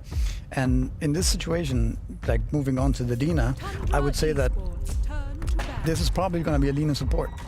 And I think they're going to play into this position 5 Naga, and the Lina support will outrange him greatly. Sure. So this is at least what I see. So I think right now they have a response to the Naga in laning phase, and I would be surprised if they also don't have, you know, something for the game as well to disrupt the song, right? Because song is just one aspect of Naga. Yeah, of course. Like, so again, Lina in laning phase. Yeah, actually, let's go for Naga again. So Naga in laning phase, you kind of play backwards. Your illusions do the work for you. So again, I think the range that you're talking about from Lina is pretty good, but maybe they're flexing as well. Again, second pick, we always have to respect that. And the Magnus. Sure. I mean, imagine you're playing Naga 5 against Mag Lina. How are you ever going to press your Illus? They will just die. They will one die. Shockwave and one Dragon Slayer, right? Yeah. So realistically, you're not really going to offer much. Also, if you're not going to pick a range carry with Naga now, your lane is going to get dumpstered. So you're bound to pick. I don't think you're going to see a Ursa here, for example. Then I don't think you have a lane. Okay, but what if now let's detach ourselves from position 4 Lina, mid Lina, right? The Ags build, the burst. Naga Siren needs time to react, right? Sometimes we see the Blink Dagger build with a song. I think that it's actually a pretty creative pick from Lina. Like, we kind of covered both mid and 4, and the fact that both examples, it feels nice. I think right now you can flex both of these heroes, right? The Lina can be mid, the Lina can be 4, the Mag can be 4. I know Saxa has played it in pubs to great lengths with the reverse. Yeah, I was talking about it yesterday. Didn't happen though. Tofu actually just went for normal RP, but yes, and I actually think as a push forward, the reverse RP is better, just because it doesn't put you on the same pressure where you have to land this great RP. You can just go for it's almost like a hook. You blink in RP and the guy RP is shoved into your team, right? So let's see what they choose to do, but it's very flexible what Tundra has going on right now. And I'm sure Xtreme Gaming is well aware of this, so it's going to be tricky for them to draft. And also, like, they've used a lot of reserve time. Like, normally, you know, you're talking about how teams just ban Naga Siren. Probably in scrims, people don't even play it because they expect it to be banned. Yeah. Do you think Xtreme could be in a position now where, because they had first pick, Naga's available, they're now kind of going to like page 4, 5 on their, you know, their kind of strat book? I'm sure if you ask Folozon after this game, they have not been scrimming Naga very much in their scrims. It's going to be one of those Ursa situations that we talked about, where they're just going to wing it because, well, we have to pick it. If we don't, it's going to show a great deal of weakness in terms of strategy, right? So, yeah, now we have the Murta. Again, strategically, Naga wants heroes to play forwards, right? Murta is one of the strongest position 4s in laning phase. And a rare Zeus. Well, that's a curveball. You think? What do you mean? I said we're on page 5 of the scrim book for Naga. Now we're on like page 55 for the Zeus. Yeah. Well, I am thinking that this could be a Murta support. Just gonna Murta carry. Sorry. It's Murta carry. Okay. I was like, that is not a hot take. I think if you're running, if you see. This is maybe just a little wild guess, because a little bit. The chances. I'll let you go though. But I think if you're Naga 5 right now, you need a really strong range carry, because otherwise you're forfeiting the lane too hard. Okay. And I think Murta can do that for you. I mean, it's a very creative approach. We'll see where Tundra go. Zeus though, if you really want to talk about Lina, it's like Zeus versus Lina mid lane. Zeus will do fine there. Yes. Lina won't punish the Zeus. So maybe Xtreme's trying to call the bluff on the Lina and go, that's your mid, this is our mid. Is it really just this straightforward? You know what I mean? No, like, are you really it can't just gonna be. Is it really just Zeus mid, Murta 4, Naga 5? We only have like 10 minutes to talk about the draft, right? You know, we gotta pick and choose our battles. I'm just saying, I'm always skeptical when I see something that looks very obvious. Like this is your mid, this is your 4. Usually there is something cooking, right? You'd like to think so. Yeah. We saw it yesterday with the Doom on Boxy, right?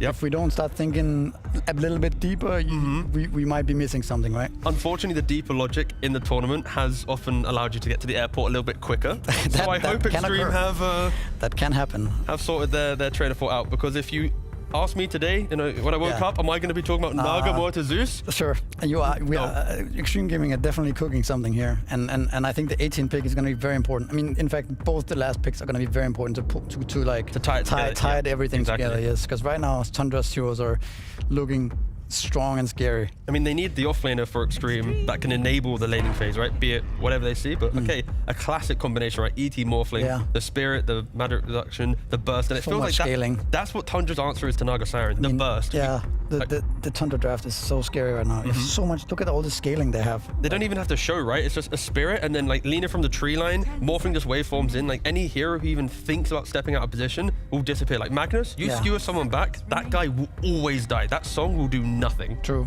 So much damage in scaling right now. And now Xtreme. Okay, tie it together. Okay. All right. Okay. We're not convinced. We're like, no, it's like are we? The beast gets picked, and we're like, okay, sure. I was waiting for, you know, they're cooking so much, but then they're doing some nice seasoning. You know, it's nothing too crazy. It's like a nice, well-balanced meal. It's only salt and pepper right now. Yeah, exactly. Where's the spice? I guess the spice. Well, the spice is like, you know, you let your kid do the seasoning in the first 3 picks, but, you know, the parents are fixing it with the Beastmaster. Okay. Does it do it for you? I feel like, what are you gonna have? Just more? Is it just gonna be that straightforward? Beast Mortar makes me feel comfortable in lane. Fine. I think it's impossible for Mortar to be carry. Based on all the magic burst, the damage, Mortar's point is to be physical damage. Sure. So what do you pick last then? Like, you need a carry to pair up with Naga, right? That also deals, I would say, a lot of physical damage through BKB, something like that. Surely it's still Ursa, right? Like, Ursa against Morphling is still fine. Surely you're not gonna get Ursa last pick. Sure, but let's at least entertain it in case Tundra has forgotten. I think, okay, is there a hero better than Ursa right now? TA maybe was one of them. TA would be really strong. But yeah. Okay, let's assume Ursa's out. We gotta go deep here, right? We gotta really think about the carry.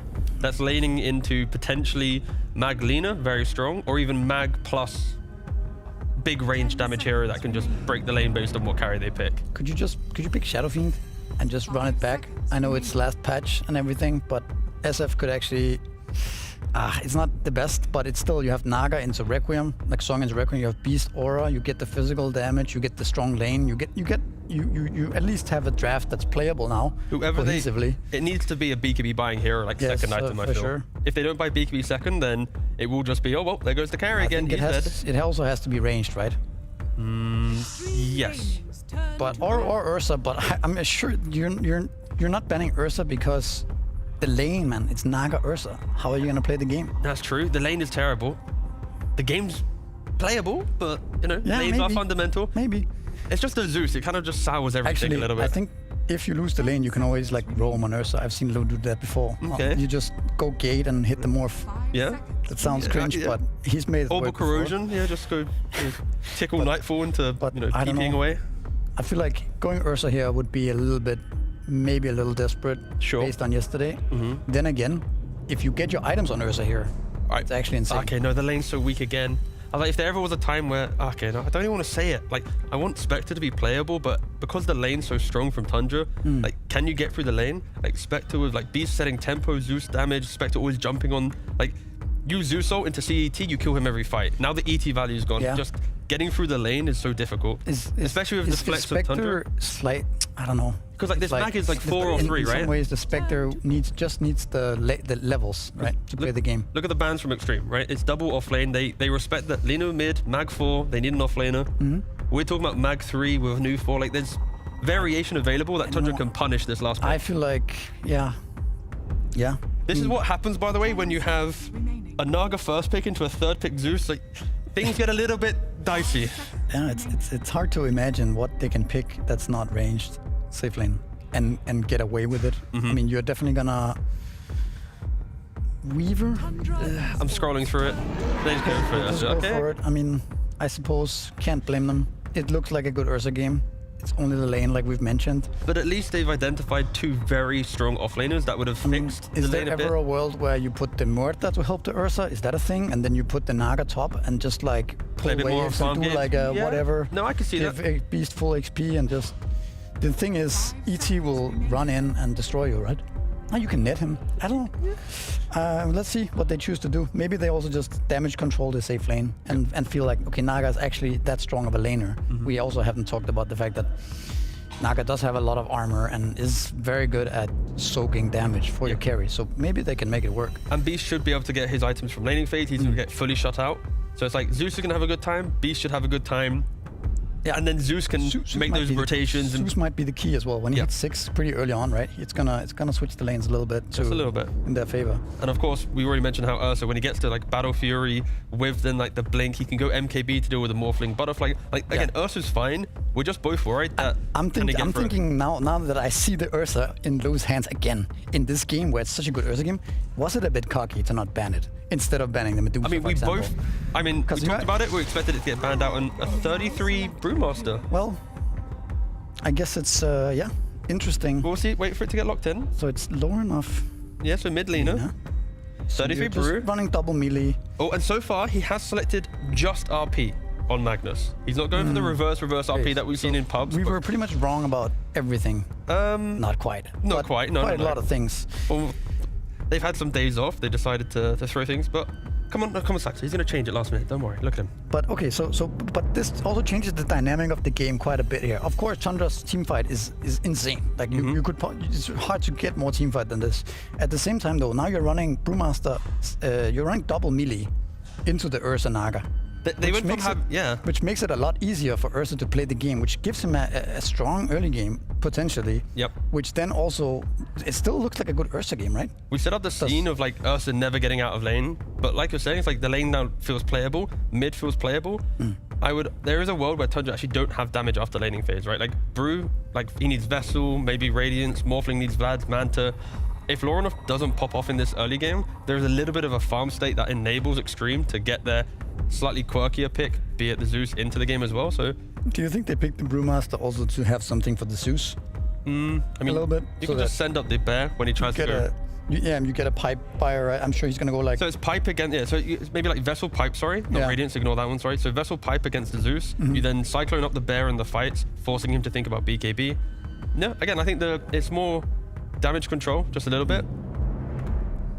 I don't know which draft I prefer. Like, I like the... I feel like whenever I say lose Ursa, sorry, it's like, this is it. This is the game he's just going to pop off, but... Yeah. So many classic combinations, like ET Morphling, ET Lina. For me, it's like, same feeling I had when I casted the other Tundra games, is that I look at that draft and I see all these teamfight heroes. And I'm thinking, can they all get levels? And can they all get online? Can they all get online, get enough levels to actually deal the damage they need to kill? And then I watch their games and they make it work, right? Yes. But now we are here in the semifinals, right? And the team they're playing is Xtreme. They're not gonna give them free kills everywhere. So let's see. I kind of like the Zeus here. Yeah, I mean, both teams got the drafts that they want. We'll see who's going to take it away. But casters, Owen and Lacoste, please start casting, boys.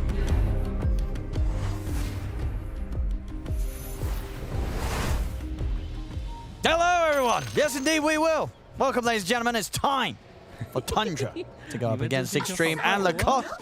We're in for quite a treat again. We're getting some new heroes, it feels like, today. Obviously, Low bringing back the Ursa. No surprises there after how ridiculously good he looked on it yesterday. But we're getting an XM Zeus coming in from Xtreme. And then on the other side of things, Tundra, 33, he wants to bring back the Brewmaster.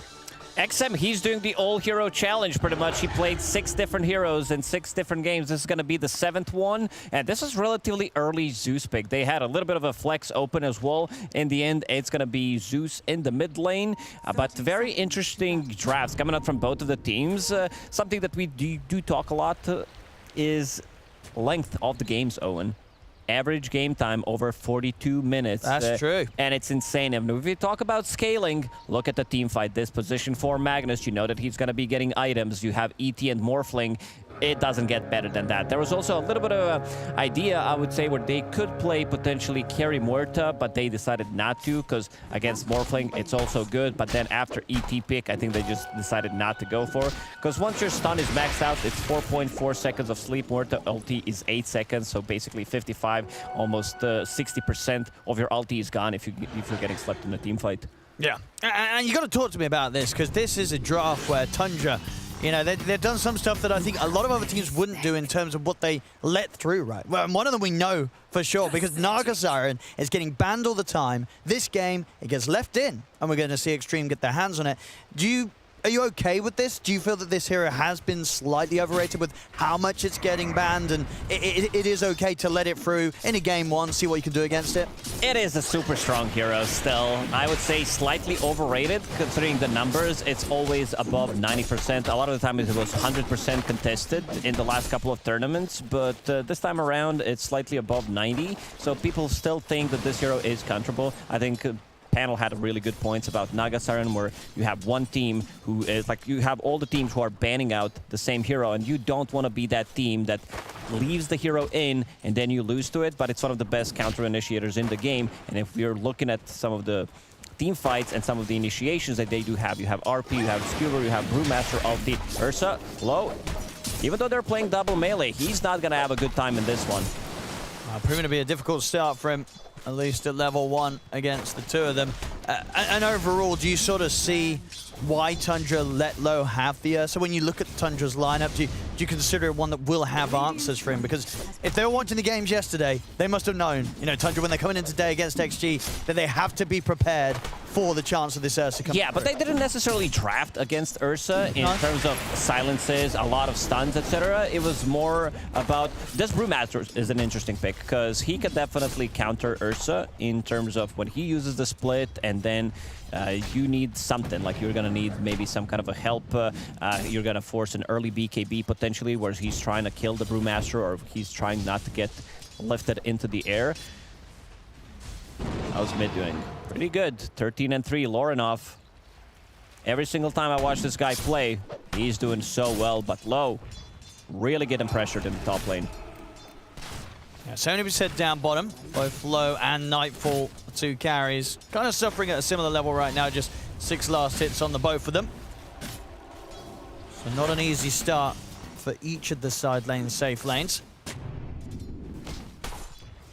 We'll see how that comes into play. I mean, Morph very much been kind of a default carry for a lot of teams, right? A lot of people are sort of, you know, they're happy to pick this hero at the beginning of the draft, the middle of the end. It seems to be very versatile in when you can show it. Do you like it's what Nightfall settled on for in this game? He's playing against Zuso, and there's a high chance that he's going to get bursted. He shifts down everything. If they have any kind of vision, they could potentially bring him down. So that's always a thing. And I think Nightfall is one of the funniest guys to watch. There's always something happening. His BKB TPs, his BKBs going through the gates. Boloson, he looks very dead here.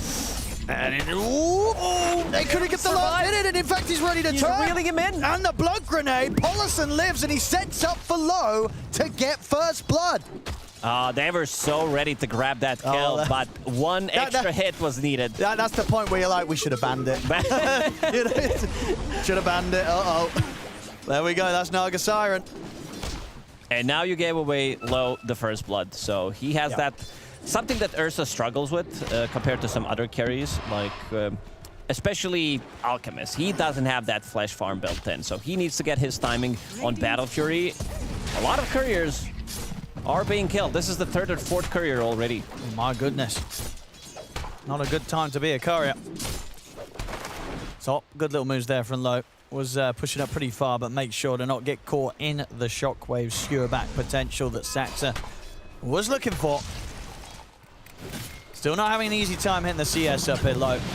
But getting that first blood, that is quite the cash bonus for him.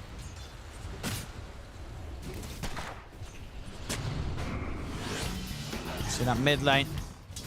Doesn't look like Lorinov's going to let up that lead anytime soon. 27-9.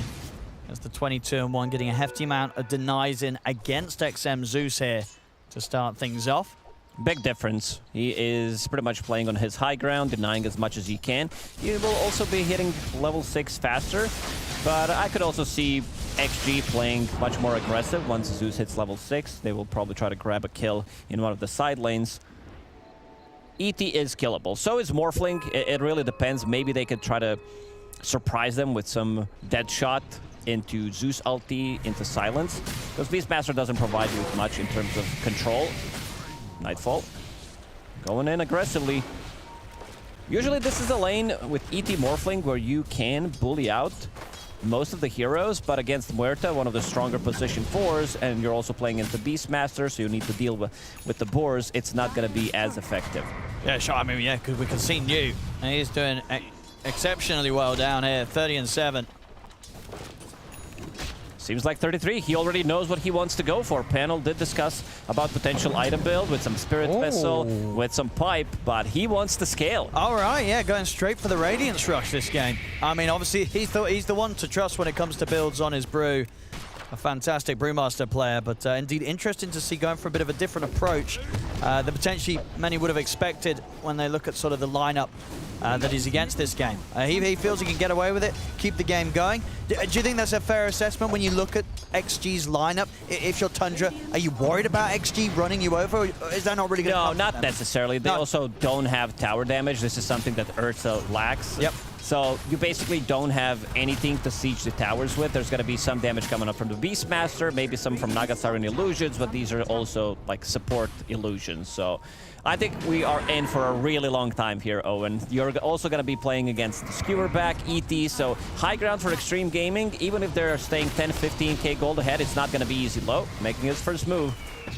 Has to be a little careful because Lorinoff turned up as well, and Lorinoff can get some easy kills here. Turns for new with the Laguna.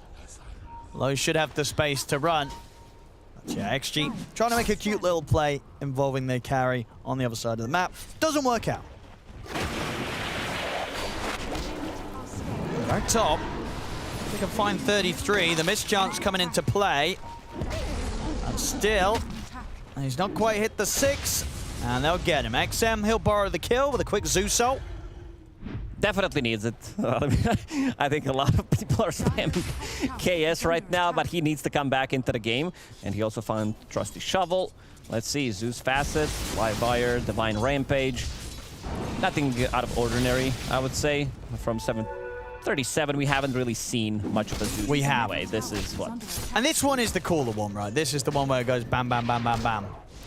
Yeah, problem with this one is if you see the first one, you can always react to it. So you hear the first Zeus ulti, and then you can Yule Scepter, you can Glimmer Cape, pop a smoke, whatever it's needed, use a BKB. So that's a bit of a downside especially to against that the one. Morphling, right? Especially You're not against the good players. But yeah, and like a Morph, this is going to give Morph the chance to shift up. Yes. Yeah, if it's not hitting him first. Polisson. Gonna go for the TP out and makes it away there. Very nicely done. I mean, of course, with this build, no points in the stun on Lorinoff, so no further way to cancel that TP. He knows. He tested to see if Lina does have a stun, and she doesn't. Let's see if he picks up. I think you should get it here. Just one value point in stun is too good, not just for this occasion, but also to be having a follow-up stun white bond. He's in a lot of trouble. He certainly is. Good little body blocks there from PYW, causing him to get caught by the ghosts. And you finishes the job off. So keeping ahead in kills here in this early game, XG 3-1. Overall, though, still Lorinoff on this Lina, farming up an absolute treat. Nightfall will now take the turn as the carry to move to the opposite side of the map and help 33 and Saxa put the pressure onto the tier 1. Doesn't seem like there's going to be a defense. They are bringing in numbers. Just a casual glyph for now. Zeus ulti is going to be available in 10 seconds. I could look to try and chase down Polisson. I mean, sorry, onto Whitemont. Saxa. Turn with the skewer, they're going to try and get in on top of XM. He's got a Fairy Fire and a few one charges, but they're on top. He's got nowhere to break away from these three heroes. XM getting taken down there pretty easily. Sort of just ends up getting baited in by Saxa.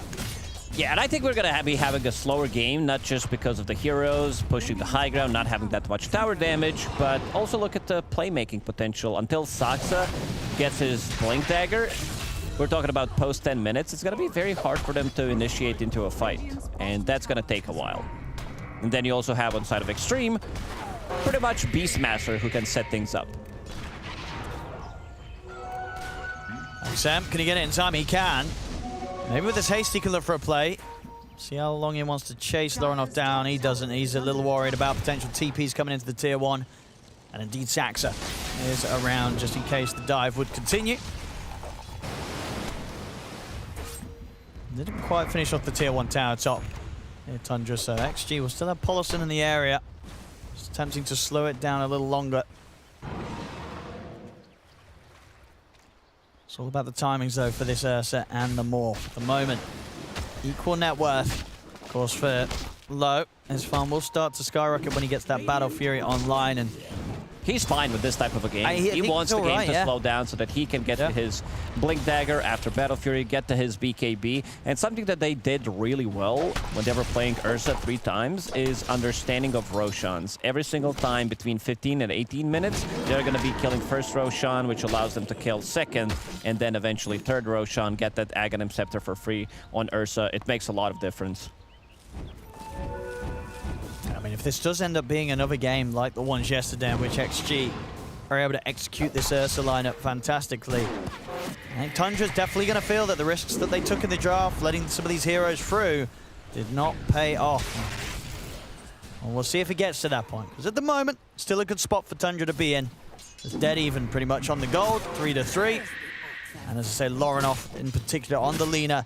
He's definitely going to have one of the faster Aghanims timings with how solid of a start he's had this game from the mid lane. And especially if you just consider what we've seen from heroes in this patch, and not seeing heroes in this patch, Zeus on the other side, I think it's very understandable really to expect this Lina to be able to do a whole lot more than what a Zeus can do right now from the mid lane. I think comparing these two heroes, Lina, once she finishes off Aghanim's Scepter, does so much more. You have that insane amount of burst, and as we're seeing the game has slowed down, you might need to reach and bring me my stick, Owen, to poke them, because I don't think much is going to be happening. Maybe some kill here or there, but 15, 16 minutes when Roshan goes to the tire side, this is when we're going to be seeing more of a team fight-oriented plays coming out from both of the teams. I think Xtreme Gaming, they will want to take it because they also have Naga Siren, so there's going to be Naga Siren to protect them. You have Zeus for vision on top of it, so I think Tundra has a pretty good read what's going to happen as well in the next few minutes, and they need to be prepared for it. Looking for new here. Saxo trying to get the angle. He could go for the RP, but the Roar comes out in time to interrupt it. Light Strike Array not going to catch, they just clear out the creeps instead. Zeus ult to come into play. Saxo loses his life. Seems like no one wants to commit for a full team fight. You have ET who can disengage. Oh, this is a big kill if they can get it. A lot of evasion, though. He has Talisman, and he's also brewed up, which makes him insanely tanky. Still thinking about using that ulti and needs to pop it. Yeah, does get pressured to do so. Might get the chance to get Polison. A taste of her own medicine. Reel in, and then with Void ruling, you can also pull her in. There's going to be a song. The Nightfall's here. So nice dodge. Easy dodge. They'll back off. Nightfall's presence at least stopping them from being able to surround 33 as he comes out of the split. So 33 is going to be able to continue his farm up here and indeed hit a very, very good Radiance timing from the offlane. This is Alchemist timing. It's fast. Pretty much 13, 14 minutes. You have Radiance from your offlane, which is pretty good. There was a time where people were kind of always buying Radiance if we go 6 months back on a Brewmaster, back when the hero was popular. And then they realized, you know what? We're going to go for Spirit Vessel. We're going to be buying Crimson Guard. We're going to be buying Pipe instead from the off lane. Maybe go for Radiance as your second or third item. But considering how we're slowing things down in this patch, especially at Blast Slam, I'm definitely fine with him rushing it. I think without a doubt, when you look at what Tundra's doing, this is very much what they feel is going to be the answer to sort of how XG play. There's the surprise. There we go. Maybe they expected it to be at 15 minutes, something that they always did when they played Ursa. Now they're going to start slightly early and try to kill it on Radiant's side. So that's a really nice play from Xtreme Gaming. Yeah, because as you said, it's something to sort of outplay or outmaneuver a team that would have been watching the game yesterday. You got to change up your game plan. You can't just do what you did before. You got to step it up a notch, and they've done it there.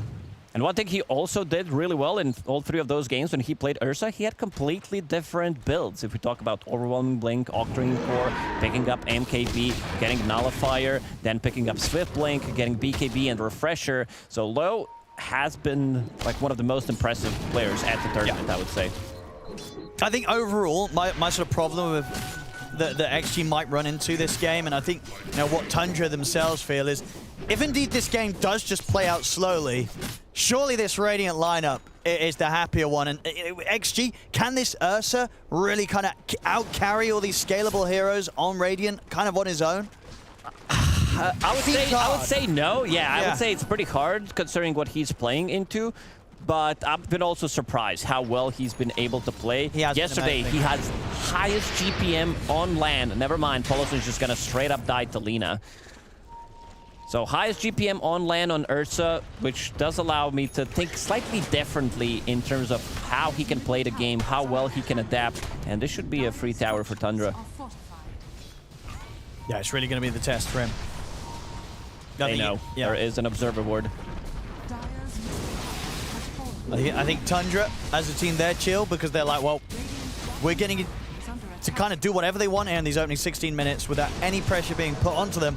And then XG, they're also chill because I think as a unit, they absolutely believe in Low's ability to carry them on his Ursa. Yeah, both of these teams are kind of chill. Yeah. A lot of chill guys in the team. There are. And also to point out, Neo is the one who picked up Aegis. A lot of the times you would see Beastmaster even solo killing Roche as soon as you get Aghanim Scepter, but this time around he did go for Helm into Ag, so that's delayed, but you want to have it on him instead of the Ursa. Oh, they get the opening here, but the RP comes down return. Is he going to be able to live here on the Morphling? Nightfall, he is. They can't finish him off. Xaxa jumping in, giving the chance for Nightfall to walk away. They have the Song of the Siren here to set up around the Lina. Can they look to try and finish the kill off with XM around? They should have a decent amount of damage. They surround him, they're bringing him low, and they'll get him. Lorenoff will fall, but 33's here with a primal split. Tundra, they're ready to find some kills in return. They look straight over towards XM. The splitter comes in, dragging Polison back. XM, Nightfall, he's fully Nightfall shifted. low, but Nightfall's able to walk away. The dead shot's not gonna hit. Nightfall will survive as he gets away, but 33 goes down. Overall, XG able to take this trade here, getting the favorable amount of kills. They didn't connect with the rest of the heroes immediately, even though it was a good RP. Xaxa, he's going in again. He's tempted. Stomp off the mark. They need Brewmaster. I think they need Brewmaster to be in the middle of that fight. Problem is they also have the burst damage. They have control for him, and we're gonna see it again. You can see Lina is in the top lane right now. Brewmaster, he's also playing the bottom. But it was a nice disengage. We talk about both teams having good ways to reset the fights. Yep. With either RP, with ET stun, or with Naga Siren ulti.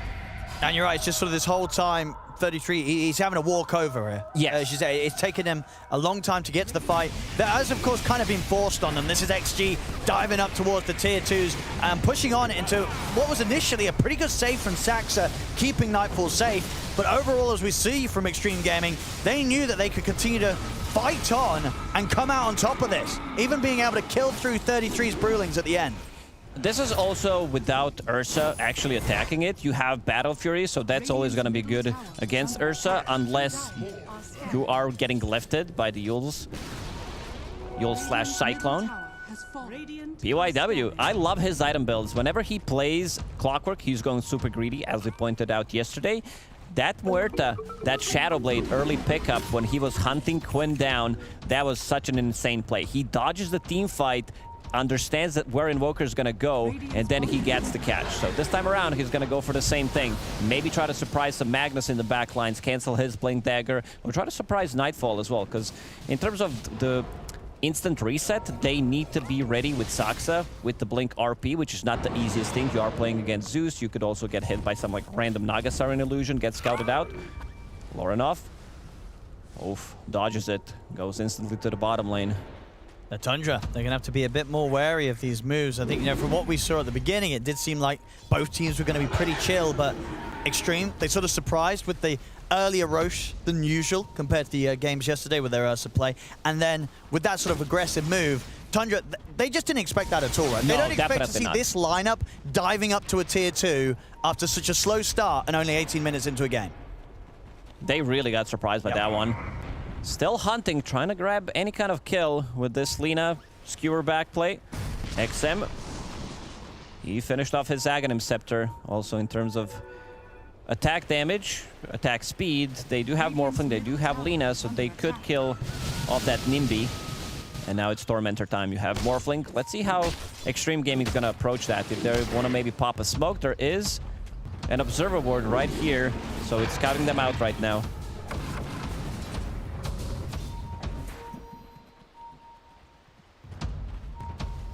Yep. He's got the blink in the roar ready. Actually going to smoke away from this top lane. Or, no, they're going to go back in on this. Tundra, are they going to expect a strike from this sort of angle? Scan. It's not... It barely missed. Maybe they're going to be surprised by this one. Xaxa is in a good spot, but he needs to see something. Naga Siren, he's in. Xaxa, he's going to make the jump first. They'll drop the RP straight away to try and burst through PYW. They get the Muerta.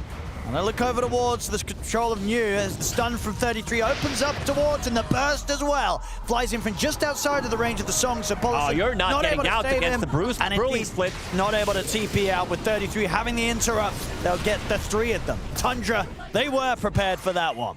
He was in such a good spot with Magnus. Blinks in, instantly uses RP on Muerta. Whoever he can get a catch on, they're going to grab a kill. This is not your position 1 or position 3 Magnus, so he's not definitely looking for some like big, massive plays. Instead, he wants to reset, come back into the fight, and that Brawling Split, which is debuff immune, doesn't care about your song, so he can be the one canceling the Blink Daggers. And also something that Panel talked about is that this Lina damage might come way too quick before Nagasaran can reset, and I think this is the great example of it. And that was some pretty insane stats from Nightfall's Morph. I don't know if you saw, but he has, in pro games on Morphling, the second highest average GPM, but also the second fewest deaths. That's really not a surprise. This guy doesn't really die. A lot of the times you would see him play super defensively. He, like the whole BKB TP out has been named after him, because if he's not seeing the opening, he's just gonna bail. Yeah, looking good so far. Him and Low continues to be at a very similar level of farm. A little bit of an extra lead here at the moment for Nightfall. Low, it's gonna be MKB up next. Identifying that butterfly coming out next on the side of Tundra for Nightfall. They know he's playing into Ursa. Low already knows what he wants to go for.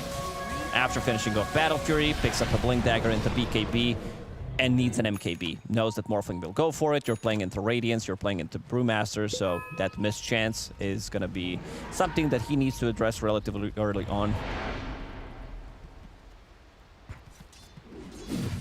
Getting close to the point once more where Roshan definitely going to be on the radar. It should be for both teams.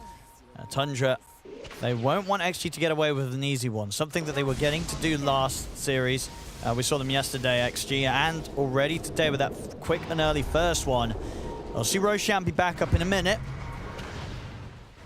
And Tundra, indeed, they're around this area. They don't want XG to have any sort of chance of sneaking another Roshan. It's gonna respawn in 50 seconds, so gonna be on Radiant's side. Let's see, Poloson already scouting things out with his illusions. So if they find him in the trees, Radiant's middle tower is under attack. they'll start getting out of here immediately. Lorinov, though, with a lovely sweep around and a blind light strike array. Very good read of the map there for Lorinov. He knew exactly where he was running and exactly where he was. Okay, that was a straight up back play coming out from Lorinov. There's a reason why people have Mode Lorinov nicknames. This guy is so good, and he's going to be able to finish off the tower, remove potential TP spot for Dire team if they're going to be Roshan attempt on Radiant side. 33, he's AFK in the pit for now. Roshan is respawning right now. There we go. So if you're Tundra, you could try and force this and take it quick enough with your lineup? Yeah, they're going in. Xtreme Gaming doesn't seem to be in a spot to defend this Roshan. Even though you have Nagasaran, you do have scouting tools with the Zeus ulti. Seems like that's not going to be a thing. And Tundra using the scan. It's not going to connect. This is big. This is actually massive. Yeah, this is a really, really good move from Tundra. And yeah, it's one that XG just weren't ready for this time. Anytime you're able to take that Aegis away from the Ursa lineup, it's big news for you. And I'm really liking 33's build in this game. Rushing Radiance, then picking up Pipe. You're still playing into Zoots, Muerta. It's going to be a lot of magic damage. Same goes for the Beastmaster. And he has Yule Scepter queued up. I'm not sure if he's going to commit, but you are playing against the Angry Bear. You need any kind of an item that is not affected by status resistance. She's got to be careful now. And Tundra having this Aegis on Nightfall, I think it's now getting to the point where Tundra, they may look to start pushing over to XG's side of the map, go for some of these tier 2s. I don't think they're afraid of fighting whatsoever now. They've got a very strong start to them. You say around 33's opening items. The team fight from Tundra definitely could cause quite the issue for XG when it comes to the 5-on-5s at this point. I could see Xtreme Gaming taking a fight as soon as Ursa finishes off his MKB. He needs 250 gold. Zeus, he's having his Aghanim Scepter Kaya going into Refresher Octarine. That's going to take a while. Tundra. Tower's taken. They'll poke the high ground. See what They'll happens. need to take the fight. Luckily for them, MKB just finished, and also Neo finished off his BKB. So 2 massive items. Nightfall, he does not want to stop. Tower is just gone. Gotta do something soon. Guys. There we go. They're in with the Roar. They'll look to take him down once. They'll get him the once. The Aegis gone. Can they set up for round 2? Oh, those ghosts. Let's see. He got clipped by it. They've got the song. They're using this. What's the plan? Song into what? Song into Song run into away. Nothing, it seems. Okay, song into nothing. And that's going to mean the Nightfall can escape. And if anyone 100, they're just going to keep pushing. They're like, right now you don't have song. I'm not sure if this song was needed, because the ghost would clip him. It would give them silence. They would definitely go in with the RP, but now you don't have the song, and it's going to be free barracks. Oh, no. He wants to get in. He's looking for a target, but they're able to kite him. They just turn for the light strike, and Saxa is in with the RP. They just blow him up. That's low depth for 70 seconds. He does not have buyback. Oh, this is a defense gone horribly wrong for XG. I'm not sure if you have enough to defend. You might lose just another side. Morphling, he's empowered. He has that extra damage. You have Lads, you have Pipe. You didn't even use Brew ulti. Backdoor protection kicking in, but the creeps are approaching. It's just, you don't have your carry for a minute. It's 27 minutes in. You're losing 2 sets of racks. I mean, Tundra.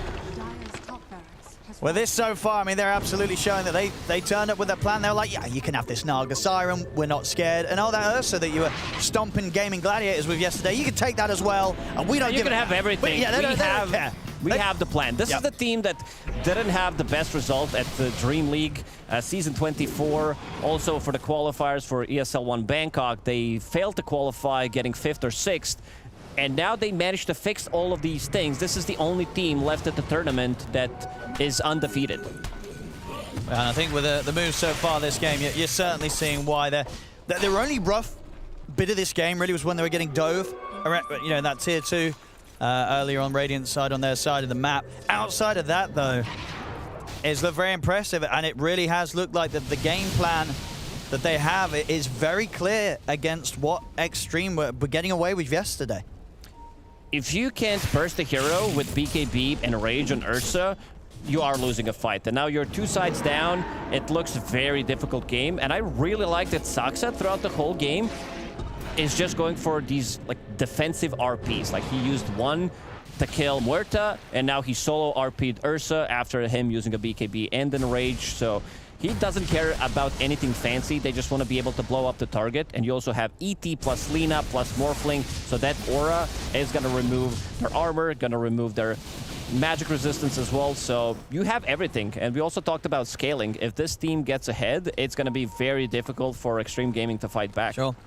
Haven't really felt the influence of the Zeus in I was this going game. to say, I know yesterday we had Xtreme revealing their low Ursa, something new. It was like, okay, this is great. They had some sort of new trick up their sleeve. It looked fantastic today. I think they may have got carried away with that yesterday. Like, well, you know what, XM, you want to bring out something that we haven't really seen in a while? Sure, let me play the Zeus. But indeed, Zeus, it's still just looking like a Zeus, Lacoste. He does. There's a reason why this hero is not picked, but the Refresher is the big one. 33 running in.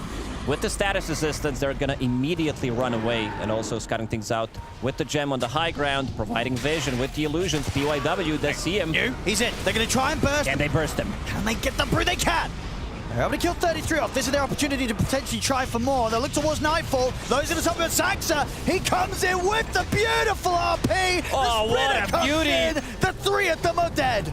Stewart as well. Saxa stealing the show here as Tundra, they'll clean up the fight once more. And this just might be the game, Owen. They ran in, and what a beautifully executed RP. 33 kind of being used as a bait with that status resistant, runs in, soaks up all the damage. Again. Yeah, this one.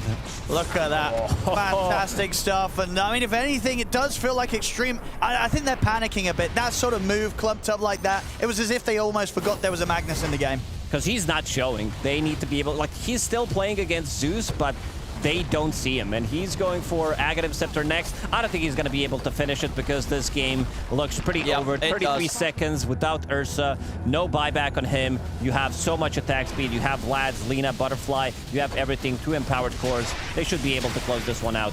They probably need another fight, maybe kill a hero, but this game looks pretty over. You're playing against Mega Creeps. And they got one more fight, Xtreme. Here's the song. 10 seconds, no low. So they're having to do it without. Howard Bruling with Vlad. It's punching on. So they can clear him out. New, he's in with the raw. They have the damage, they got the silence, the dead shot follow up as well, but the ancient just came out. It's already gone. The game's over. Tundra, they'll take this game 1. I mean, compared to the other games that we've had in this playoffs, this was probably one of the biggest stumps that cost. Oh, yeah. This was, you know, there was a point of this game where it was kind of from that second Roshan on one. Second Roshan was the turning point. I think for Xtreme, it's like, well, there goes our plan out the window. Because they needed that second Rosh. They didn't get it. Tundra made that move to get it themselves. And yeah, Tundra just going to show that they could turn up today. They saw what Xtreme did yesterday. They don't care. They let them have this Ursa. They also let them have this Naga Siren that everyone's been banning. It doesn't matter at the end. They have all the counters. I really like their draft in terms of how well it can scale and how much damage they can bring to a fight. But we gotta give credit to Saksa. This guy played out of his freaking mind. 0 kill zone as a support, 0, 3, and 10. But those RPs, they were hitting hard. Not necessarily on multiple targets. There was this Giga RP in the end, but he was right positioning at the right time, going for counter initiation against the Morphling, and he was ready to help out his team, and that's what matters from this position for Magnus. Yeah, absolutely. Fantastic stuff from him. And yeah, Xtreme, I think they tried something a little bit different this game, as we say. They brought out the Zeus. I don't know if we'll be seeing that one again. When you just sort of look what XM was doing on his Zeus compared to Lorinov on the Lina, it was literally massive difference. Lorinov kicking out damage, ends up the highest is 16k damage across the board. I mean, XM, he gets 23k damage, but most of it, it's like the Zeus salts. It's not doing a whole lot. I don't think we'll get it again next game. This game 1, it's all Tundras. That is a very good talking point there. We're talking about these mid laners, the damage that they were able to do. And no, we could start on that one. Teat the Zeus up against the Lina, what they were able to do in the later game. Oh, okay, hold on 1 second. We have someone who's clearly excited to speak, so... No, but it's going to be about... What's it going to be about? What's it going to be about? It's going to be about... not Ursa.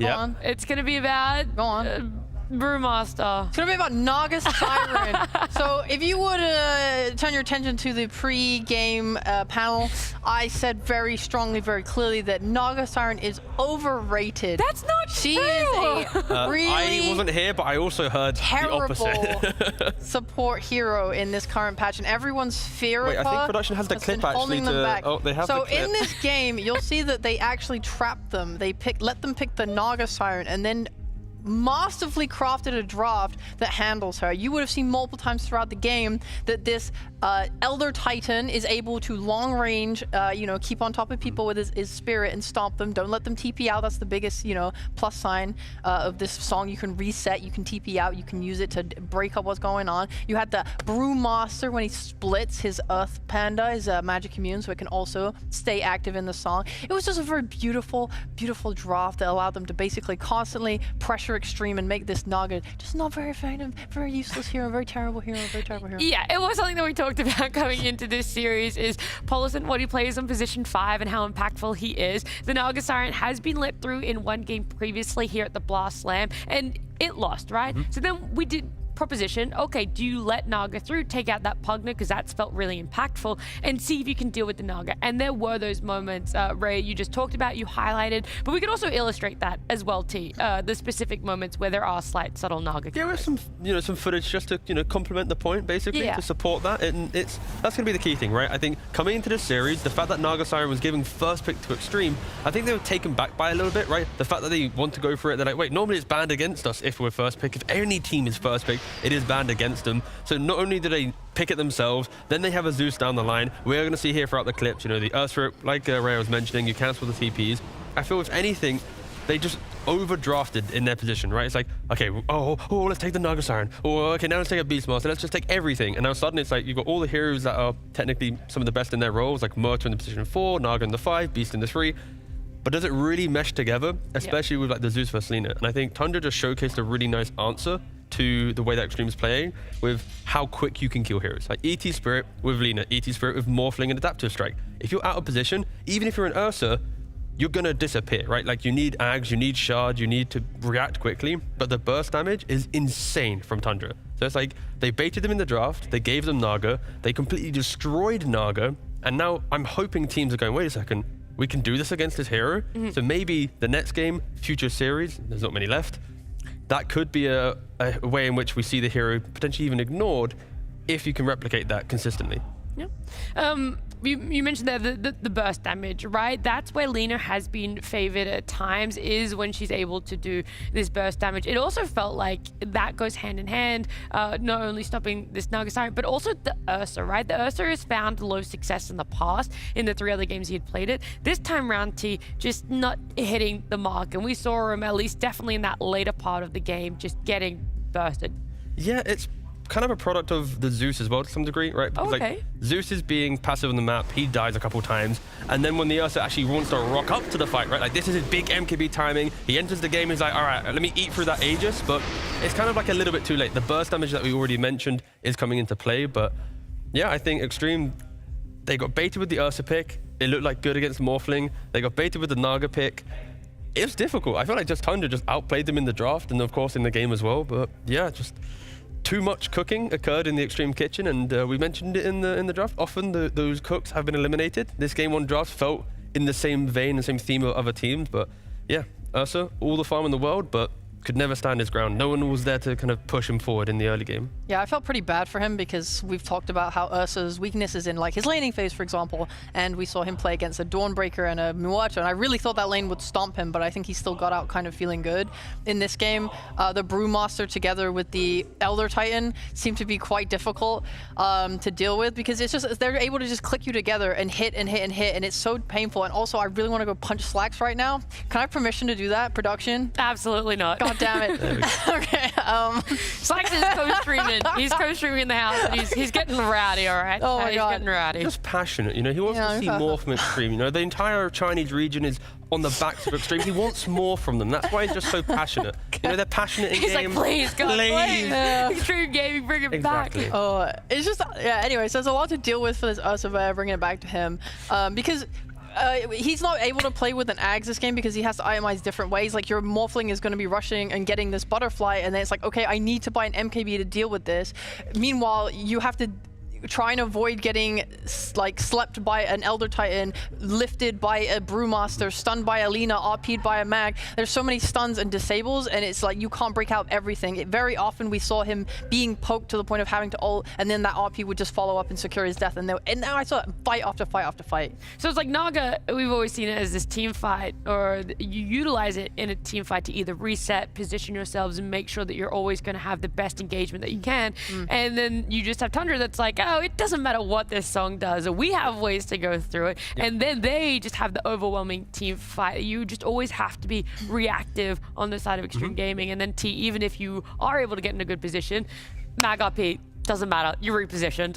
Yeah, pretty much. It's also like during the draft we were saying like how Naga likes to play with aggressive teams where you push them forward, and as soon as they get to the limit of maybe overplaying, the song allows your team to reset and look at the fight and kind of understand the better picture. In this game, it's just like you have farming heroes. Beast wants to farm, Zeus needs to farm, Ursa needs to farm. So even when Naga has a difficult lane, it's not as if she's going to utilize her 15-minute shard to go, don't worry, that quick skirmish is on our cards. This is our fight to take, right? It's just, I think it really boils down to Xtreme were not ready to get Naga Siren first pick.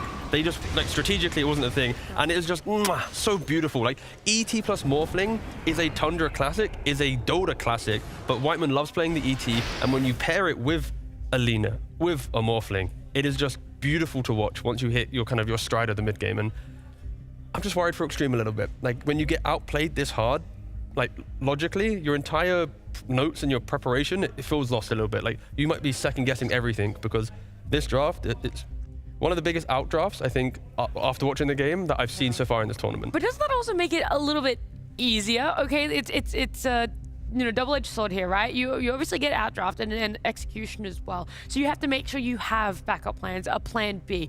But there is also that part of you that you can go, okay, it was a massive outdraft. We know where it fell short. Let's just kind of ignore it, right? We can move on. All you need to take away from it is one or two things about the draft, and in your eyes it is this Zeus and this Naga potentially being a bait, and then realizing that the way that you have to execute it is, around this team fight better. I guess maybe I'm also a little bit harsh, because also there's a world in which, like, if you replay the game from Xtreme, like, Zeus isn't randomly dying in his own jungle, running out. He's playing for a farm game, so then gets to play behind. And like the second Roshan, they can think about it better because they took the first one, the second one when they had Butterfly. Like, there's so many things they could also do to do better. But yeah, no, I think it's gonna be a difficult one. Hopefully that team talk they just had as they walk back into the room is one that allows them to hit their stride in game 2, because again, their journey to get here has been one of the more exciting ones, I think. I don't know if you guys disagree with that. Yeah, I mean, I say a brand new roster, right? Especially in the grand scheme of things. People normally rebuild after TI, and there might be like 1 or 2 changes here or there. But this is a brand new roster that formed 2 weeks ago. Okay, it is very recent for them, so they don't have that much experience together as a team, and that's what I find is so interesting. They do so well in groups. They're able to face off and push back elimination for themselves yesterday, and they're here again. So yeah, this team has been one of the more enjoyable ones to watch. Obviously, drafting a lot for themselves. We'll see just exactly how they are able to come back for game number 2 after this break. Hello, everybody out there, especially our Danish friends, the 8 Dota Danish players out there, including Synderen. It's time for a traditional holiday treat here from Daneland called Pogalai, I believe, and it will be quite poggers indeed. And we have 15 gifts. You roll a dice, and you get a 6, you get a gift, all right? Round 2, if you get a 6 or a 1, you steal a gift. There is one special rule, however. If you do steal a gift from one of your teammates, you have to tell them something that you like about them. Have you guys ever played Pogalai before? Oh! Bruh. Do you have any traditional games? Oh, hey! All right, now pick. Be careful. The first present. Is it an iPhone? Okay. I'm taking the iPhone. You think it's an iPhone? Oh wait, he forgot. Hey! Mine, never mind. Get the other iPhone. Where is the other iPhone? Oh, this looks like this is not a great. So 1? Let him have a gift with a 1. We're moving on. 6 and 1. 6 and 1. Grab one. Grab a gift. Grab a gift. I'm getting the beer can. All right, fantastic. That looks good. This is the one. Yeah! There we go. I will. No, that one's the biggest one. Actually, everybody wins. Everyone's getting a lot of gifts. Yep, everyone that was a good boy this year is getting a lot of gifts. It makes me really sad to see that you got no gift. I hope no one steals Nisha's gift. He only has one. That would be so rude. All right, the time has come. Now we started with me. We're gonna begin this phase. I'm gonna put on the timer. Go! The timer is on. Go! Quick. Yes, quick. We're on the timer here. Go! Relaxation. No one cares. Having fun. We have gifts to get. No, don't take his last gift. No, me. Say something. I think you have a beautiful smile. Thank you. What happens if he doesn't have it? You can just take his hat, I guess. Take his hat. Keep taking from him. No, it's okay. I'll take this one. Oh! The rich get richer and the poor stay poor. How is it? Two. You were a very naughty boy this year. Hey! I would like your hat. Oh, take it all. No. I think your Lina's okay. One. I will steal the iPhone. The iPhone? And I will donate the iPhone. Yay! Nice. I'm a winner. That's real holiday spirit. Oh, that's a 6 again. I'm gonna take. I can offer you Nisha's beautiful hat. I'll take Nisha's hat. I can sell that on eBay. Our time is running out, everyone. Oh. Keep throwing it. One more. We'll give you one more. You can do it. For content. One more. Again. One more. You do one more, 2. I'll count it. 6! The last one! Okay. It's up to you. Of course it's up to me. The big boy! Hooray!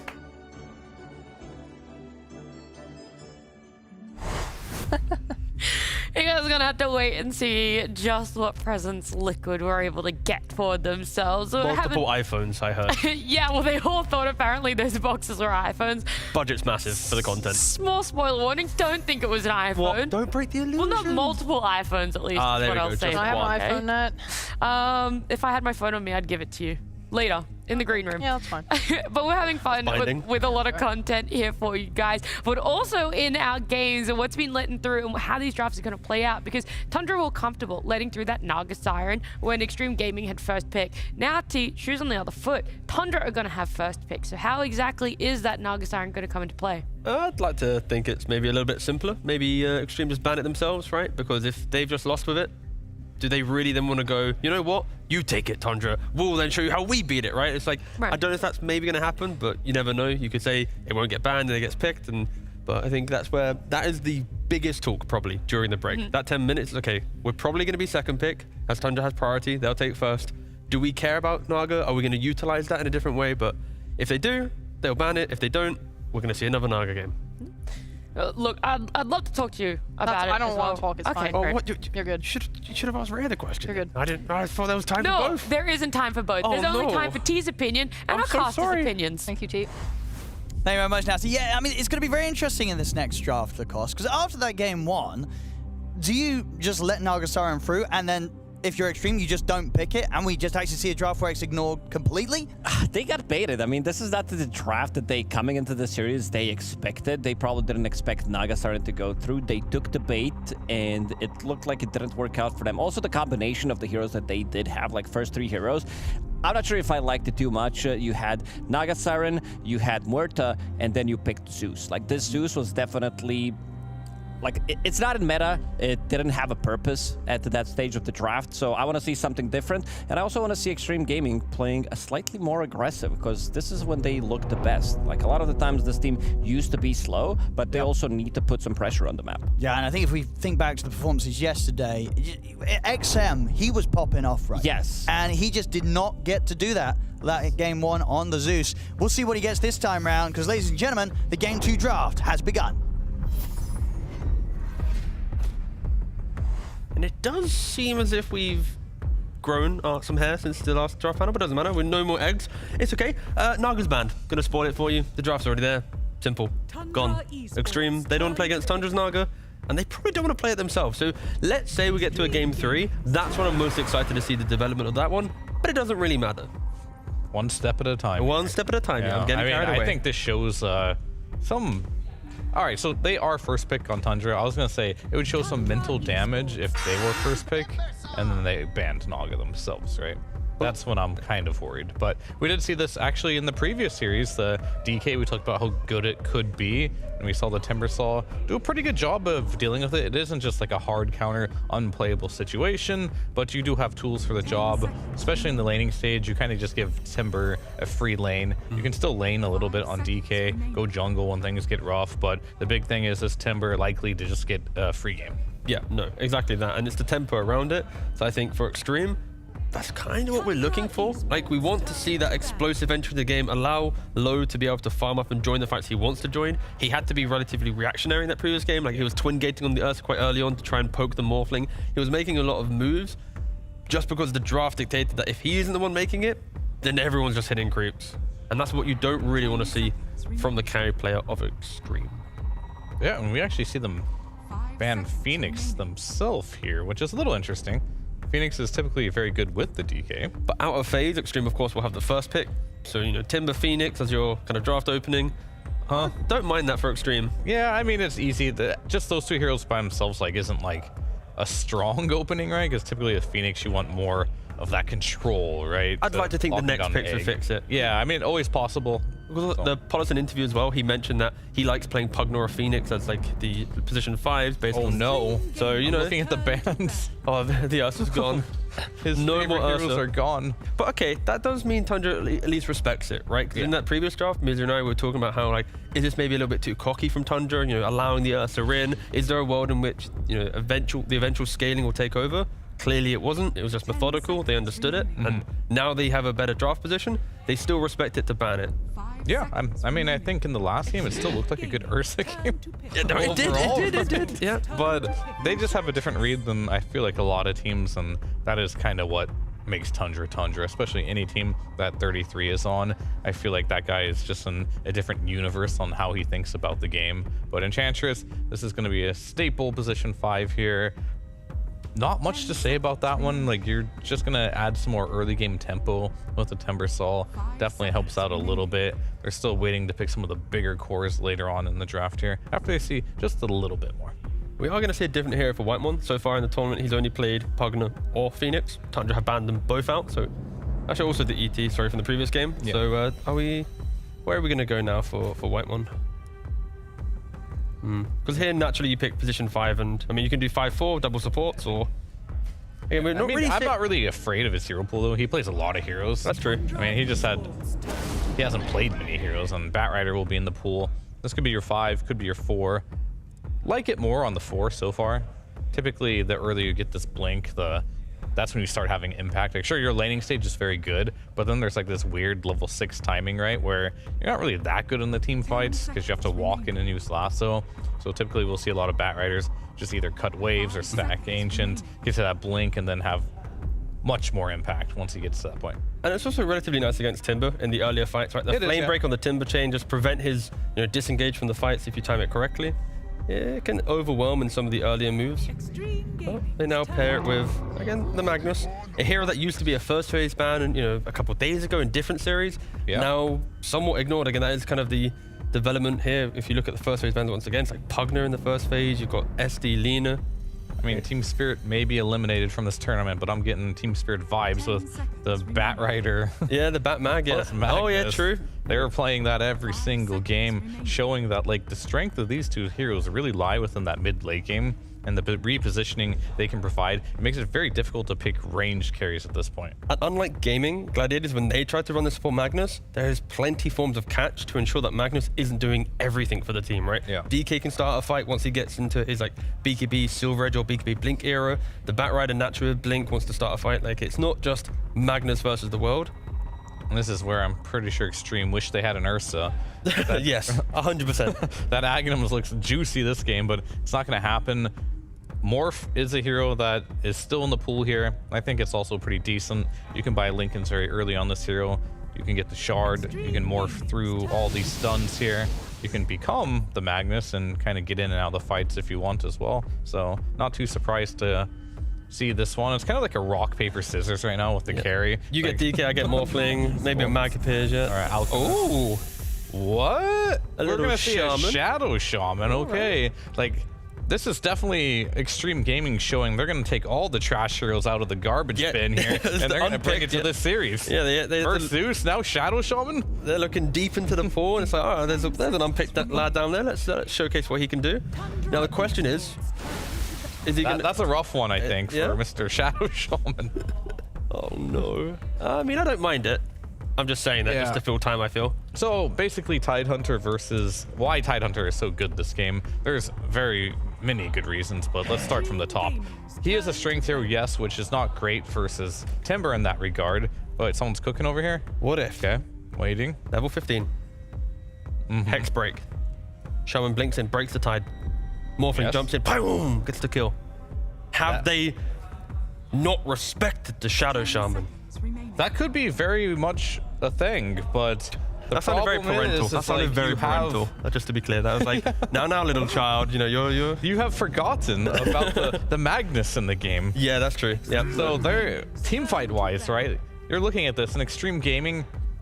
There's not much to speak of, right? And yeah, I did forget about the 15 talent on Shaman that does break, as most people have, because we haven't seen Shaman in 3 years. But the fact that he is in this game, though, like that does give you a break for the Tide, for the DK, which is nice. Okay, so there also is the fact that when Mag Blink jumps in, right, the instant hex on him is potentially, I know it is the support Magnus most likely, unless they do reveal in their final pick. But he's blinking in, he's not gonna have BKB. He's always gonna be playing on like Blink 4 stuff. Maybe because of the Shaman, he has to think of BKB, but if the positioning of Shaman is good, maybe it can work out. But I just feel like it's added additional kind of volatility to their lineup that if Ench and Shaman show, they can just disappear in the early fights. Morphling does need time to come online, and Timber, still relatively explosive in the early game, like a Kaya Ags, Kaya BKB Blink, like the Timber is going to be the key piece of the puzzle. Of course, there's a last pick for Xtreme to lean on, but yeah, and I think they've got more than enough stun, right? Yeah. I would say. So I think they definitely need something here that can address the Timbersaw.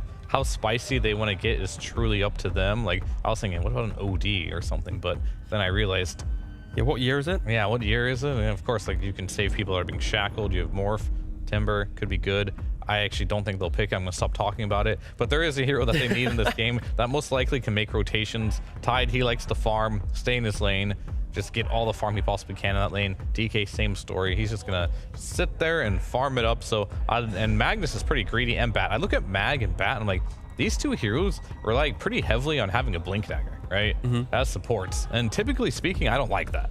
So how are they going to pick a last hero here that's going to glue this entire lineup together? Because if they can get to the point where all of them have Blink Daggers, they're ready to play Dota, it almost feels impossible to play against. You're playing versus Ravage, you're playing versus RP, you're playing versus Lasso, you're playing versus DK, you might even go for like a Shadow Blade in this game. Like, playing the map, playing the team fights, all this nearly seems impossible. I mean, so you have to shut them down early somehow. And like, Lorinov can potentially be greedy here if he wants to, like a mid TA or something like this, just to continue farming up.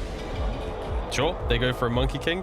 I was thinking just like, I wanted a strong laner. That's what I wanted with this last pick, because it feels like already they're going to sit back and hit creeps and rotate if possible. A quick pick from Xtreme. They go for the Venom answer. So XM, he played, after like a 10-month break from spamming the Venom mid, he took a bit of a time off. Now he's back. He played one game earlier, again, into the matchup of the Monkey Venom. Could be DK mid too if they want. Maybe. I was kind of like looking at this, right? Like, you have this Monkey King, you have this DK, Timber's going to the off lane. Why not just throw Monkey King in that lane, right? And then on top of that, you can just put DK mid against Veno, and they're both just gonna farm. I don't think you beat this Veno mid. It just doesn't really happen. But No, either way, it could happen. Yep. I mean, you could argue as a Monkey King, you can kind of chase him around. I'm just afraid, like, you just kind of die trying to kill him. Like, would the wards just kill you without a support rotation? They're thinking about it, and they're going to do just that. They're going to put the DK mid, just had him sit there. They're going to put the more aggressive matchup with the Monkey King, with the Bat Rider. I do like this a lot because heroes like Shadow Shaman, when you play against Monkey King and Bat Rider, one flame break, you're out of position, you're just dead. Like, this Timber is not going to help you whatsoever. So that's going to put a situation where this Shadow Shaman has to play so carefully. And I think that's one of the biggest downsides of why we don't see Shadow Shaman that much. He's very vulnerable in the laning stage. Yeah, and that's the key thing. Like, it's going to be... Sure, Timber Sword could maybe survive with the Timber Chain when he goes away, but yeah, Shaman, like you said, out of position, he's going to die. Like, I like the creativity. That's a very polite way of wording it for Xtreme. But at any minute, if you overstep your mark, you just disappear, right? Like, Timber Sword's bad lane, there is no front line. It's just 4 ranged heroes who are kind of doing their own little things, right? And then when items come into play, sure, the draft kicks in. Like, you play behind Morphling, Shaman might have the ability to stand his ground, Venom can put heroes very low. But it's so many things that have to go. One good thing from. What's that? He can get the clock out of there if things yeah, get he a can little bit disappear. rough. There it is. So he's not going for the big surf ward, but yeah. This is one of those games where it's like, I look at Tundra's lineup and it's like, this should be able to win most games, but it's just the small things like, can Venom mid do enough to bring life to the game? If he rotates, of course he can kill a Monkey King early on very well. Like, a high-level Venomancer can kill most heroes on the map right now. So that's like the big value. Can XM's mid Venom do enough to bring the rest of his draft to life? Because if it's like an even farm game, I am leaning the side of Tundra. And, you know, we'll see if that is to come to light, as Owen and Lacoste will take it away with a wonderful game 2.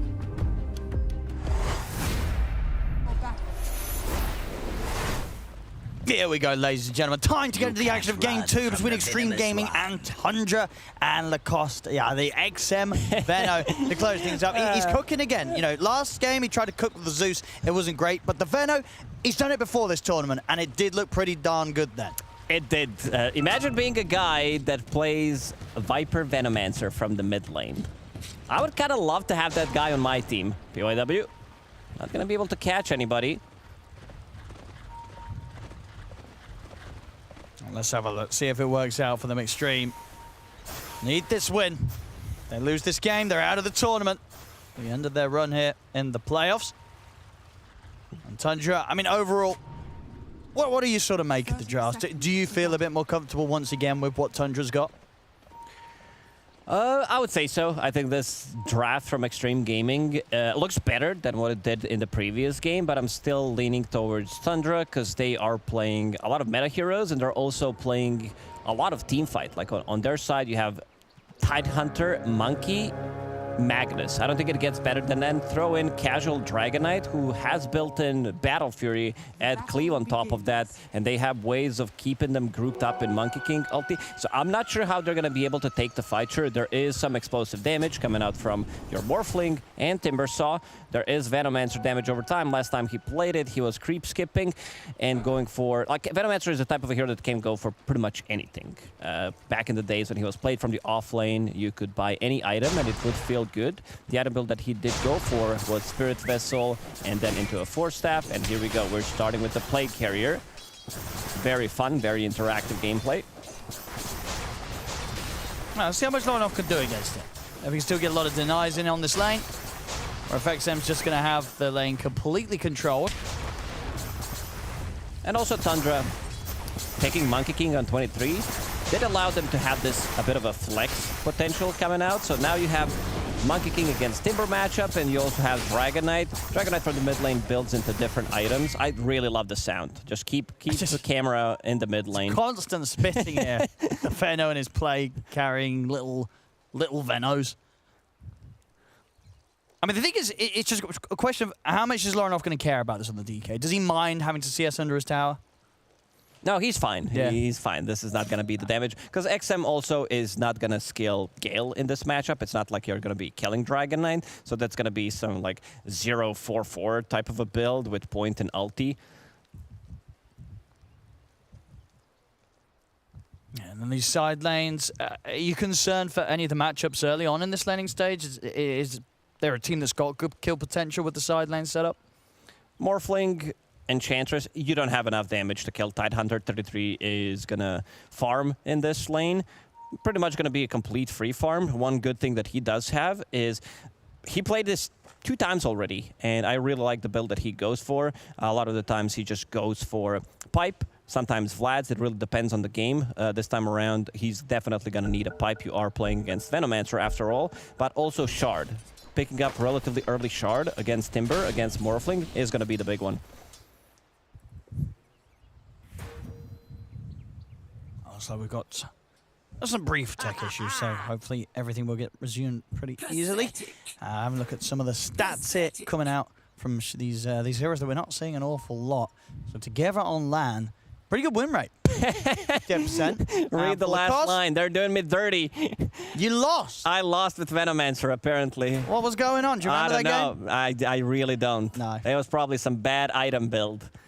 Maybe I would have won if this was Venomancer from today. Back in the days, this. Oh, you were apparently they were tied in that game. Oh, okay. And you were playing with Misery, and he was playing Luna. I see. I see. That's why I lost, because I played Misery. Just kidding. Shout out to my boy Misery. And you have Mushi on Morph support. No, I'm joking. He wasn't playing Morph support, but he was playing.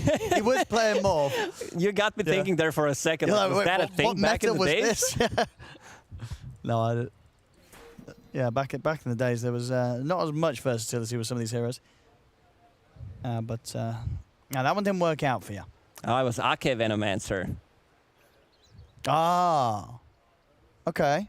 And Miracle Shadow Shaman. Not the Miracle. I was going to say, you didn't have Miracle on your team. No, unfortunately not. I had the wrong Miracle. Wait, Miracle? Miracle. Oh, not even Miracle. The Swedish This wasn't Miracle. This wasn't Miracle. Oh, Miracle. I remember that name as well, actually.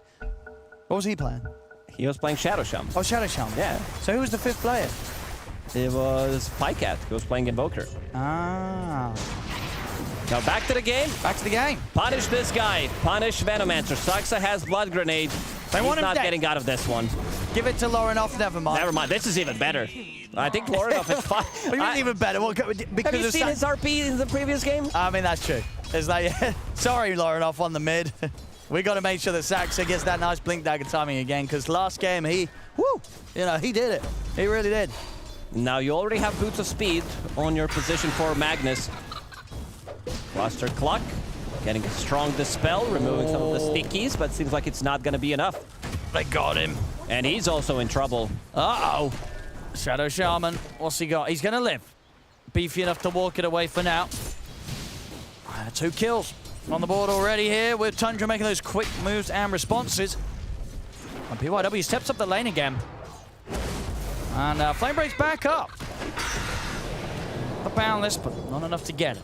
Again, PYW surviving. What a hero, Shadow Shaman. I think this has to be one of the most hated heroes in pub games, especially at lower ranks, because they can't kill him. They cannot kill Shadow Shaman. He uses his innate ability, splits, and you don't have enough damage. Blood Grenade is gonna do the trick. Any kind of extra damage that you have, I really like killing that hero with Cloak of Flames later on, where you just don't do anything. You chase him down and it kills him. But not a bad pick in terms of what the hero brings. Panel did mention level 15 talent breaks on Shadow Shaman. Problem is how you're getting the levels and what you're going to be able to achieve in this lane. You're playing into Monkey King, so you know that your Timber is not going to do the greatest. So lanes are looking pretty good. They secure mid lane with that rotation from Saksa, and 2 side lanes, they're not going to have issues farming in those lanes. Well, what does XM do? He's not even laning. This is some new tech. We saw some stuff a couple of months ago where there was, I think, Gaming Gladiators. They played Nyx Assassin plus Venomancer. They tried a creep skip from the off lane to kill the wave immediately, then manipulate the creep wave, but... Well, why does he want to be doing this anyway? Is it really more efficient to farm that stack than farm mid? Because it wasn't like he was getting punished for farming mid. He was just getting punished for being behind the tower, which he found himself in again.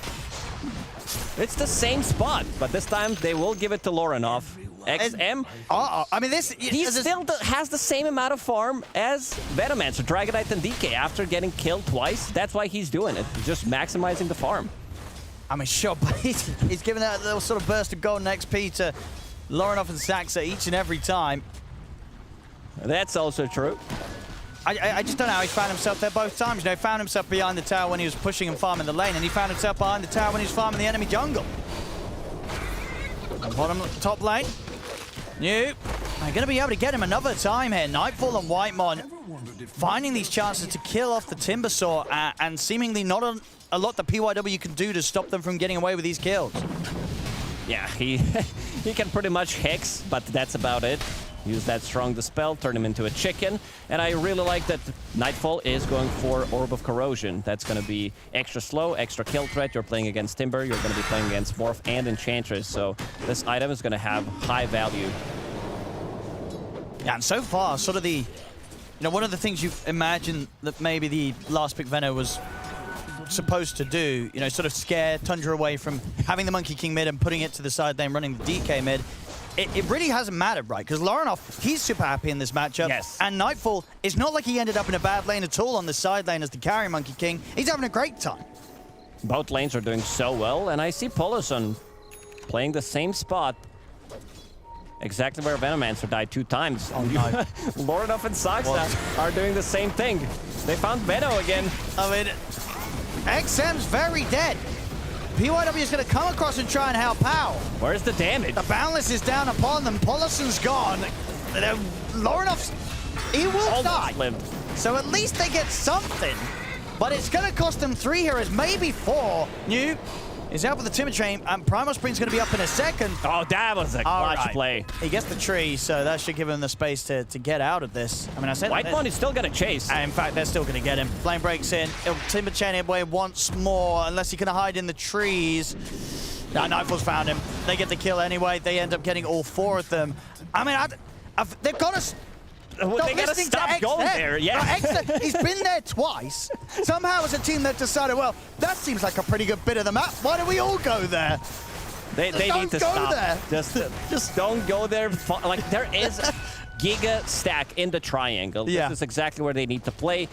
Shaman needs to get some of the XP from that, because right now he is level 3, 6 minutes into the game, not really having a fun time. You can see that the both supports are not really providing you with much damage early on.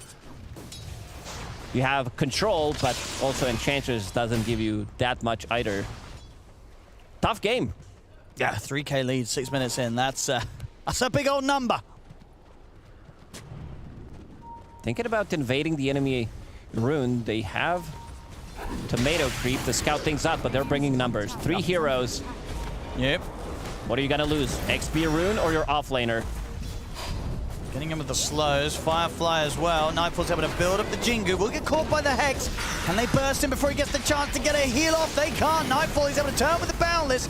trying to stand his ground. Whitemon gets the kill. Nightfall will die underneath the tower, but time has been bought for long enough to wrap around, join the fight, kill off PYW. I mean, they get Nightfall, but even when they do get a kill, it is costing them 2 lives themselves. At the same time, Nightfall died, but you also lost XP Rune, and you also almost lost that tier 1 tower in the top lane. So your supports who are really struggling, Shadow Shaman, he needs any kind of XP he can get. You also have Enchantress, she would definitely love to get her to level 6. Now they're going to be the ones struggling, and you also need to clear those Ancient stacks. Because there is potential that they run into the triangle with some Tidehunter, with some Dragon Knight, and try to steal it. Bottom lane. A good push with the Adaptive Strike. We'll be able to put a stop to Wukong's command, but Lasso's up. He still ends up dying. I mean, they just didn't have the means to get down here and protect low. Tundra, they're speeding things up. And in this game too, Xtreme Gaming, so far they're looking pretty lost. There's no real answer. Like, they don't really have that playmaker. XM, he did die 2 times. Right now, trying to pressure some towers with Enchantress and Venomancer wards, but doesn't seem to be enough. There's also Tidehunter, who's pretty much unkillable. They don't have enough to kill him. He's a bit low on mana, has Ravage available, so they could potentially defend the top tower as well if they want to. Just getting so much out of this. We're seeing the gold lead. We saw there on the graph at the moment. Tundra, they've got over a 25% experience advantage as well, just 8.5 minutes in. XG, they've got a lot of recovering to do here in game 2.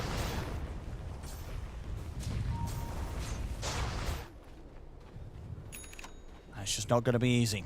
We can get these stacks prepared. At low, still a fair bit away from being in a point, ready to join fight.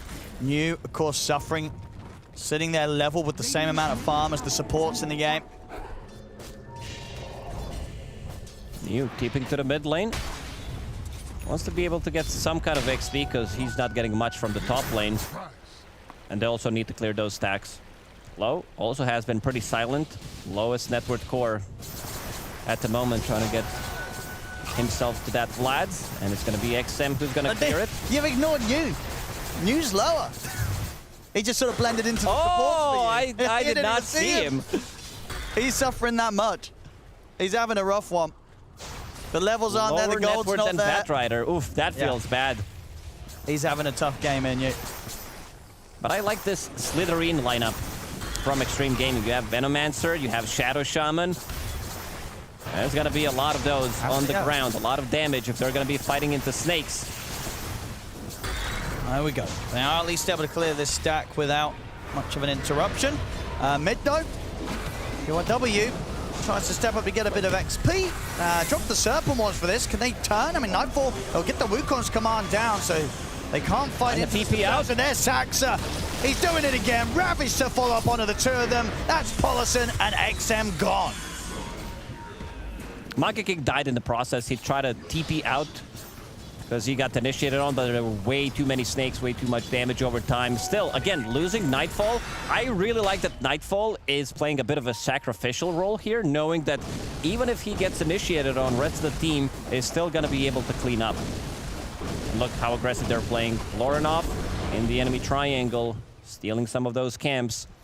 Map is really small right now. Neo doesn't have the lane to go to. See again on the replay. As this was the point that Saxa, he was ready to join the action and show us, just like last game, how easy he finds it to get these RPs to set things up. And a little bit of a bonus, as you mentioned, that they find in return the Monkey King. But overall, it's the lead for Tundra that keeps growing. You already have a Blink Dagger on Whitemon. This is your position 5, 11-minute Blink Dagger. And you're also going to be having Blink Dagger on your Magnus relatively soon, in the next 5-6 minutes, depending how much farm he's going to get. UIW enjoying himself way too much with this Hex on himself, using it every single time there's some kind of a damage. And first big item on Nightfall going to be Diffusal Blade. They're going to try and surprise Lurk. They can get the Boundless into a Dragon Tail stun. He's going to be dead for sure. There's the timing. They get the opening into the Boundless. It's smoothly done. And at the same time, maybe another one here, Whitemon. Doesn't have enough mana for a bounce back, but doesn't seem like they need it. Yeah, Nightfall's in with the defusal slug. Very good defusal pickup, not just because you're playing into low mana heroes. Morphling doesn't like to play it, neither does Timbersaw, but also later on you might be able to upgrade to get a Disperser against Venomancer, which could be pretty big. 33.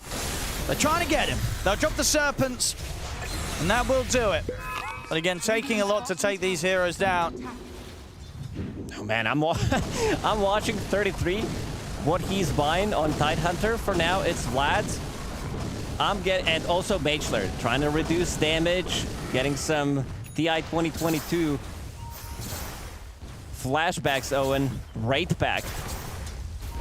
Yeah, whatever happened to that item? Well, we removed it. It was way too good for way too long. One day it will return, and nobody will be happy about it.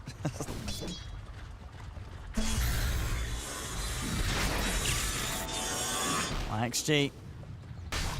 Still have XM with a decent amount of farm, but Low and you, they need time. Tundra not in any sort of position to be giving it to them. Controlling the map and really limiting the areas that XG can find to farm.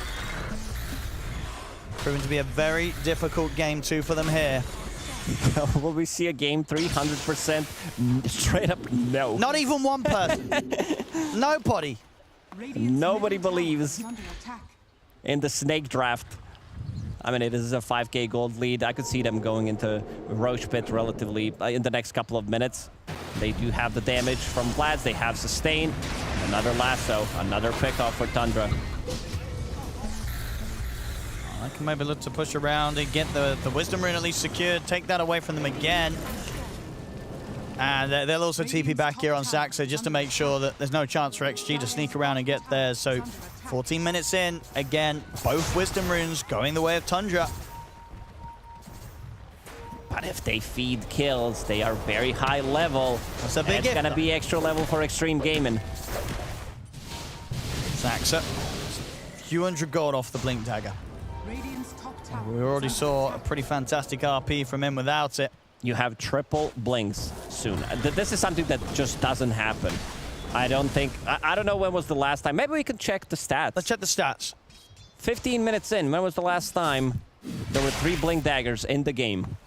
Just a tool or at 50? Oh, specifically at 15 minutes, like early game. At 15 minutes. Let's get that stat. What do we have here? Whitemon's second fastest blink dagger. On the core Viper, that's I do like the blink dagger rush on Viper. That's a pretty cool build. Overwhelming blink rush on Viper, very good. Should try it. Probably not gonna win the game. Probably not gonna even get to that point where you're gonna finish the item, but blink dagger rush sounds like a plan. Well, and there it is. Another blink dagger available. 3 blinks. Talking about blinks, XM, he also goes for the blink next after his Spirit Vessel.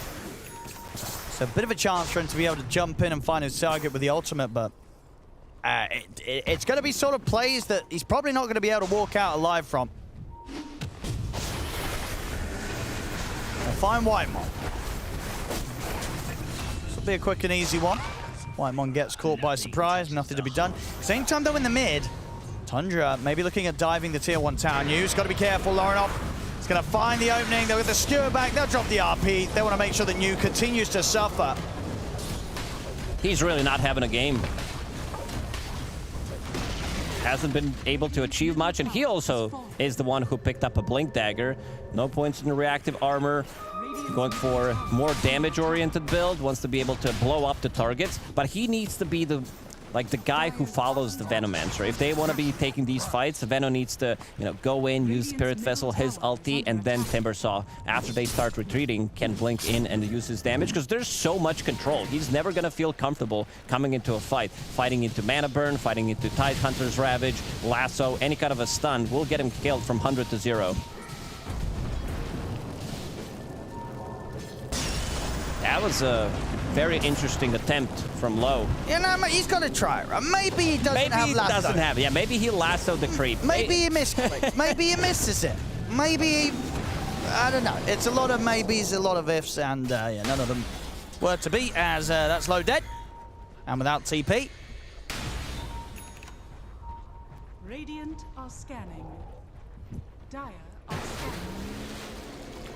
Meanwhile, XG, the rest of the four of them just having to sort of hover around one another. Very, very scary for them to get out on the map, and Tundra, again, just getting the freedom to continue to accelerate this lead. We have 3 Blink Daggers as well on Xtreme Gaming side at 17 minutes. Everybody wants to blink in. I mean, that's probably a game 17.5 minutes in where there's 6 In this patch, probably never happened. We're talking about 7:37. Yep. He cut down his stream. He does. And Nightfall, he's dead for that one. Now, this could be a chance for Xtreme to try and fight into this one, but 33 and Lauren off and Whiteman, they're stepping up. 33's got the Ravage. That'll be enough for them to kill off New. And see PYW, he's back in with the shackle. See at the side, Saxa, he's having to use the RP to try and hold XM back as XM was running him down. Back from New. They really want to take this fight.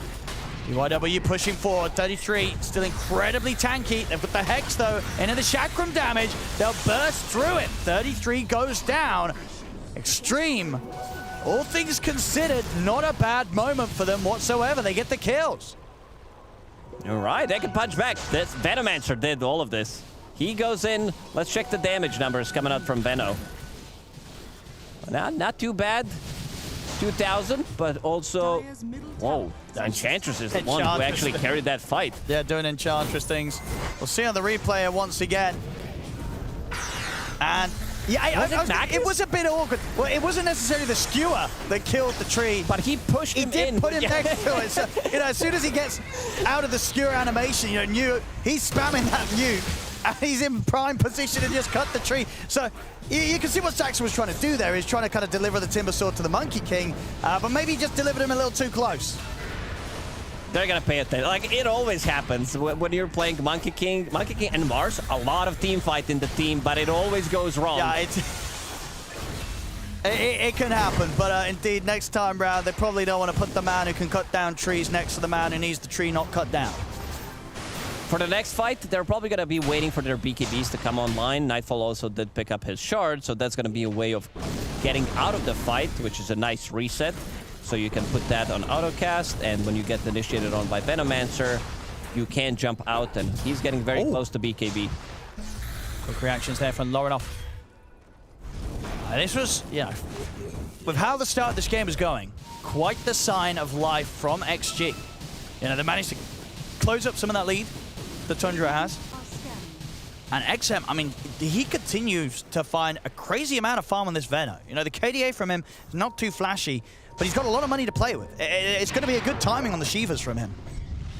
Getting very close, just needs to buy plate mail to finish it off, has enough money for a recipe. A lot of healing reduction, and it's going to be a lot of slow. Boundless misses, but they're still going to be getting that kill. And the cost you're talking about the other day, you're living in the past. Shiva's recipe, my friend, is not 600 anymore. Wait, he has 2,000 gold saved up. I said that he needs plate mail, and he has enough for a recipe. Did I see that incorrectly? Well, you're confusing me now.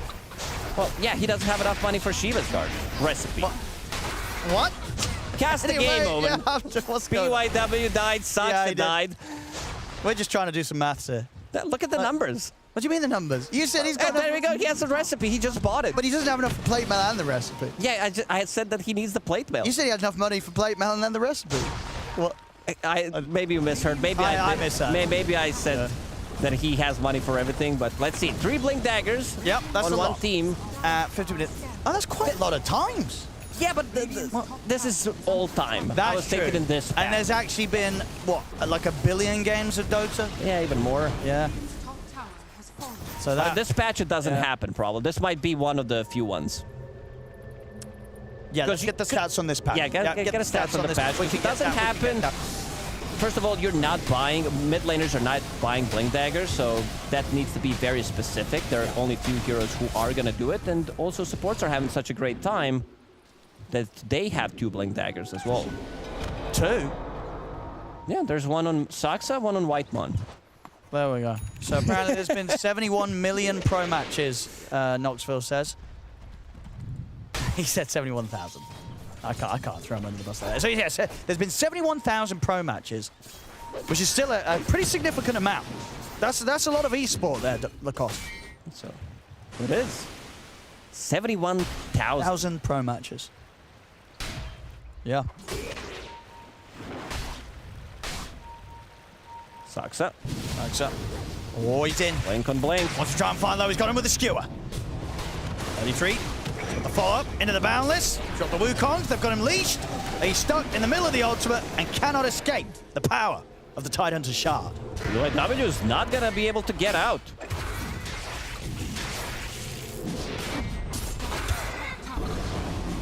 I mean, he tries his best there. I could appreciate that. But he's dead.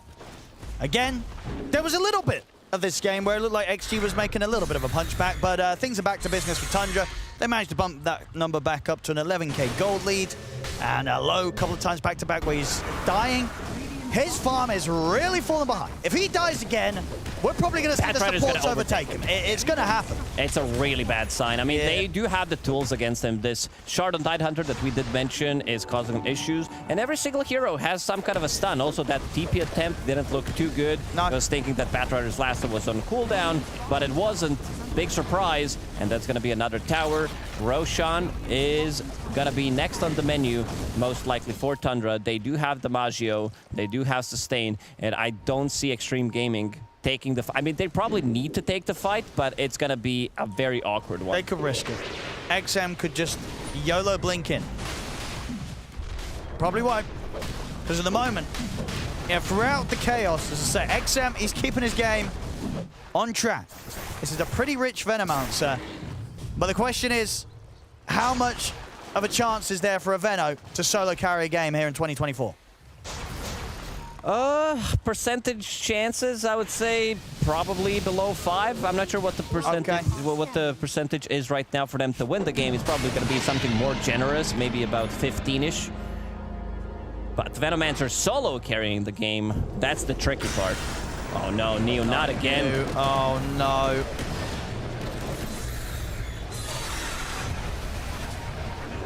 Low.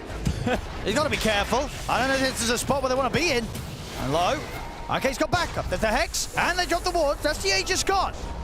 Well, you know who can carry this game if not Venomancer. Enchantress position 5. We've seen it time and time again. PYW, they need to leave him. That's the real carry. PYW is going to get left behind indeed. Whitemon still able to make the jump over towards XM. He used the Ravage to lock XM down. Whitemon's going to be able to sneak away into the tree line. He'll survive. Nightfall gets the double. Jump over towards Polison. Tundra, they're cleaning up again. They have such good chase potential, having multiple Blink Daggers, having the Glimmer Capes, having Force Staff, all the items to kite, to have something against Venomancer.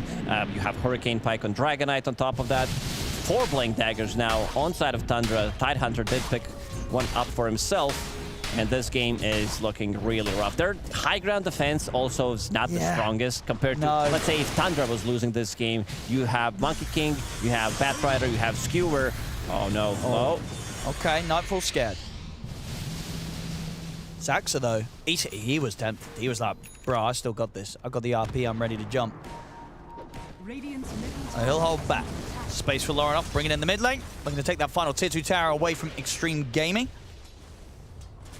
There's so much damage reduction from Tidehunter. He hits you with the Mage Slayer.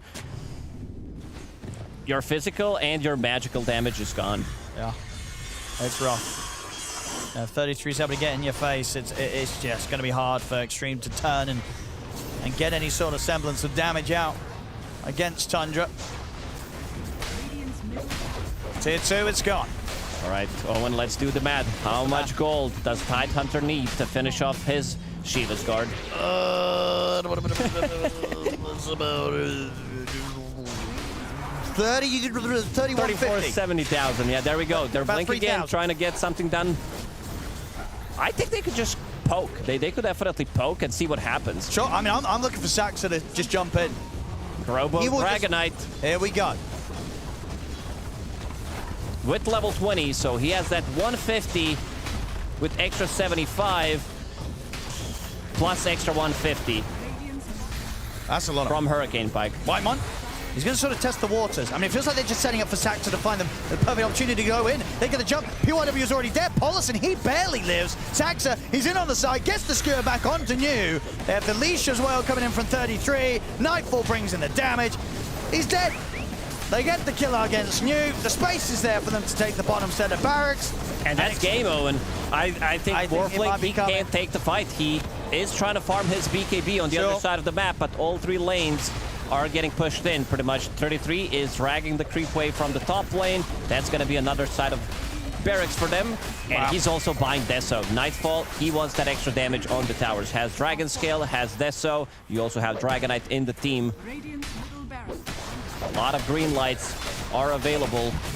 Wukong's command coming off cooldown in 30 seconds. Lorenoff needs a little bit of a help. Well, they got what they came for. Tier 2, Tier 3's the barracks, they get it all. And same thing happened in game number 1, where the game looked pretty even. Suddenly, one big fight. Tundra takes 2 sides of barracks. There's just way too much. The supports are not tanky enough.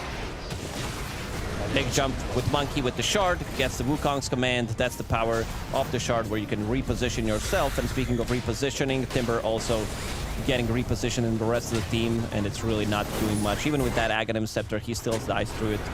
There we go, XG. Let's see what they've got. They're trying to make the jump out, but the Ravage comes out there onto the 4 of them. Nightfall kills off PYW with ease. Lauren off to finish off XM. It's just going to be another cleanup here from Tundra. Pollison least by the Shard of the Tide. No escape for him. They get a kill, but they lose 3 heroes. These trades, they're not working out for XG. They're desperately trying something to turn around this game, but it's just not happening. And now top lane is going to get pushed in, even though they don't have ultis available. I could still see them pushing that. 3 heroes are dead. Venomancer not dealing enough overtime damage. It's just way too much team fight. Like, you're fighting into probably one of the best team fight lineups that we've seen so far at the tournament. It doesn't get better than this. Tundra, I'll chill out a little bit, reset, get the next round of items online. XG, what's the plan? Is that a serious question? What's the plan? Like, you really don't have a clear plan who you need to focus. Shadow Shaman is level 12. Maybe with level 15, they would be able to get somebody. But just all in on someone. All in on someone, have that X break talent, but it's not available. It's so far away.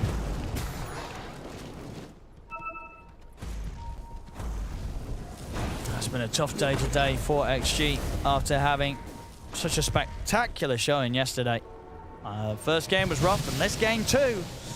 This is, Tundra coming in with quite the stuff. 30 minutes in, and very little, if any, hope really at the moment for Xtreme to turn this one. Scardy done for Nightfall, Ags out for White Mob. His items just continue to fly out, and they're ready to win. Smoke's coming in here, Tundra. And here we go. Quick jump here for Lorenoff. Couple of hits. Pollison is going to be able to slide up to the high ground, but the Boundless, he catches XM. He dies immediately. They'll look to turn. They get the Serpent's boards down. They're trying to burst through Nightfall. He gets the Wukong's command off the mark. He's there from Saxa. Nightfall, he's perfectly fine. As that's low out. No buyback. PYW's out, no buyback. It's over. GG is called. Tundra today here with a dominating 2-0. We'll be moving straight on to the grand finals here at Blast Slam. Very clean performance by Tundra. They came in so well prepared for what they're going to do with the draft. Xtreme Gaming, they were very innovative as tournament progressed as well when it comes down to their picks. Maybe too much time in the kitchen when it comes down to what they cooked with their own drafts. The Venomancer mid for them did work out one time, but Tundra, the way they set up the lanes against this Venomancer, putting Dragonite in the mid lane, having Monkey against the matchup against Timbersaw in the top lane, and also bottom lane you have unkillable Tidehunter, so all 3 lanes were won relatively early on, and this position 4 Magnus played by Saxa looks better with each game played. His early rotations also ruined Venomancer, getting those extra kills, getting them good timing for the Blink Daggers, basically having 3 Blink Daggers at 15 minutes in a lineup that is very good at team fighting, very good at controlling the map and running at you. Yeah, no, absolutely. I mean, you said it, with Saxa, especially in sort of a patch where a lot of the other teams, right, you're normally having to think about the Magnus in the draft phase because of what the cores are going to do with it. But we're sitting here, Tundra and Saxa, you got to have it at the back of your head. Sure, because one of the cores might be picking up, but if anything, mainly because of the potential that Saxa is showing that it still has in the support position.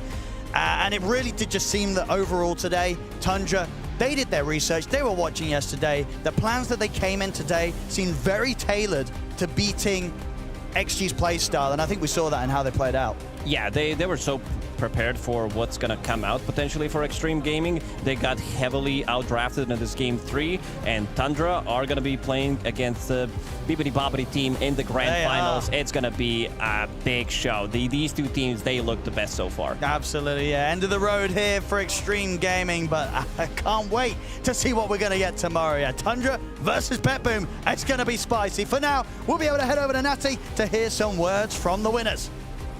I do have one particular winner here. Saksa, you had an amazing performance there. The Magnus, people picking it up, they normally love to put it in a core role, but for you guys, putting it in that position do you think it just suits support better? Is this where the hero thrives at the moment? I think it can work for both core and support, but it reminds me a lot of Tiny, so that's why I want to play it, and I was spamming the hero and it's been going pretty well, so it suits me very well, I guess. You've been spamming it a lot in pubs, and you've been kind of flip-flopping between the facets, right? Reverse polarity and reverse. What situations would you pick those two, and would we ever see you potentially pick up the reverse RP in a competitive?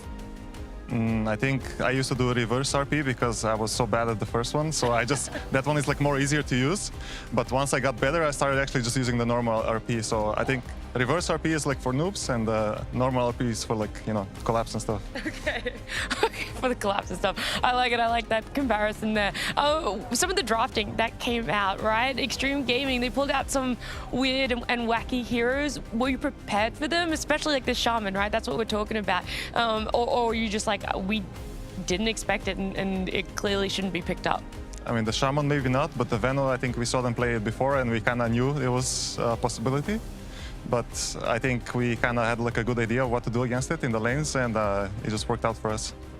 And now lastly, you guys playing in grand finals tomorrow, you'll be coming up against BetBoom. Is there a little bit more on the lines outside of it just being a grand final, or you just, it's another team in your eyes and you don't really care about who's played on what teams and with players in the past?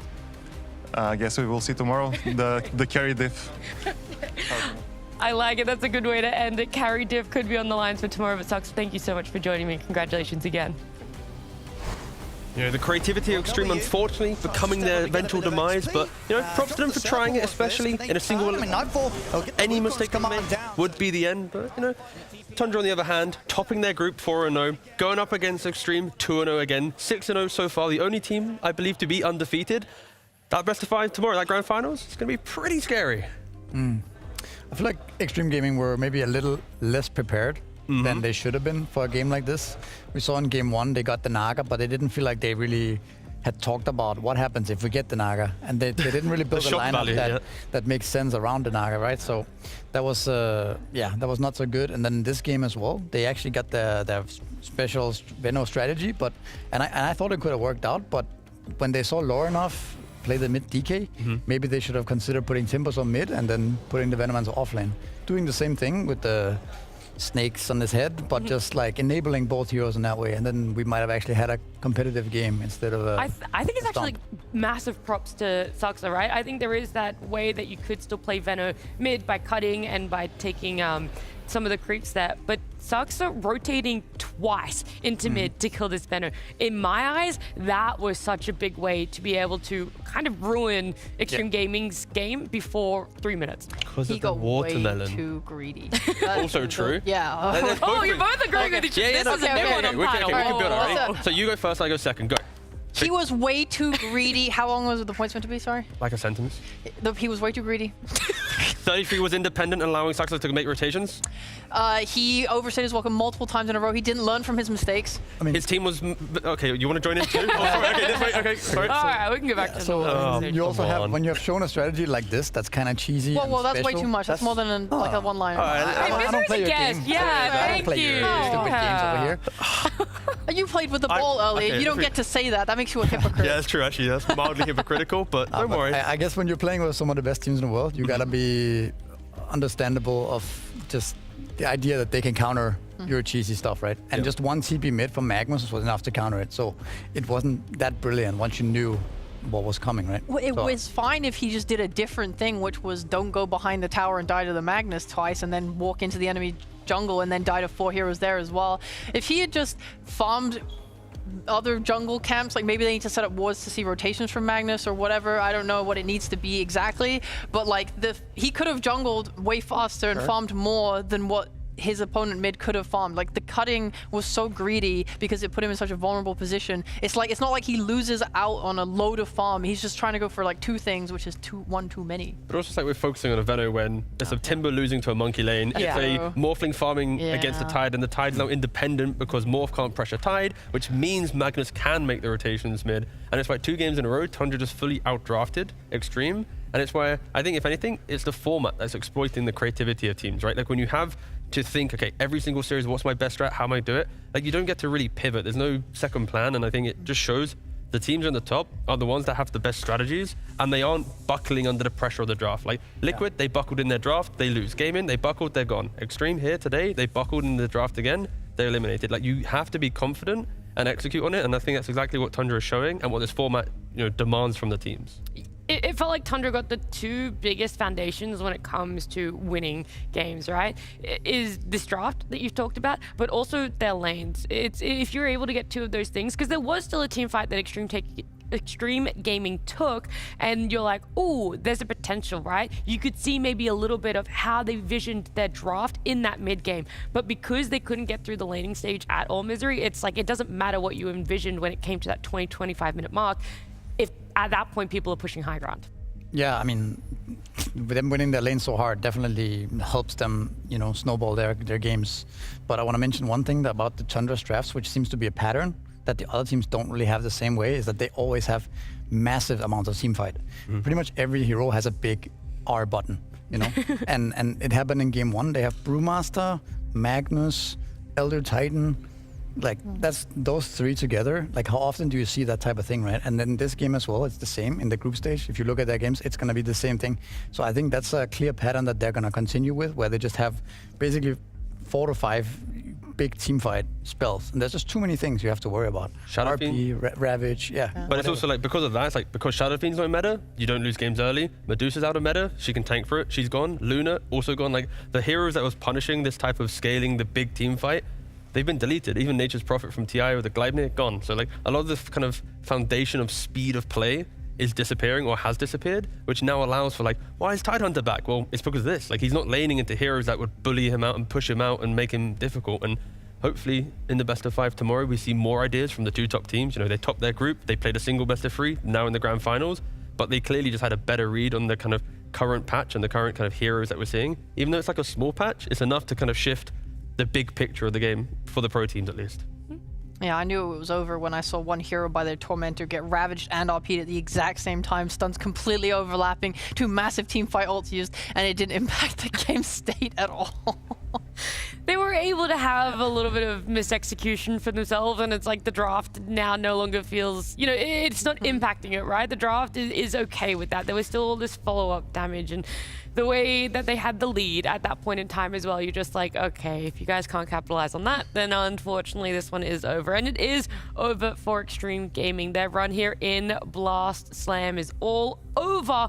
We said goodbye to them today. Earlier this morning as well, we unfortunately had to say goodbye to PARIVISION, which I think was the toughest goodbye of today. All right, this is how our gauntlet and our single elimination bracket has shaped up. OG and Spirit getting knocked out in the first round. Falcons and Heroic followed after. Liquid Gaming, Gladiators going out on the same day, and today it was PARIVISION and Xtreme Gaming, which does leave us though with the exciting stuff. Our grand finalists, BetBoom up against Tundra. These 2 teams, when they were formed, right? Tundra being this dream team for 33. He had a lot of freedom in building this roster that he wanted, yet to find that success. BetBoom, the same thing. These players, right? When this all came in, it was built to be the powerhouse of Eastern Europe, and it felt like they fell short. They had to go through another iteration of it, and even then they were kind of falling short at every hurdle, and now both of them are in the grand final. So one of these 2 teams finally going to find success for themselves too. Yeah, I mean, both organizations, they want to get rid of that stress of,